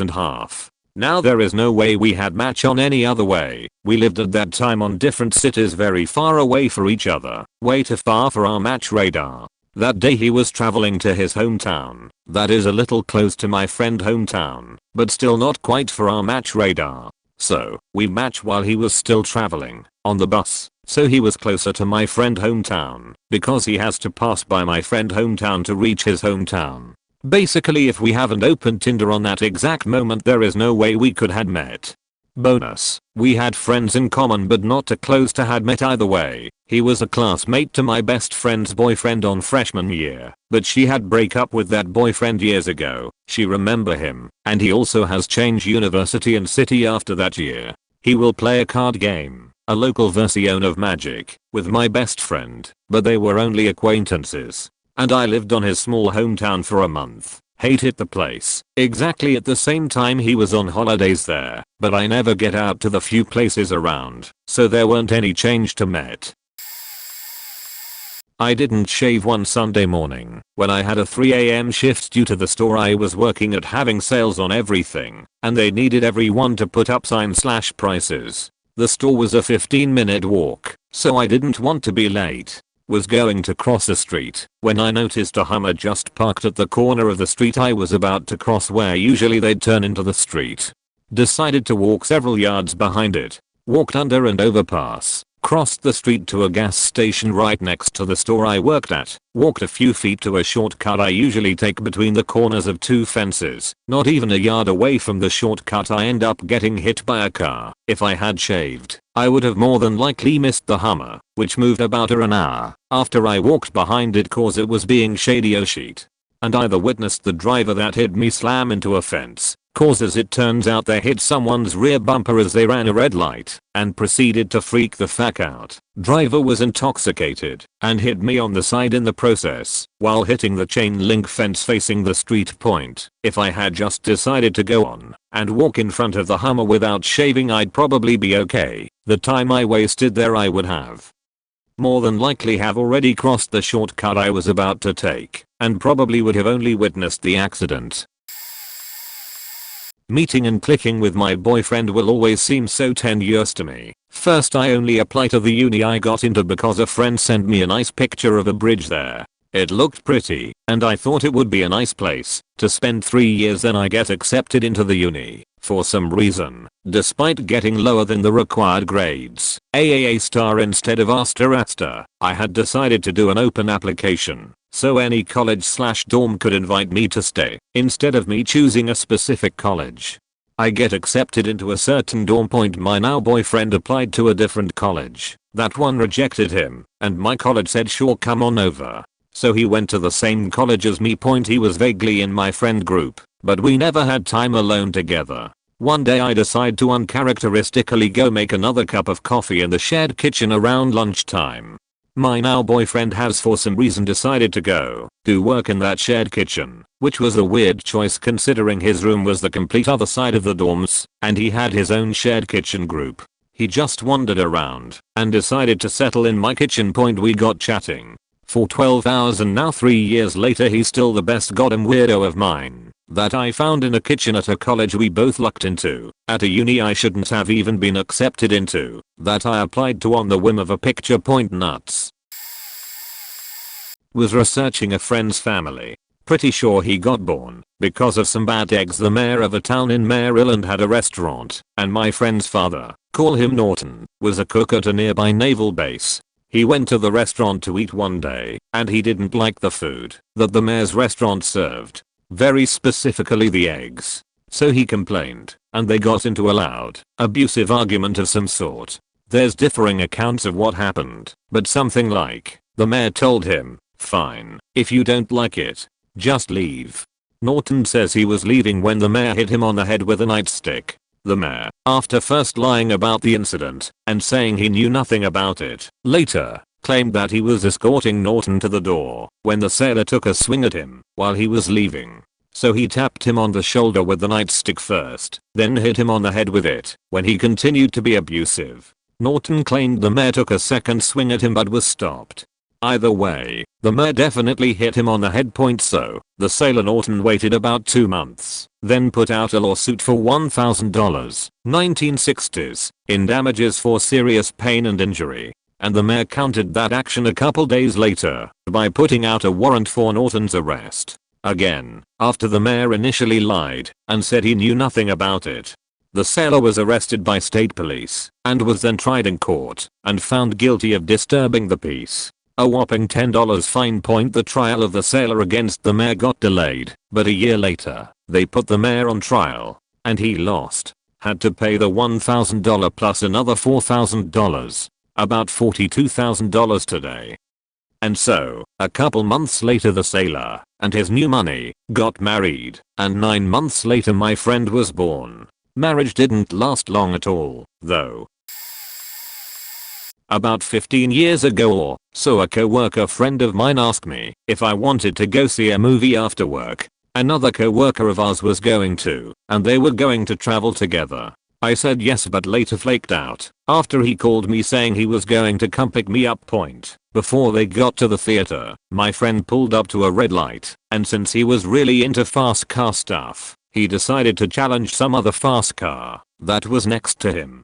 Once the light turned green they started racing, and my friend got into a car accident because of this and died. The other co-worker who was with him survived, but ended up with both legs amputated. It was a really terrible thing that affected us all for some time after anyhow. For a long time after I used to think that my flakiness somehow saved my life. But after thinking about it more, it's probably the exact opposite. Had I gone to the movies, he would have spent about 5 to 10 minutes picking me up from my house, which would have altered where he was at the exact moment where he decided to race that other car, meaning the accident would have never happened. He wouldn't have died, and my other friend would still have both of his legs. I don't beat myself up over it though. Those what ifs will drive you crazy if you think about it too long, and you don't have any real control over them anyway. My unreliable father not being on time to pick me up from my football game led me to reconnect with my soulmate. Joined football in high school because I wanted a chance with a pretty blunt cheerleader, as most teenage boys do, even though I wasn't really that passionate for football. Found out she had a boyfriend and was devastated. She invited me to hang out with them at concessions after the game to clear out the leftover nachos. I wasn't too enthusiastic about meeting my crush's definitely, way hotter than me boyfriend, but my dad said he'd be 30 minutes late picking me up, so I told him I'd find a ride and decided I'd suck it up and meet the boyfriend. Well, they both walked up and I recognized the kid. He was on the varsity cheer team all 4 years of high school. This year he was a junior and I was a senior. Kid had like a wall of medals and sheet from competitive cheer. My younger sister used to cheer with him as kids, and he was her role model, and I always thought he was so impressive too. I remember younger me used to watch him teach my sister how to do things. I was always impressed and shocked with his ability to split elegantly with what appeared to be zero effort. I remember thinking he looked so much more grown up than I'd remembered as kids, minus the up part. Haha, short joke, cause he's only 5 feet 1 inch. I was convinced I was only attracted to women at the time, but he definitely had my attention. He went right for the hug and he literally somehow smelled like flowers. He still thinks it's weird that I sniffed him, but I was a weirdest kid, so feel free to judge. And we went to talking and decided to hang after school the next week. Well, long story short, that blue-eyed boy is now my husband, and that blonde-haired girl has asked to be our surrogate. I can't imagine not having stayed to reconnect to him after all those years. I don't know where I would be if I'd never met the love of my life, the handsome blue-eyed man I'd always secretly wanted to sweep up in my arms. I finally accomplished my goal of marrying the most beautiful cheerleader in the entire school. Like, he is literally the cutest little thing ever. He literally reminds me of this emoji, but like way better, and I'm obsessed with my boyfriend. I'm sorry. And this is super cheesy, so I hope he doesn't see this. My cousin was a troublemaker who was tearing his family apart. Instead of being sent to a foster family, my parents decided to look after him so he wouldn't be fully separated from his family. He got into some trouble shoplifting with my brother. My older two brothers had a different father than me, and my 2 younger sisters. We lived all together, 5 kids plus my cousin.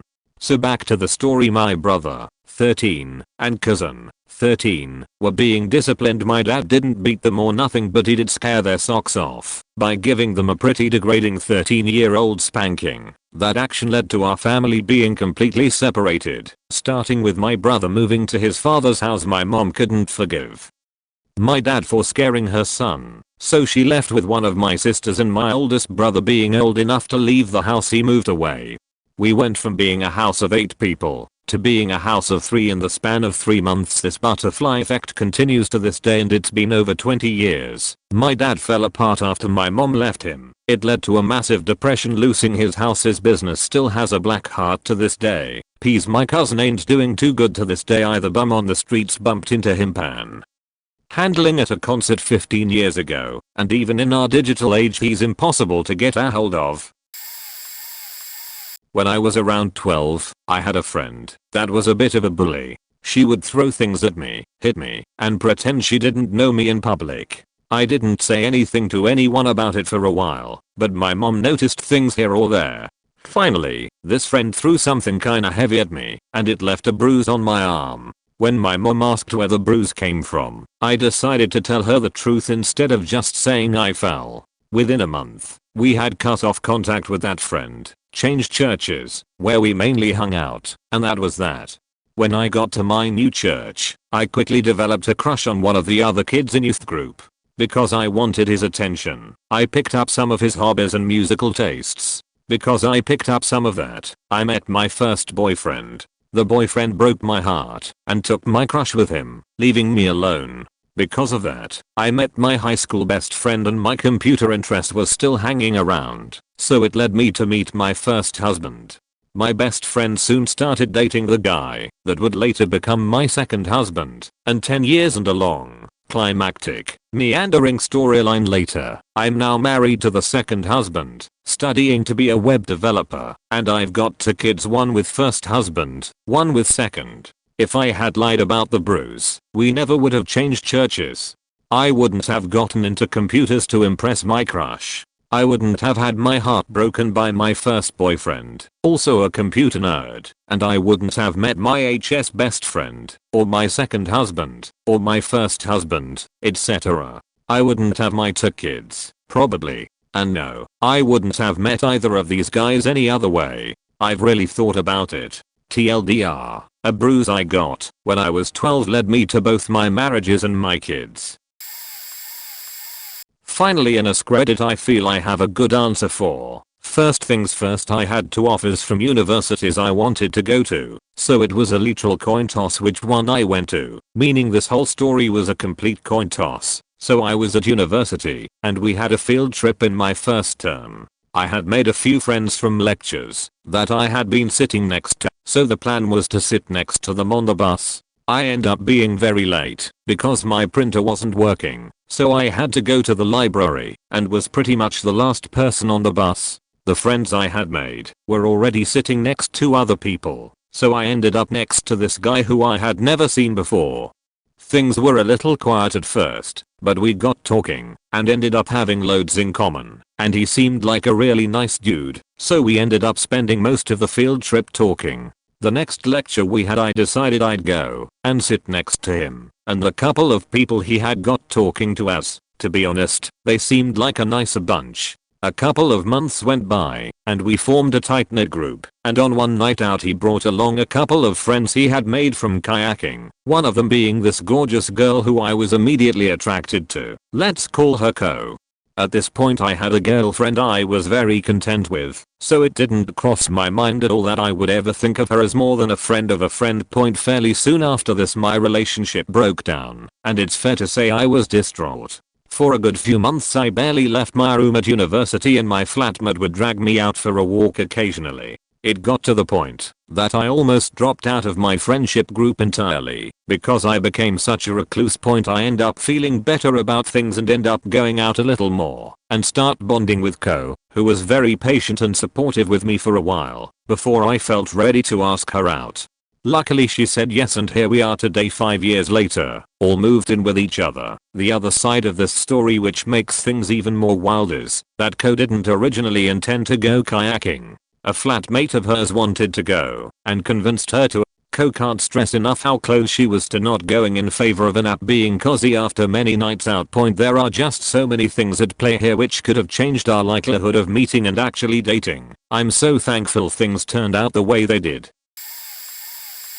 TLDR, impulsive decision to ditch meds takes fat, depressed alcoholic to astrophysicist. I was at rock bottom, and with nothing to lose I decided I was either going to emigrate or kill myself. I was a train wreck of a human being, unresolved trauma from the unexpected death of my best friend, sexual assault, and attempted suicide of a family member, all within a year of each other, struggling with alcoholism/binge drinking, in an abusive relationship, too depressed to do anything but sleep and drink.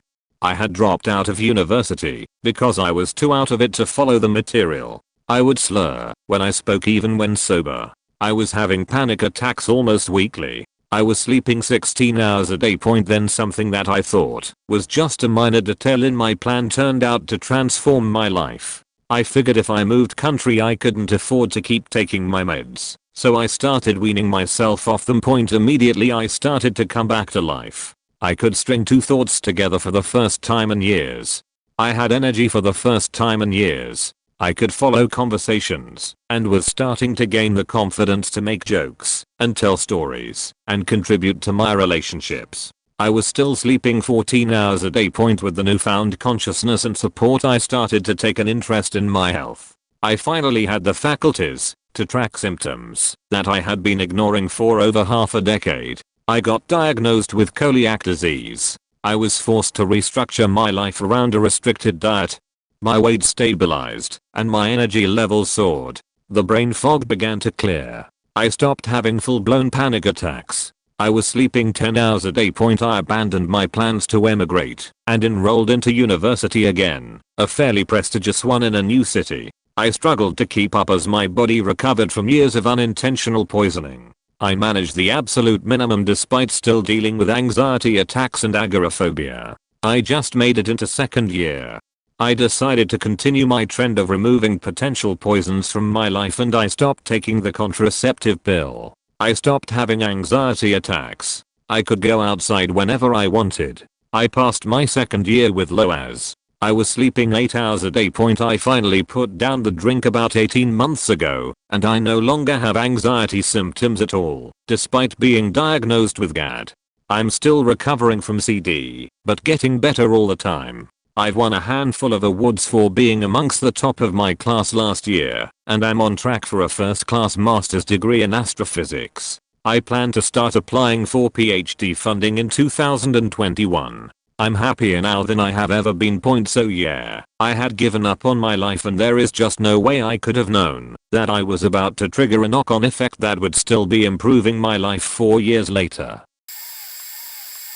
Was graduation day from my 1-year physiotherapy course. I had pretty much flunked the year due to various reasons, primarily taking way too many days off to look after my grandparents, who I lived with, and my mental health. Anyway, I passed the course by the skin of my teeth, while all my friends received merits. I felt pretty shitty after the ceremony, even though I had still managed to get a place in my first choice university abroad. It felt rough to be at the bottom of the class when I knew I would be at the top in other circumstances. I was talking to a girl at the time. She was planning on visiting my country from Brazil for a few months. We met online as she was looking for friends to show her around the city when she arrived. We had an instant connection, but I had ruled out anything romantic as we'd only have a few weeks together before I left for university. My classmates were all going out that night to celebrate their results. I really didn't feel like going out, as I didn't feel like celebrating my below average results. She convinced me to go out and enjoy myself. A few hours later, a friend of mine was quite drunk and decided to run and jump for a piggyback without warning. The guy is about twice the size of me. I instantly crumbled under his weight and he fell on my leg, snapping my femur. I spent over 3.5 weeks in 2 different hospitals for surgery and rehab. Had to rule out traveling abroad for college at that point. Anyway, my Brazilian friend came and even stayed at home with me for a couple weeks to look after me. We instantly struck up a romantic relationship, and nearly 2 years later I'm over visiting her family in Brazil with plans of moving abroad so I can finally start my college course. TLDR, met a girl online who I never had a chance with as I was moving abroad. She encouraged me to go out with my friends. I broke my femur, ended up staying at home with her, and we are now approaching our 2-year anniversary. I don't know if this even counts as butterfly effect, but back in university I had this extreme depression on my second year and my Photoshop teacher was a complete asshole. So one day I got fed up and decided to not join his classes. The reason why I went to a design university was because my biggest dream is to become a designer in Ferrari. I've always been a huge fan of the brand, and it basically became this final goal throughout the years. I remember leaving the class once and for all and walking out the school gate. As I was walking down the street towards my house, I saw this bright red Ferrari 458 coming towards me. I don't know why the driver made this particular decision. Probably because of the reactions whenever I see a Ferrari, but he stopped next to me, rolled down the window, and said, "Would you like to take a look, buddy?" I remember feeling extremely happy while taking a seat in that beautiful cockpit and hearing that Italian V8 roar. I immediately went back to the class, apologized, and later on graduated. A couple of years later I won a scholarship competition for master's degree on car design. This particular school's biggest sponsor was Ferrari, and in fact the competition itself was started by Ferrari. It was like that bright red Ferrari 458 was a message from life for me to not be stupid and get my ass back in that class. Still puts a smile to my face. Reading through some of these, I think I actually have a story to share. I was home from college. I believe it was during a summer break, and I had just been getting into D&D. Being home for a week or so, I just had this drive to geek out. There was a gaming store nearby that I used to pop into, but I had gotten up too early and they wouldn't open for another hour or so. So I jumped in my car, a little dejected, but remembered there was another comic shop not too far away from where I was. I'm not into comics, but I hadn't had my fill yet, so I threw the car into drive and decided that I would at least pop in and see what was up. This building was a literal hole in the wall, and I was skeptical about entering, but as soon as I entered, I was greeted with a friendly staff who I quickly made a conversation with. Long story short, I told him about my desire to geek out, and he informed me that there was a group that played D&D every Saturday there.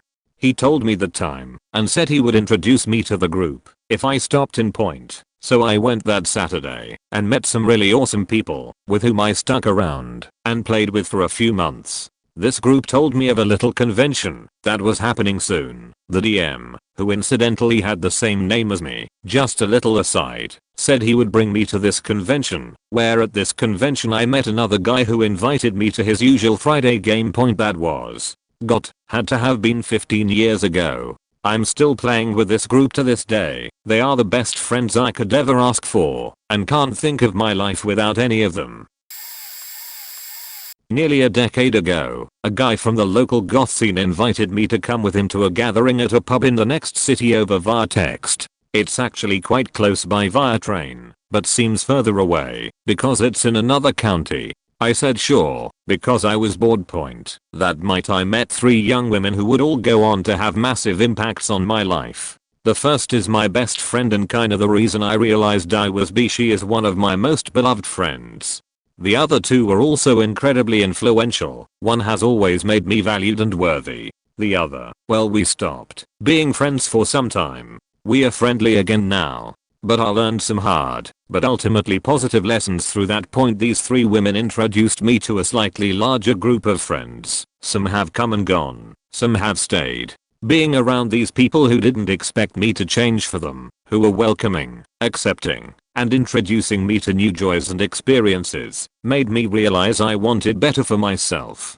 I ended a long-term, but dead-end relationship. Dated a close friend of Lady 1, and we had a couple of years of fab romance and fun. Admittedly there was another hard lesson about heartbreak in there, but he's also my BFF now. I changed jobs and ended up working in their city, building up my confidence and self-worth. It's not a story of crazy changes. My life isn't suddenly a starlet life. But I spend my time with people and places I enjoy. I work a job that gives me satisfaction, and I ended a trajectory that would have inevitably led me to misery. When I think about it, a little text message one Friday evening led to changing my life.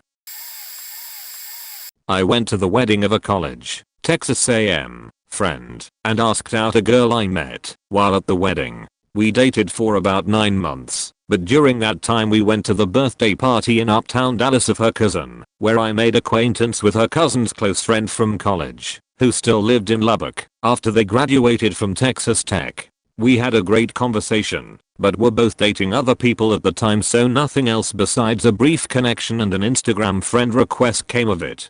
I had been liking lots of her Instagram posts for a while after I had become single again, and 2 years after we met, she'd met me on Insta. She was then single too, and we exchanged numbers and became texting buddies for the better part of 6 months. Then before Thanksgiving, she said she was visiting Dallas for the holidays. Her family is in Dallas, and we made plans to get drinks. Ended up going on 4 dates that week. She was in town 3 years ago, and when she left I made plans to visit her in Lubbock, 5-hour drive, 2 weeks later.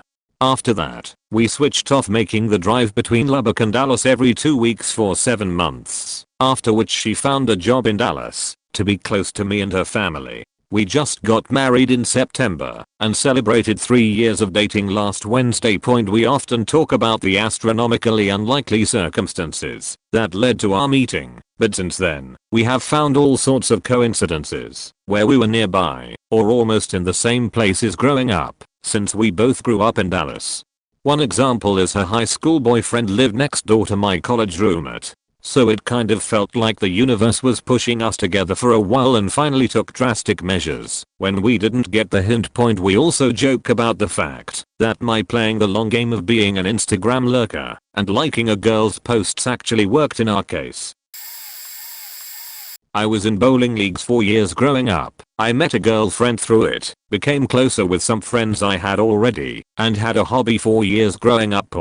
After we all had graduated from the youth leagues, we found a fourth guy and joined a beer league. We would all hang out before bowling every week and have a couple drinks before walking over to the bowling alley. One day one of them says, "Hey, I found a version of Smash Brothers that seems cool. Wanna play Smash Brothers Tien?" So he brought his Wi-Fi and had downloaded Project M and we tried it out. And it took over our lives in the best way. We were having such a great time playing Smash that it became what we did before bowling every week. After the bowling league ended for the summer, we kept meeting Wednesday nights for Smash Brothers nights. Eventually we decided to hold a tournament at a little event center. At the tournament, we met some folks from a nearby town that had moved to our town for uni. So we invited them out on Wednesday, and they invited their roommate and his friend from high school, and before we knew it, we had an entirely new group of friends. We started traveling to tournaments out of town. We had viewing parties for major tournaments. Smash was all we did for about 4 or 5 years. All three of us who just wanted to enjoy bowling together met some of our best friends through Smash Brothers. One New Year's Eve, we drove to where the folks we had met were from for a tournament/party on the 30th, then a New Year's party on the 31st. That was about 3 years ago, and the first time that I met my now girlfriend. One day the three of us will look back and all probably agree that playing Smash Brothers before bowling was one of the best decisions we ever made as a group. It seriously changed all of our lives in a great way, and not a day goes by that I don't take a minute to appreciate all the fantastic people I've met and experiences I've had, all because of a party game that some kids took too seriously. Like a whole lot of people here, I only meet my wife through a weird butterfly effect. Mine was actually kind of a double butterfly effect. Neither of us originally planned to be where we meet that first night. I was in college at the time living with my uncle. My mother is the oldest child, and he is the youngest, so there is only a handful of years between us in age. He was more of an older brother to me really. Anyway, I went to college in the same town he was now living in, so we decided to move in together because he needed a roommate post-college, and I didn't want to live with random people in the dorm. I was really into an MMORPG at the time, called Star Wars Galaxies. I had plans that night with some guildmates, but the servers went down early in the afternoon and were down all night. So my original plans were out.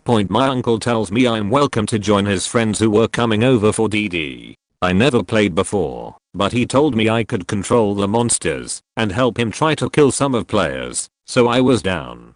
I didn't have anything else to do that night as it was around the holidays and all my college friends were out of town.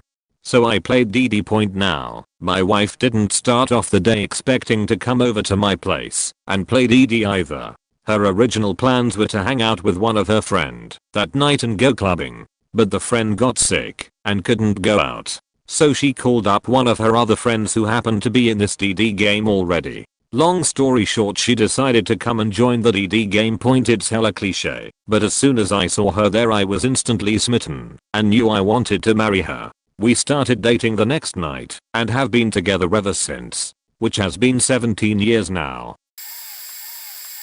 When I was 18 I signed up for the army for an information systems analysis and operation job. I waited 4 months to go in, delayed entry program. They had all my information and test results for 4 months. I went through all the top secret clearance interviews. Then the day comes. I hug my parents goodbye and head up to Benning, Georgia. After a week there I'm called into an office with an officer saying I can't do that job because I'm colorblind, which I've known, and they knew, because of the testing before the delayed entry program. For some reason it came up now though. They tested me again with those little cards with different color patterns, where you're supposed to see a number. I failed again, no surprise. I ask if they can get a waiver. They say they have to call my duty station. I wait. They call the Pentagon, which caused me to freak out because I thought I was being stationed elsewhere, but it was never in writing. They wrote feet Gordon in pencil on my papers. So they called the Pentagon and the Pentagon said no. So they offered me other jobs: cook, AM radio operator, infantry, chaplain's assistant. Nothing against people doing those jobs, but they weren't for me. I got out under erroneous enlistment. 4 months later was September 11th, 2001. Color blindness could have quite possibly saved my life. My mom was bawling her eyes out that day. This will likely get buried, but here goes. Apologies for the long story. TLDR at the bottom, my mental illness's competitive attitude led me to my current partner, H, and the life of my dreams. I realized I had depression anxiety when I was in high school. When I graduated, my family was living out of our home country, from Canada to the US. Dad had been posted, military, and I wasn't ready anxiety-wise to leave home. Everything was too familiar, and I was too scared to go back to Canada all on my own. So I took a gap year. It ended up being a gap 6 months, and I moved back, just me, and moved in with my aunt and uncle January 2018. I'd become really depressed, more anxious. Living with my family needed a change. They helped me get set up to start university the next fall, and even got my volunteer job at a nearby public school helping kids with learning disabilities catch up on work they'd fallen behind on. Meanwhile, H is finishing his undergrad, getting ready to start his masters in the fall of 2018. When fall came, we met through the Finnis Club. First years not in residence. Anyone who didn't live in campus dorms was invited to be part of that club, and he was part of it cause during his undergrad he didn't live in a dorm. I was part of it cause I lived with my aunt uncle. We weren't super close, didn't know each other super well, but we got along and considered each other friends. Just before winter break, he hosted his birthday party at a local pub, had an after party at a friend's house.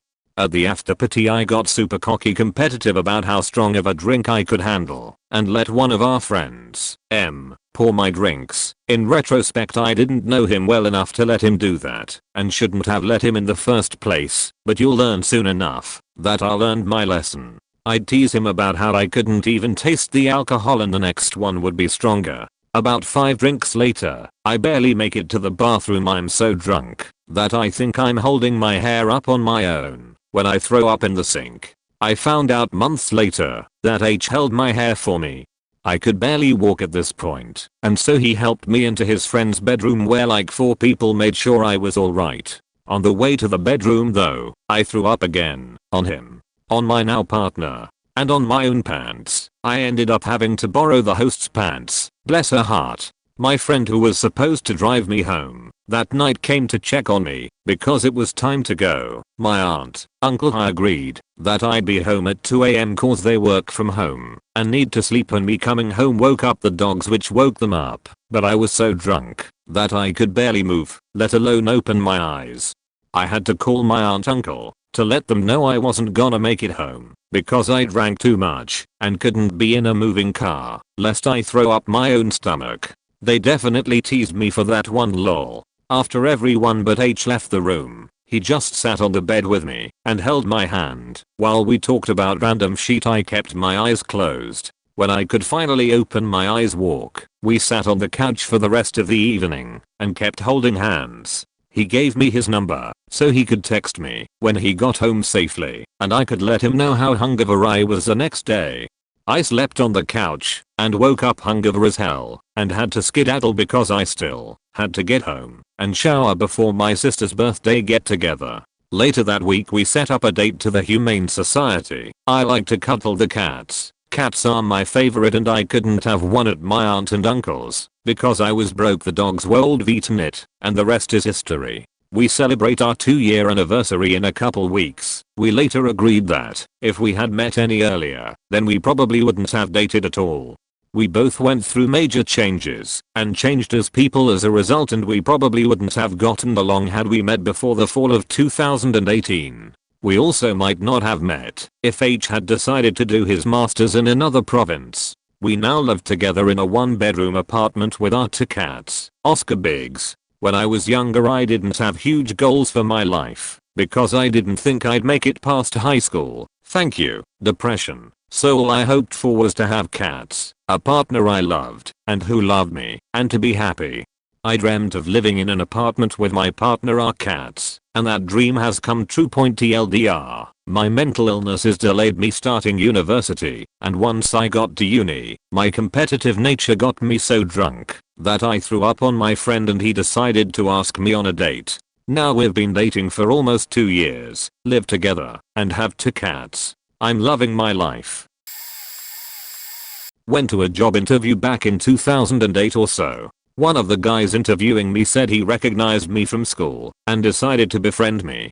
Didn't get the job, but we started hanging out, and he brought up the topic of God. At the time I was an atheist, but I was somewhat curious about returning to the church. I had the feeling that the church helped people feel better, so maybe if I returned then I'd stop being depressed all the time. So we get to talking, and he answers a lot of my questions about God, and he invites me to his church.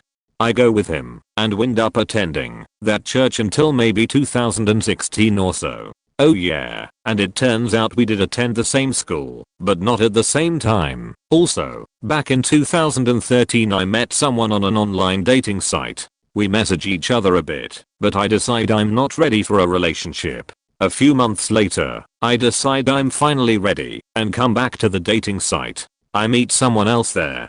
She recognizes me, says she's the woman from before, but with a new username for whatever reason. We decide to meet up. We start dating, and eventually get engaged, and then married in 2015. TLDR, meet random guy at job interview. He mistakenly thinks he's met me before, befriends me, and brings me back to Christianity. Then I give a dating site a second chance, and meet my future wife for the second time.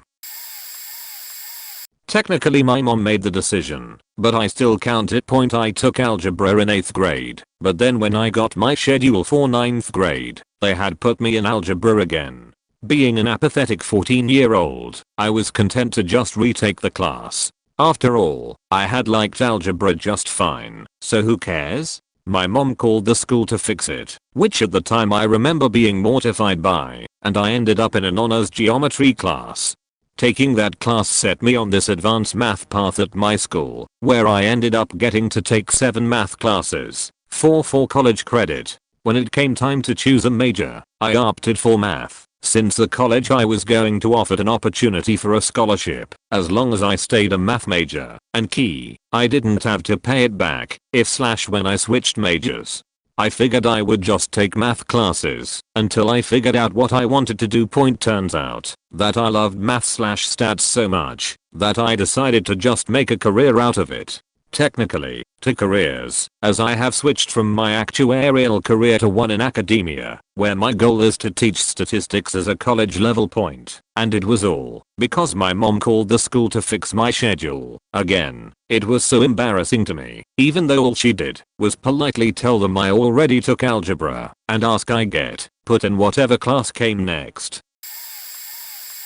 I think mine was deciding to go on a free college trip to a public university. I thought I didn't want to go because I hated everything the school stood for at my HS and just thought it would be great to get away from my rocky home life and get some free shit. Almost 4 years later, did it as a 3rd year in HS. I'm about to graduate, despite all the odds, and I've made some of my best friends due to choosing to be in honors, as well as the man I want to spend the rest of my life with. It's been trying at times because of finances and mental health issues, but if I hadn't been so desperate to get away from my parents and my hometown even for a few days, I never would have met any of the most important people in my life, or gone to one of my favorite countries twice. I'm forever grateful I decided to go, because I have an amazing partner, wonderful friends, a second family to grow into and love, and I have more confidence in myself and my abilities despite all of my challenges. I'm going to be the first in my family to actually graduate from college with a bachelor's degree. I hope to do further schooling after a much needed break. I'm overall healthier and happier than I ever could have been anywhere else. I toured other schools and ironically the one I thought I didn't want to go to the most has been the best choice for me. Sometimes all it takes is free sheet and a second chance to shape your entire life. Buying a paintball marker. I was a freshman in college and did not know many people outside my family as I had been a military brat and wasn't from the place I went to school. That first semester I spent a lot of time at my cousin's house playing video games and the like because I was awkward and didn't make new friends easily. This is still true, but it doesn't matter quite as much when you're old. One day, I went over and he and his dad were heading out to a store to buy him a paintball marker.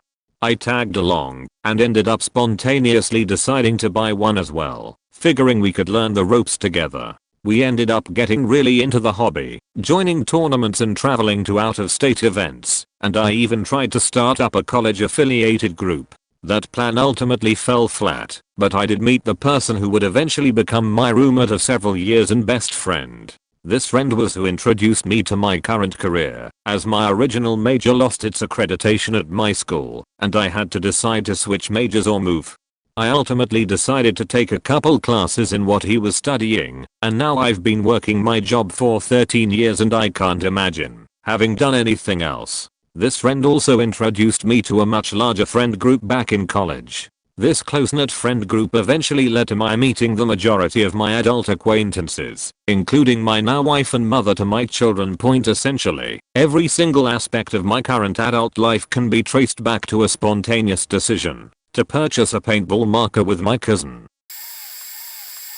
In my mid-20s, I made a seemingly terrible decision, at the time, to fly out to East Asia to attend a friend's wedding by myself. Mind you, I was already loaded with credit card debt at the time and I only knew a couple of people in an eventual crowd of 200 plus. Additionally, I added in multiple stops before and after the wedding to neighboring countries and to make it a nice 2-week trip for myself, which obviously made the debt even worse. The trip and the wedding was nice, but I was marred with guilt and anxiety during my time out there, knowing every cent that I spent would throw me into further financial oblivion. Right before my plane ride back home on New Year's Day, cause that was the cheapest flight available, I accidentally ran into a friend at the boarding gate that I never expected to see. Pleasantly surprised, I managed to get my friend to switch seats and sit next to me in a row of 3. I was at the aisle seat. Friend was in the middle and an unassuming girl with glasses sitting at the window seat. Her carry-on was apparently pretty heavy, so I helped her stow away her suitcase before resuming a random soccer conversation with my friend. This random soccer conversation attracted this girl's attention to the point where she jumped in and wowed us with her impressive knowledge on the same topic. Before running into my friend, my plan has always been to sleep through the flight, and not even this seemingly intriguing conversation with a stranger could encourage me to stay awake. Lo and behold, I fell asleep as soon as the flight took off, only waking up during meals and to go to the bathroom. When we landed, I exchanged phone numbers with this girl and went my way, not thinking too much about this encounter as she was transferring to another flight and doesn't live in my city. After a month of back and forth texts, this girl became my girlfriend. A couple of months later, she moved to my city and became my wife. We are now happily married for a couple of years now with a hyper-energetic 2-year-old and an even more energetic lab mix. My wife eventually helped me work through the debt, and I ended up paying off everything right before we got married. Never had I thought this was how things turned out when I agreed to fly out for my friend's wedding. I was going to take my campfire kids camping and hiking for the weekend, but thought I'd better drop my car off to get new brakes just to be safe. Got held up at work and had to run the 1.5 miles to get there before it closed on a Friday night. I was just wearing little Japanese slippers, not running shoes, and I was really overweight. My feet were killing me by the time I got there, but I made it in time. Took the kids hiking for the weekend. One foot was killing me, but just figured it was because I was so overweight. Fast forward a week later, my foot was still hurting like crazy, so went to the doctor for an x-ray. Sure enough, had broken a bone in my foot. So I'm sat there getting a walking boot put on and the nurse mentioned that I was due for my annual lady parts checkup in the next week. So did I want to save a trip and just have it then, since they had time. So at that time in my life, I dreaded those appointments, because I'd been in a ton of pain for 4 years. From the moment I gave birth to my daughter, nothing felt right. But I figured what the hell, let's get it over with. So about 10 seconds into the exam the doctor looks at the nurse and I saw his lip quiver. He looked back at me and asked how I felt about taking the entire month of December off work. It turns out that my uterus had prolapsed, likely while I was delivering my daughter. It took 4 years for it to get bad enough that it was taking other organs out with it, most noticeably my bladder, which was what the doctor felt as soon as he stated the exam. I think he'd spent those years thinking I was nuts, sending me to specialist after specialist, none of them able to figure out where the pain was coming from. He genuinely felt bad, which was at least some small comfort as I sat there just crying tears of relief that finally someone believed me. And that's how getting new brakes on my car led to me getting a hysterectomy at the age of 25. I've never gone over the speed limit while driving because I've always said I would get nailed for speeding the second I did. After driving for 10 years without ever getting a ticket, I forgot my ADHD medication at my dad's place, and I was already 2 hours into an 8-hour drive home. I was mad, turned around and punched the gas for 4 seconds too long and hit 120 km/h. I got pulled over and ticketed and had to do a roadside sobriety test because my eyes are incredibly light sensitive, and the officer interpreted my difficulty keeping my eyes open as being under the influence of something. 40 minutes after I was pulled over I was released. My dad was checking on me but got concerned when I stopped responding because the officer wouldn't let me have my phone in the back of her truck. I had a full anxiety attack and my knees almost gave out on me in the middle of the sobriety test. My dad was already aware I forgot my meds and was rushing to get to me to try to save me some time. I was trying to return home for a joint birthday party for myself and a friend as our birthdays were really close and it was going to be a nice day for the event. The delay in getting there and the ticket completely racked my brain for the day, and then my little brother, who was living with me at the time, decided that was the day he was going to go on a massive bender, quit his job and kinda bail on our plan for him to watch my kids while my wife and I were at this party. I left to take care of my brother and my kids, completely missing out on my own party, and then my wife cheated on me with my friend's son. So speeding for the first time in my driving life caused the end of my marriage 2 years later after trying to go through counseling and therapy for the sake of the kids. My boss rang me on his day off and told me to go into his office, clean out his laptop bag, and put all the stuff in a box, and just leave the empty bag on his desk. Dude would be by later to swap it out and give him a new one. I go in and empty it out. Laptop, charging cable, large bottle of lube, 50 condoms. What the fuck? My boss is a grumpy old bastard, mid-50s but looks mid-60s, surrounded by a semi-permanent nicotine cloud, despised by all, and generally a pretty angry and unpleasant man. Whatever. I leave all his gear in a box as instructed and leave for the day, off to the pub, and meet some mates. I have a laugh about the situation. I didn't mention the old bastard by name, but one of my mates there has met my boss before and already knows his name. He goes home and tells his wife, who then goes off to her work the next day and tracks down her co-worker, who is my boss's wife. Armed with this info, the boss's wife leaves him, pretty much draining their bank accounts in the process and setting her done divorce lawyers on him. It turns out she'd been preparing this for a while and has been hiding cash away and buy things on the credit card, argue about why she keeps buying stuff on the credit card, return it for cash, and hide the cash in my secret account arrangement. They proceed on a fairly long angry divorce until my work announces a restructure. The boss quickly settles with his now ex-wife and concedes a lot of ground. She gets the house entirely, etc. In this restructure, departmental heads are required to report on possible savings through reduced services, potential staff attrition, etc.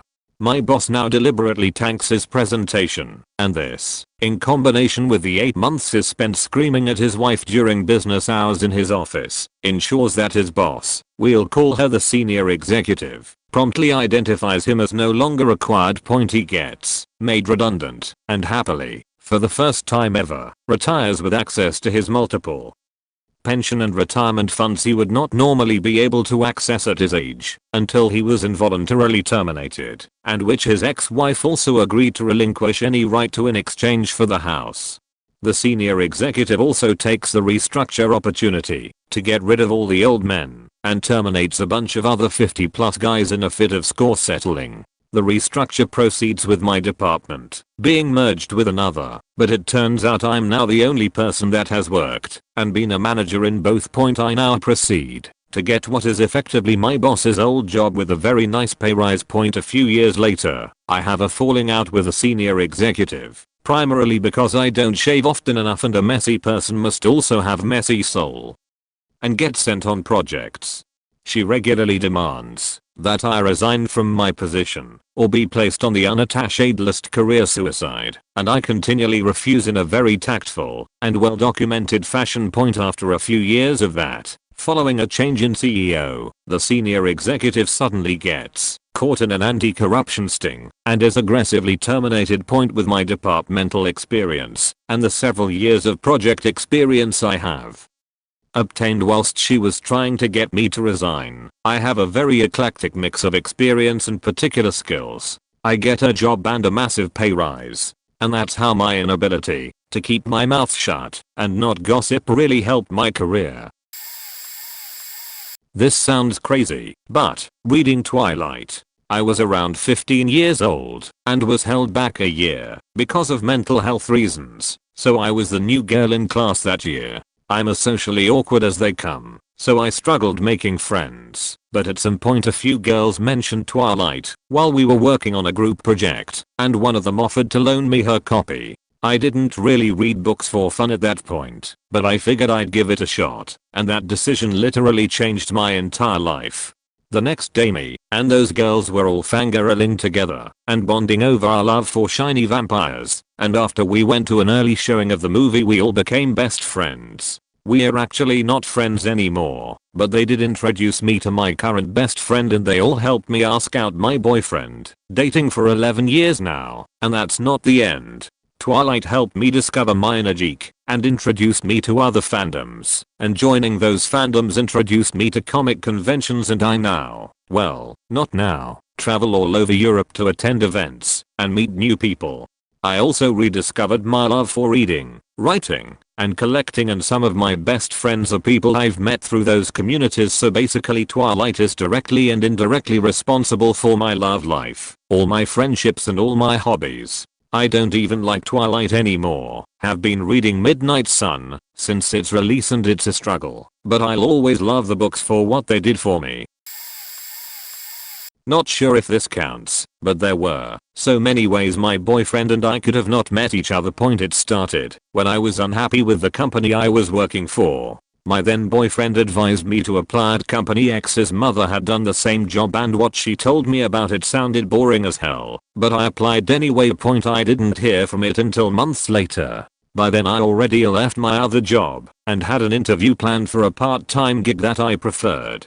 I got through with company X2 anyway, just in case. At that time my dog was very ill, she died days later, and I was rejected for the part-time for being an introvert at the interview. I just wanted to get home to my dog. I was accepted for the boring job at X, though, but they would keep me posted on when I could start, and I didn't hear from them again for weeks, until they called me, asking why I wasn't there. Despite being unprepared and not really motivated, I rushed in anyway. That week I got my training with a small group of others. One of them was my current boyfriend and soulmate. He had been accepted for the training a week prior, but decided he wasn't ready yet and agreed to join the next group. We are both not very social and X is a big company that hires a lot of new people regularly. Had we not have been in the same training group we most likely would have never talked to each other. It was somewhere in the 1990s. I turned on the TV to watch something. I don't remember what. It was a rerun of an episode I didn't like. So I flipped around and found a show called The Next Step. 1. There was a neat segment about making 3D images out of a rotating helix and lasers. It seemed cool, so I decided to watch more. A few episodes later they talk about this new free computer thing Linux. I spent my youth as an avid Microsoft fanboy. If it didn't come from Redmond, I wasn't interested. In high school I built my own DOS rescue disks with CD-ROM and USB support out of freeware. It even had a set of mouse drivers for the file manager application I put on there. Valet. Fast forward to my senior year of high school. As a combination of birthday, Christmas, and graduation gifts, everyone gave me cash at my request. I built myself a computer. I put the latest OS on it, Windows Me. It was not remotely stable, constant crashing, random IO slowdowns. So, I try and load Windows 98 SE. Alas, I've got a first edition Pentium 4 system, purchased the day they were for sale. Hardware unsupported in Windows 98 SE. So, I rip apart Windows Me until I find the drivers I needed and get them loaded into the installer. It installs but gets stuck in a boot loop. Windows 2000 wouldn't run any of my games. Each install takes about 40 minutes only for my hopes to be dashed later on. At this point I'm 30 days into fighting with this thing. I've gotten help from several IT professionals who can't get it to work. Then my memory says remember that free Linux thing. I download Red Hat Linux 7.1 over my parents' 28.8 modem. 2. It installs in 15 minutes, and 100% of my hardware works out of the box. All of it. It came fully loaded with the open source equivalent versions of all my non-game applications, Office, Photoshop, Nero. It even had some neat games. I was instantly hooked. Every job I've had since that day has been in Linux, either support or development. TLDR, I got bored watching TV and ended up finding a career because I purchased next-gen computing hardware. 1. When I was 5, my stepdad had an alcohol problem. One day he came home screaming and stumbling around destroying things. I had a decision to either stand up for my mom and try to protect her, or to pretend to be on his side so he wouldn't hurt me. I was scared, so I acted like I was on his side. Obviously my mom had a lot of problems at the time, so she couldn't care for me. Now because of my decision I thought that it was my fault.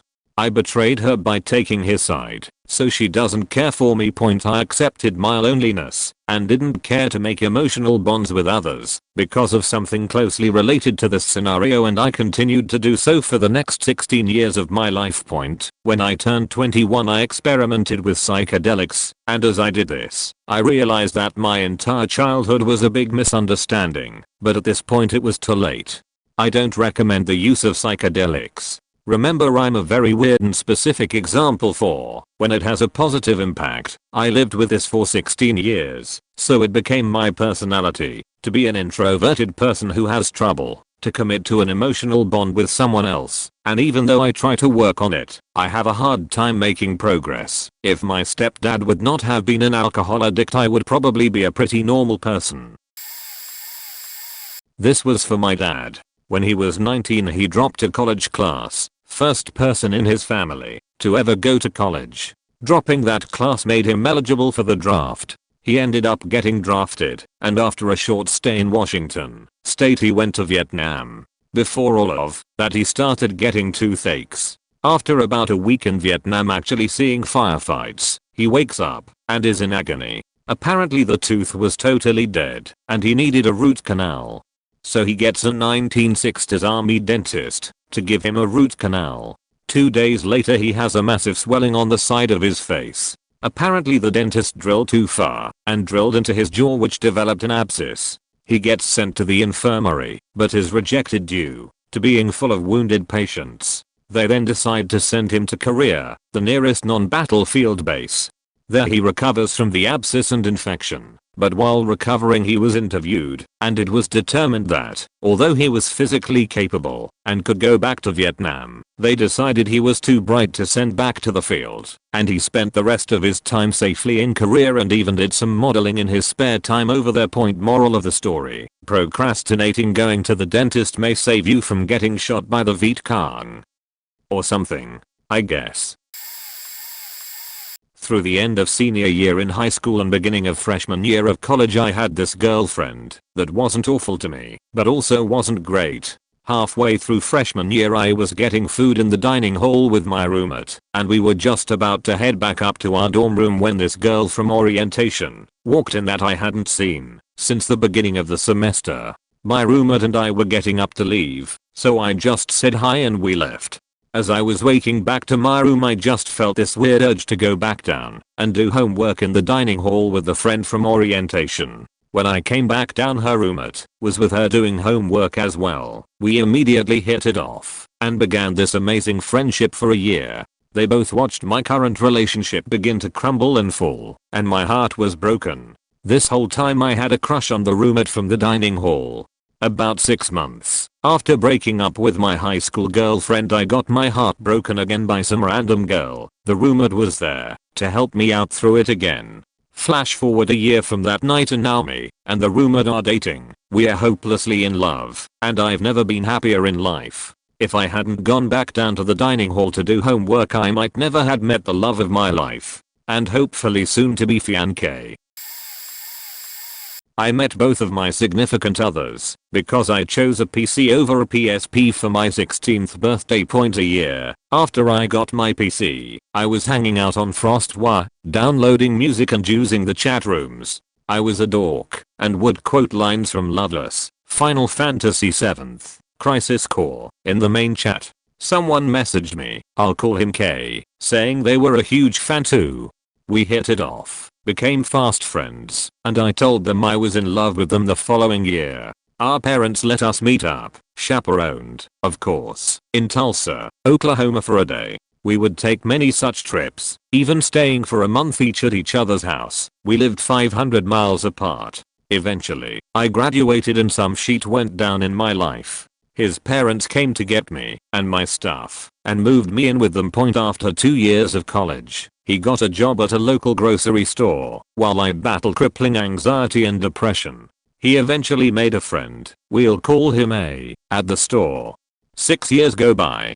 K's family is kind enough to let me stay with them all this time. I quit his job at the grocery store and moved up to Oklahoma City for college. While there, he made some local gaming friends and would hang out at their apartment when his own internet was down. The three of us played FFXIV together. One of these friends, I'll call her H, was sick with an autoimmune disease and in a toxic relationship with V, who had multiple lovers on the side. I introduced H to FFXIV and my fiance and we all hit it off really well. Not long after, H confessed she had feeling for me and my fiance gave his blessing. Pretty soon, I was in a poly relationship and my first gay relationship. Fast forward to the end of 2018. V and H's relationship eventually came to a breaking point and K and I moved her in with us, all while under K's family's roof. They have no idea H and I are dating, or even that I'm bisexual and she's a lesbian. And they would definitely not be okay with it either. They are both Southern religious conservatives. The three of us today are a happy poly family. TLDR, chose PC for birthday, met my family, and found my happiness after years of suffering silently with anxiety and depression. When I was in high school in the late 90s, we had 5 grades 9, 10, 11, 12 and Oak. Oak stood for Ontario Advanced Credit, basically pre-university type courses for college and university bound students. Each year was divided into 2 5-month terms. There was a special Oak co-op program I got accepted into that had you spend 5 months at the University of Waterloo taking 1 Oak course, 1 university course, and spend 20 hours per week working under a professor in a department of your choosing. I ended up getting in with a professor at the Department of Mechanical Engineering and got to work on some data analysis and reporting. While there I met an adjunct professor and did some random tasks and so forth. Nothing terribly exciting, or so I thought. Later in the spring of 2001 I had applied to and got accepted into mechanical engineering at the University of Waterloo. I graduated in 2006 and now have my P England license as a professional engineer. When I applied to the university I had to fill out this questionnaire and make a essay of sorts, and all of the applications get reviewed by an acceptance panel. I found out later on the adjunct professor was on that acceptance review panel, so I can't help but think my co-op placement just may have given me an edge despite not having a super high grade average. TLDR, decided not to kill myself. Now I'm a mother and soon to be married, and faking loved my life. 4 years ago I was addicted to heroin, miserable, and to the point of committing suicide. I had a plan to off myself the very next day, had it all figured out. By some dumb luck I was accepted into rehab that day, and even though I wanted nothing to do with life anymore I decided to go. After rehab, instead of going home I decided to continue with my care as I knew I wasn't ready. They sent me to the other side of the country. Slowly, but surely I start to get my life back together. Friends, job, apartment, etc. I don't even remember applying to this job. They just called me one day for an interview. At this job, I met my now fiancé, and we have a beautiful 6-month-old son together. My son fiancé are the biggest blessing and they have saved my life in more ways than I'd ever be able to repay them for. It scares me to think of where I would be, or if I even would be here, if I never made that decision to go to rehab that led to the butterfly effect that is my life today. Just goes to show that when you're at your lowest, it's not permanent. Nothing is permanent, but it always gets better also. His story is pretty crazy as well. His parents are from a different country and came here illegally when he was 1. He wasn't supposed to be here or grow up here. His dad had to save up thousands of dollars, next to impossible in a third world country, to hire someone to help them go through the dangerous process of coming here. On top of that, had his sister not married the guy she did, he never would have gotten the job that we met at. Life is pretty crazy sometimes. This isn't all of it, but the amount of small and big decisions made by us and others in order for us to meet is crazy to think about. The decision saying yes to going out to dinner when I really didn't want to go out. The consequences: a very long night and hefty fine. Point: I was cranky, likely hangry, and really just wanted to stay home and get some tequila, but my boyfriend tempted me with going to my favorite spot. Bad decision. #1. This spot has no real parking in a resort type town. Parking across the street at the fast food place was always safe, though there was a tow away sign, but it was full there, so we opted for a little strip mall where most of the shops were closed for the night. That should be fine, right? Bad decision. #2. Have dinner. Come out to discover the car has indeed been towed. We decide to walk to our friend's place of work to see if we can borrow his car. On the walk it begins raining. Sigh. Friend agrees we can borrow his car, but need to put some gas in it for him. I offer to drive, but my boyfriend insists. Bad decision. #3. At the gas station we both get out of the car. I can't recall why. As we walk away from the car I hear the door locks engage. Say to boyfriend, "You have the keys, right?" "No, I left them in the car." "Why?" "Due to some aftermarket stereo install and messing with the car's system, it allows the lock to engage automatically, even though the keys are in it." Proceed in the rain to walk back to friend's work to inquire about spare keys. They are at his house. Take a cab to friend's house and have to climb in through a window because his house keys are on the ring in the locked car at the gas station. Thankfully I seem to have exhausted all my bad karma, and we do not get spotted committing a B-point. Get keys, get car, get gas, go and pay $150 tow fee to pick up my car, and go home about 5 hours after we started. My boyfriend swore from that moment to always listen to me when I say I'm not feeling like going out. One day I was bored while trying to find something to watch on YouTube and decided to just watch the next random thing that was recommended to me. It ended up being a kids show, Miraculous Ladybug, but hey, I said I'd watch it, so I did. It actually ended up being a fun show with a decent online following. While scrolling through Instagram one day, I saw that the owner of a fan account wanted to make an international group chat for fans of the show. I was like, WTH, why not, and signed up. Sometime later, in this group chat, I asked for music suggestions because I was bored again. Someone recommended BTS, a pop group. I ended up liking their music and actually getting really into them and finding out a lot of stuff about each of the members. One of them was really into this one game, Overwatch. It looked pretty interesting, and I hadn't Xbox at the time anyway, so I decided I'd start playing that too. However, I had to share this box with my younger brother, who would either quickly go and start playing when he heard me walk down the hallway, or if he was too late demanded was his turn after I played like half a match and throw a tantrum until my parents told me to just let him play this time point. When I eventually got a better laptop for school, I decided to get Overwatch for PC so I could actually play more than 10 minutes at a time. The laptop wasn't exactly made for any real gaming, so I spent a lot of time in friendly custom matches just talking to people and having fun with the very limited FPS I had, about 20 FPS usually. There'd usually be at least 7 to 8 friendly custom games active at a time point anyway. I met my boyfriend of 2 years now in one of those custom matches, so yeah. A children's show about a clumsy girl with magic ladybug powers eventually caused me to meet my boyfriend in a shooter game. Not me, but my aunt. Point around 20 years ago, the summer after 6th grade, my mom, aunt, cousin and I all piled into my mom's trusty Land Cruiser, loaded to the brim for a trip to beautiful Myrtle Beach. Now that I have the attention of the O'Hearns in the room, here goes what happened. Point after a stop for gas in West Virginia, my aunt starting her driving shift. As we left the gas station, she rolled a stop sign. My mother, a very safe driver, really starts giving my aunt hell about how dangerous that was.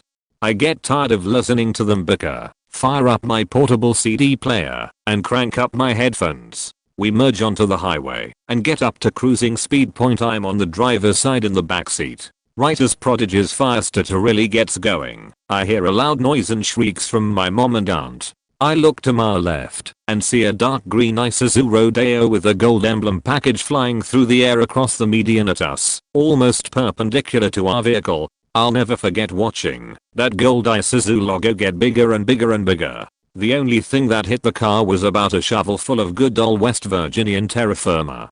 The car missed us by what seemed like inches. If she had fully stopped at that stop sign, we all would have died in this bout of vehicular lawn darts. We found out later the driver had a heart attack and died on impact. I still shudder every time I see a dark green Isuzu Rodeo with gold emblems. Luckily most have rusted out by now. Point my aunt still doesn't fully stop at stop signs and is always ready to tell the story of when a traffic violation saved our family. Point edit. Context. 8 years ago I was working at a gas station. My wife and I at the time had very odd work hours. She was early morning and I was graveyard. Never got to see each other. So every Friday afternoon we would eat at this Italian mom and pop restaurant for lunch to catch up on our week. Well, one trip there the owner came out and told us the sous chef had a stroke that morning. Very sad. My wife goes, "Hey, hi Daniel. He's a hard worker and wants to get out of the gas station job." He goes, "Yeah, it's very hard work." At first I was hesitant about it, being as change is tough to deal with. I was content at the gas station. Easy money as they say. Well, anyway, that night at work I got robbed at gunpoint at 4 AM by some punk kids. Not only did they take $250, but they also took my comfort in that job. So I said yes to the restaurant job and bye to graveyard shifts at Chevron. I started off as dishwasher, which on weekends can be a toughest job. Started questioning if this was for me. Got on Craigslist to look for other gas station job cause I thought to myself I was done with restaurants. Well, long story short, fast forward to 8 years, I'm now the executive sous chef at that restaurant. A culinary degree under my belt, a divorce from earlier said wife, and plans to buy the restaurant in 3 years from the current owner when he retires. Life is crazy sometimes. Hey, my love story is due to several instances of the butterfly effect. Butterfly, get out and sling some hammers. For love, I originally planned to go to medical school, but when those plans fell through, I scrambled for a last-minute 1-year job. I ended up spending a year working on building houses with Habitat for Humanity, learning how to do a lot of work that will maybe someday pay off if I can ever become a homeowner. But each year, the Habitat office throws a big party and invites all its former members, fundraising for future homes. Current members were asked to volunteer to help at the party, which sounded like a terrible time to me. I planned to skip it and stay home, because I'd much rather play video games than act as a waiter one of my coworkers. However, Phil that night, he begged me to take his place, so I agreed. I quickly put on some decent clothes and carpooled over to the gala. Point when I arrived, I was put in charge of running a game of Hammersklugen. It's a fun game. You all stand around a tree stump with nails that have just been started, so they still stick up a few inches. The goal is to toss a mallet into the air, catch it as it falls, and hit your nail with the pointed backside of the mallet. Each time you hit, the others drink. If someone drives their nail all the way in, others finish their drink point. Yeah, my job was to get attendees drunk, so they'd donate more point. Well, the guests insisted that I had to drink with them if I was running the game, so by the end of the night, I was more than a bit tipsy. The organizers herded us all into one room as the party wound down, where my eyes fell on a cute young woman in the corner. Fueled mostly by drunken confidence, I went over to talk to her, and somehow, incredibly, ended up getting her number 2 days later. We went on our first date, in a back alley, starting off strong. 6 months later, we took a road trip halfway across the country. About 3 years after that, we got married. Now, we are in a different state, working different jobs than what we planned to do, and I'm still amazed sometimes. If I hadn't agreed at the last second to help out with a party, I would have never crossed paths with my future wife. I simply cannot think of any other situation where we'd be in the same event or location. Thanks, Chaos Butterfly. I'm sure I'm coming to this too late, but this is something I often think about. At uni I chose to do an elective module because my friend was doing it, and I thought it would be cool to have a class together. In one of the lectures I looked up the lecturer and his website said he was looking for students to do research with him, so I go and talk to him after class. He and I chatted a bit, and turned out we both had an interest in a kind of niche statistical methodology, which I only knew about because it was my tutor's area of research. Anyway, to cut a very long story slightly shorter, I ended up doing a paid research placement with him, where I met my best friend and another person who is now my fiancé. The research placement led to me doing some cool work in my 3rd year at uni, which definitely helped me get my first job. My whole life was changed by that one conversation with a lecturer I would never have met if I hadn't wanted to take an easy class with a friend. My best friend killed himself a year ago. At his funeral I saw the lecturer and thanked him for all he had done. He said he was glad to be a useful node in my life, but I would have done it all myself without him. Thing is, that's not true. That one opportunity turned so much around for me, and I met the most wonderful people who I never would have interacted with otherwise. I'm grateful for the time I've had, and constantly amazed that so much could come from such a small event. I've had 3 points in high school. I got into a bunch of top schools, Stanford, MIT, and Caltech. But Virginia Tech offered me a full scholarship. So I had this choice: go to a big name school and come out with a pile of debt, or go to the state school and come out with money in my pocket. I chose a state school, figuring I could go to one of the big name schools for grad school. But when it came time to apply for grad school, all the big name schools turned me down, so I was stuck at Virginia Tech. In the middle of my PhD program, my advisor got a job offer to go work at JPL, and he took me and another grad student there with him to finish our degrees. When I finished, I tried to get a faculty job, but failed, so I stayed at NASA and ended up working there for 15 years. So my decision not to go to a big name school ended up leading me to a career at NASA. While at NASA I discovered that a colleague of mine was a member of the Magic Castle. He gave me a guest pass. I invited all my friends. One of my friends asked if she could bring a friend, and I said yes. The person she brought is now my wife, and we are about to celebrate our 25th anniversary.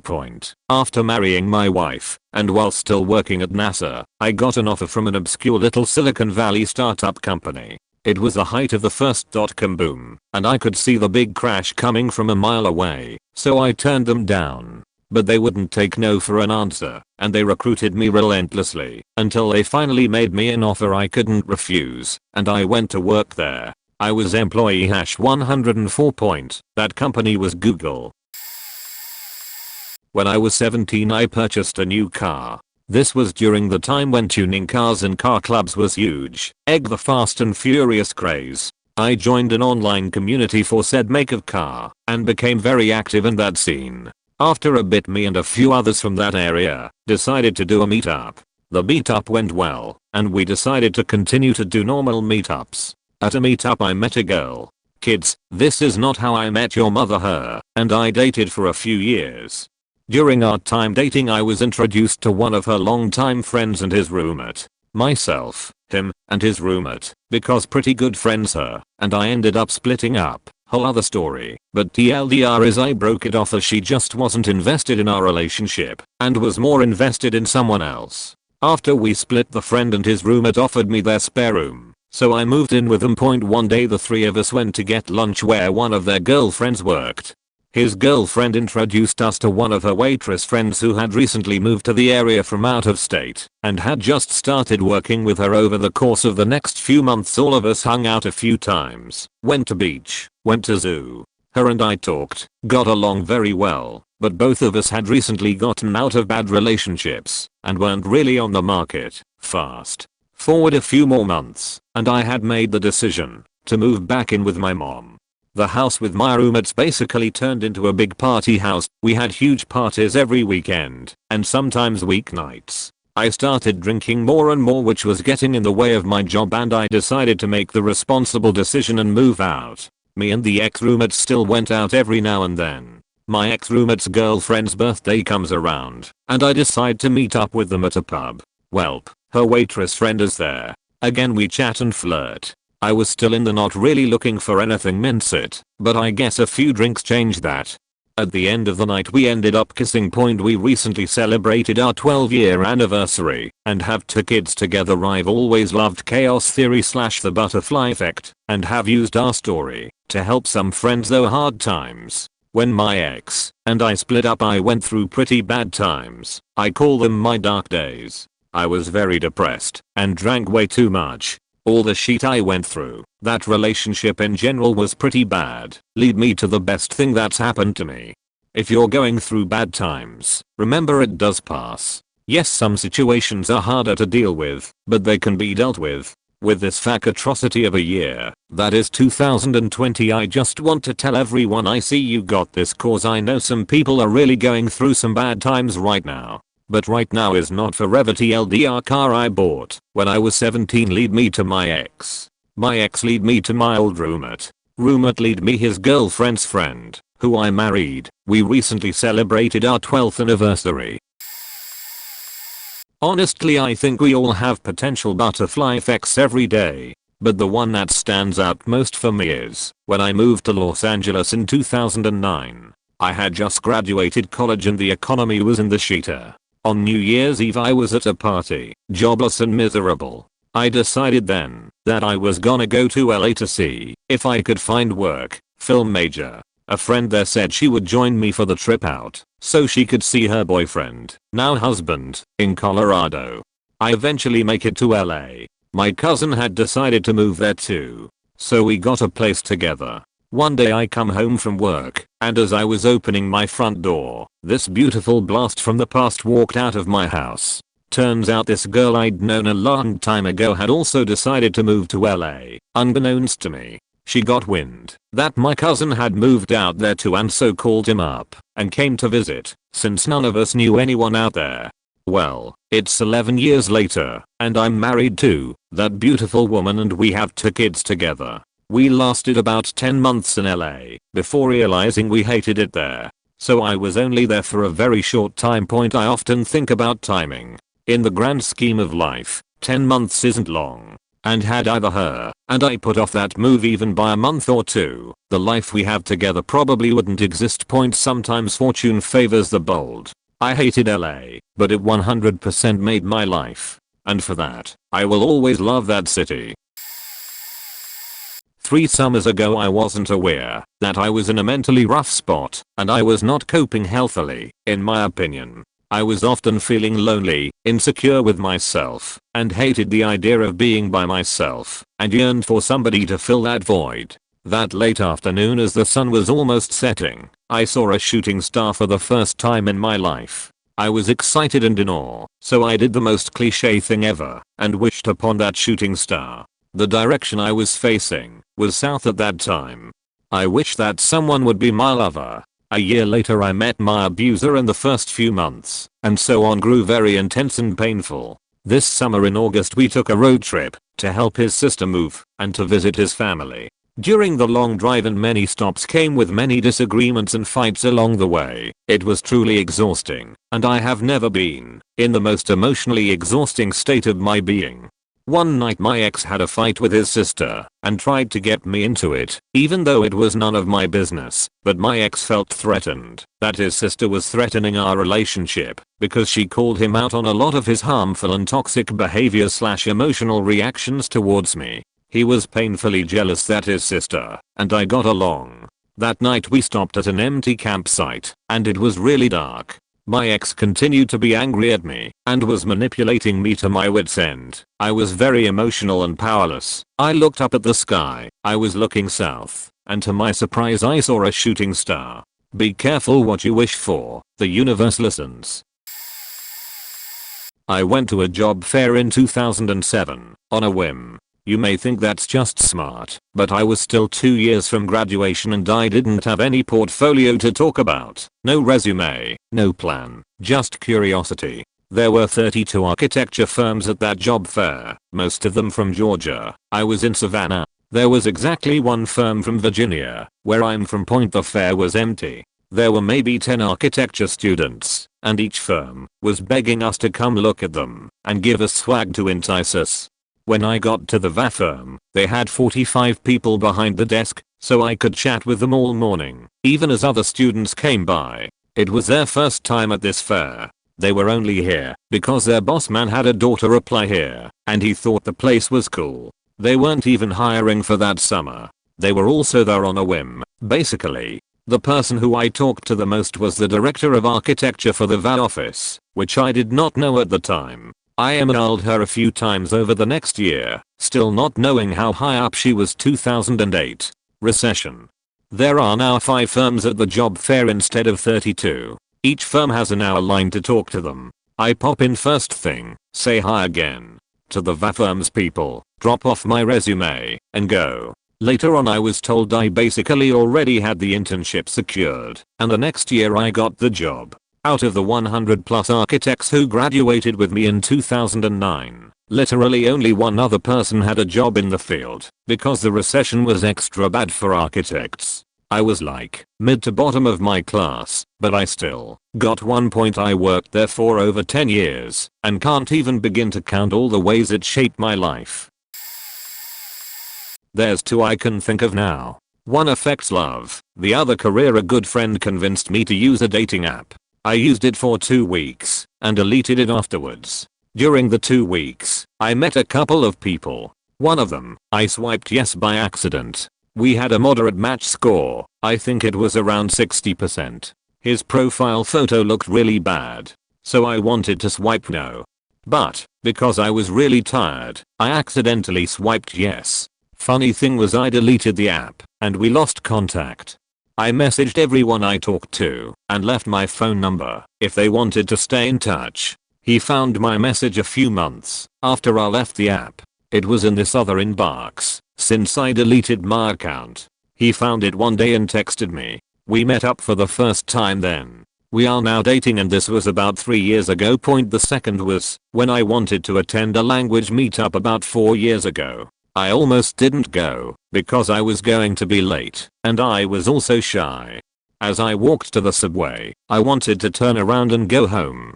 But I convinced myself to go. I met my boss there and he gave me my first job out of school. He became a mentor to me to this day. After I worked for him, it helped me build experience for my next job. He gave me a lot of useful life advice and tips on how to make money. I'm still in touch with him, and it was one of the best things that happened to me.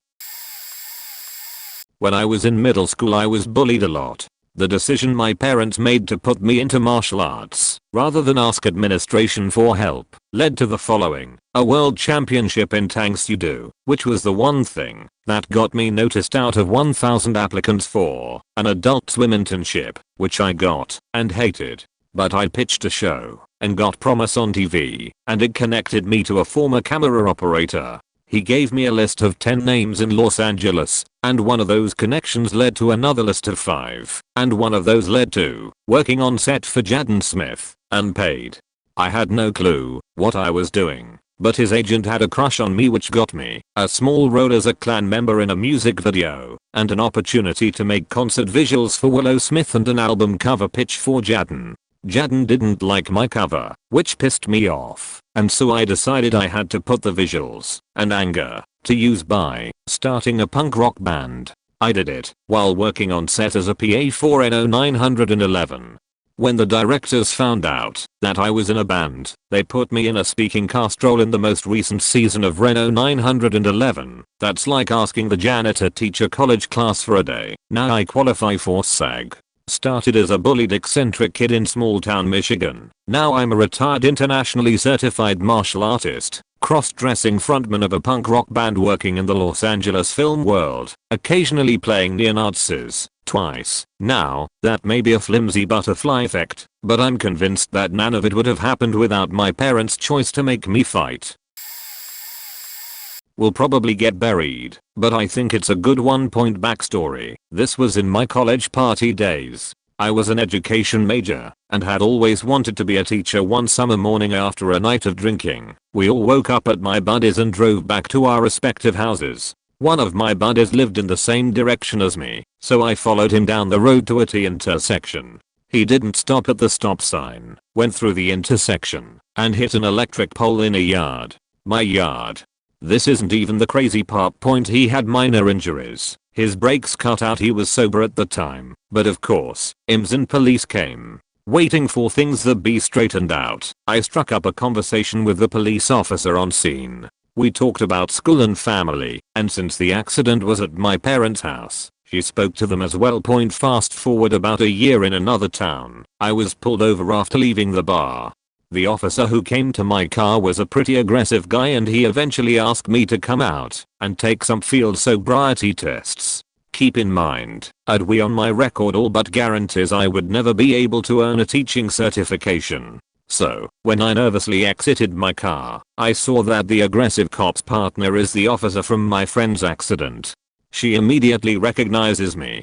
After passing my field sobriety tests, I'm asked to give a breathalyzer. After what felt like an eternity, the female officer came to my car and told me that her partner wanted to arrest me, but she convinced him not to, as long as I drive directly home. Point, now, after 10 years of teaching and coaching, I still think back to that night and am eternally thankful that my one idiotic decision didn't ruin my dreams. Thanks, officer, wherever you are.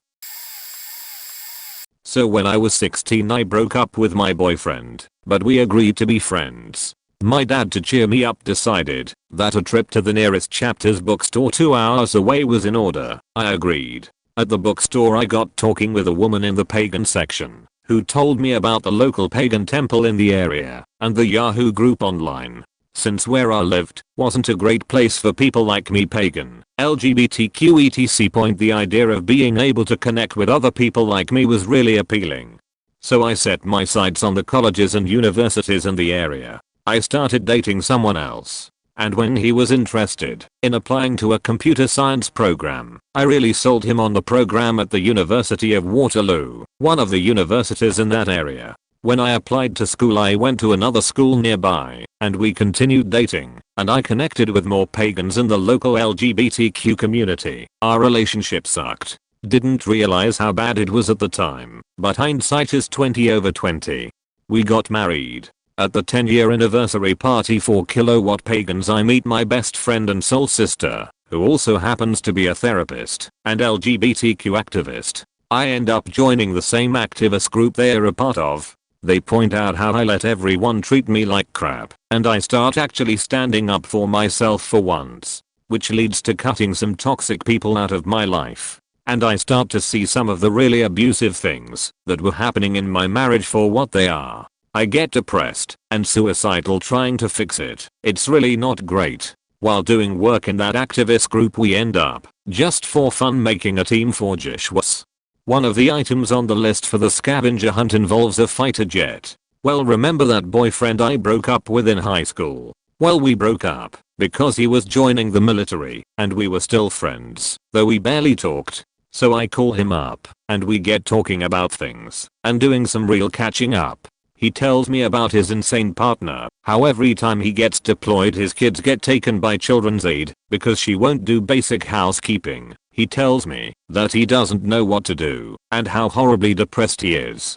I tell him about how suicidal I'm in my situation and how I've been struggling to fix it, but I think it's hopeless. I just can't do it anymore, and I've been thinking of just ending it all. It's the first time I've admitted it out loud to anyone, and somehow we save each other. We support each other through the divorces. He admits to me that I was always the one who go away and how stupid he was to have broken it off with me in the first place, and he asks me to marry him lol. Not out on a date, just a marriage proposal right off the bat. I think my answer was something along the line of how about you take me out and do this properly and not over the phone. So he did, and I flew out to see him in person for the first time in years. And now I've moved across the country to be with him, and we face our problems together. So if my dad hadn't driven me to the bookstore when he did, who knows how it would have ended up. 4 years ago I was supposed to drive home from my college town to spend the following day celebrating Easter with my family. It was already going to be a late trip as I was attending my friend's senior recital. Before heading home, this guy I had met around the music building as he was new that semester was having a housewarming party after the recital, and for some reason I just felt like I had to go, even for just 30 minutes before driving home. I didn't really know him, but something was drawing me to this party. I ended up being the first person to show up, ate a special brownie, got way too faked up to drive, needing to escape the ukulele circle downstairs singing Wonderwall. I crawled up the stairs to this guy's room where he was laying on the bed and a few people were sitting on the floor. I decided he was going to be my new best friend, so I confidently laid on the bed next to him and joined the room's conversation, eventually falling asleep. That was the first day I moved in with him. Through a few years of college ups and downs, we now find ourselves 4 years later, living together with our 4 cats, moved to a new city, with plans to get married. None of this would have happened if I didn't last minute decide to go to this party I had a strange compelling feeling about. I had a bit of interest in VR and got a headset that kind of gathered dust more than I used it. It was back when PUBG was really booming and I was playing more standard games. I saw one VR game that looked cool, so I sold a bunch of crates on the Steam market and was able to get Sprint Vector for under $1 after my wallet. The game was really physically demanding, but really fun, and I kept playing it. I was bored one day and saw a Discord link advertised as the game's official server and joined it. Once a week in this server there was a competition to get a special role that distinguished you as an exceptional player, and I decided to go for it. I was pushed hard and got really good at this game, and that's when the real competition started. They had a giveaway for a new map they released, and the winner got an i7 7700K processor. It was random as far as I was aware, and I got picked. I sold it to a friend that was looking at that processor and used the money to build a new PC. Esports League started up a VR league, and Sprint Vector was one of the games. They were doing tournaments with real money as prizes, and I joined them all. But this was only the start. After a few of these, they had qualifiers for the big tournament. It was going to be hosted in San Jose, California, and the top 8 players worldwide would get an all expenses paid trip to compete in a tournament with a lot of prize money. Even if you were in last. I made it in. I took a vacation at work, bought a friend of mine a bus ticket as my +1, and we had an amazing week. I got to see the original Quest reveal and use one about 6 months before they came out. I got to demo unreleased games at the time, and I got to meet all the people I had been talking to over voice chat this entire time. All in all, I was paid roughly $2,000 from the various tournaments and came in 6th at the big tournament. That doesn't include the super expensive hotel, plane, and 2 $400 Oculus Connect tickets. I don't do much in the way of VR now sadly, and I don't do any more esports. But that was unexpected from what amounted to a 0.87 cent purchase. ELDR bought a game, joined tournaments. The real friends were the prize money we made along the way. My doctor called in a prescription to the wrong pharmacy. It was Friday evening, and I had no chance to get it until Saturday afternoon. I got off work at 4 p.m. and had to drive across town and go into Costco at 5 p.m. on a Saturday. About 2 months ago, I was going to just say screw it because it was far, inconvenient, and I had to pay because wrong pharmacy, but I went anyway. Point because I was already on that side of town and I had recently moved out of my apartment that a friend took over. I decided to stop and check my mail. When I pulled into the apartment complex in my old parking spot, there were 2 dirty hypodermic needles, one with brown stuff still in it, but the needle bent, so it was just thrown on the ground. Point then I get out of the car and see this 2-year-old boy in the parking lot walking over to where his parents' car is, but no parents anywhere in sight. I've seen this family since before she was even pregnant, so I knew which building they lived in, just not which apartment. This is a very busy intersection in a shitty part of town, like prostitution and drug use in the parking lot, although most people living there were nice families. He can barely speak, but I asked if he can show me where he lived. Up 4 flights of cement outdoor stairs, the kind that have no back, just a step, so small kids and animals could fall through. He pushed open the door and I yelled very loudly over the TV, music or video game a couple times without going in. Finally dad comes out from around the corner out of the bathroom holding a lighter. He's been in there smoking weed with the volume up full blast, and his kid is running around in a parking lot with dirty needles and people speeding through to avoid traffic lights. When he came out he looked very shocked and said, "Oh, I thought you were my wife." I said, "You're lucky I'm not." His wife is a grocery store checker and was on her way home from work. Had my doctor not screwed up and called my prescription into the correct pharmacy, or if I had been a couple minutes earlier, or if I didn't stop to get the mail that day, who knows what could have happened to that little boy. 2 years ago I was in class, undergraduate, and I was feeling bored and in a rough spot. I had been feeling frustrated for a few weeks about my life, because I was working nearly a full-time job in an office and didn't have time for anything extracurricular. I was always really anxious about what that meant for my future and had this really scared feeling I was going to end up working at the office job after my degrees, psychology and English, in a state I hated. I was also dating a guy that had just gotten laid off and was applying to jobs out of state. So feeling the pending breakup, I was miserable. I don't remember the context, but on one of the slides my professor was showing there was, quote, "The future is a decision today." This really resonated with me for some reason. I wrote it down on a little virtual sticky note in my desktop and thought about it for a while, and I had this sudden urge to just make an impactful decision. So, still not paying attention in class, for some reason I decided to just start looking at research labs available at my university. There was one I saw that was really unique and still on that back quote, "Make a decision that will impact your life." Hi, I am Wild introducing myself. For some reason they liked me. I spent 2 years as a research assistant and they even liked me enough to promote me to lab manager. I graduated feeling confident my next step was a PhD. There's absolutely no way I would have been able to consider that path without it. My boyfriend, for a while ex, then LDR boyfriend, had been laid off for a year and took the first position he was given in San Diego. I had visited him and reconnected with family in the area, and on a whim one day I was like, I'm going to get out of here. I'm moving to California too. I have family there and I'll be surrounded by quality schools, so here I'm right now, typing this as I'm laying in my boyfriend's bed in San Diego with his cat, exhausted from PhD applications due in a week. My top choice is San Diego, so hopefully the end of this story works out as neatly as I want. But otherwise I'll end up in SoCal pursuing a PhD, in thanks to all my research experience and help from those in my lab with my application materials, recommendations, etc. I still have that sticky note on my desktop and I think about it a lot. Without it I would still be stuck in the worst state and wouldn't be in the amazing relationships I'm in now. So in case this sentence changes someone else's life too today, the future is a decision today.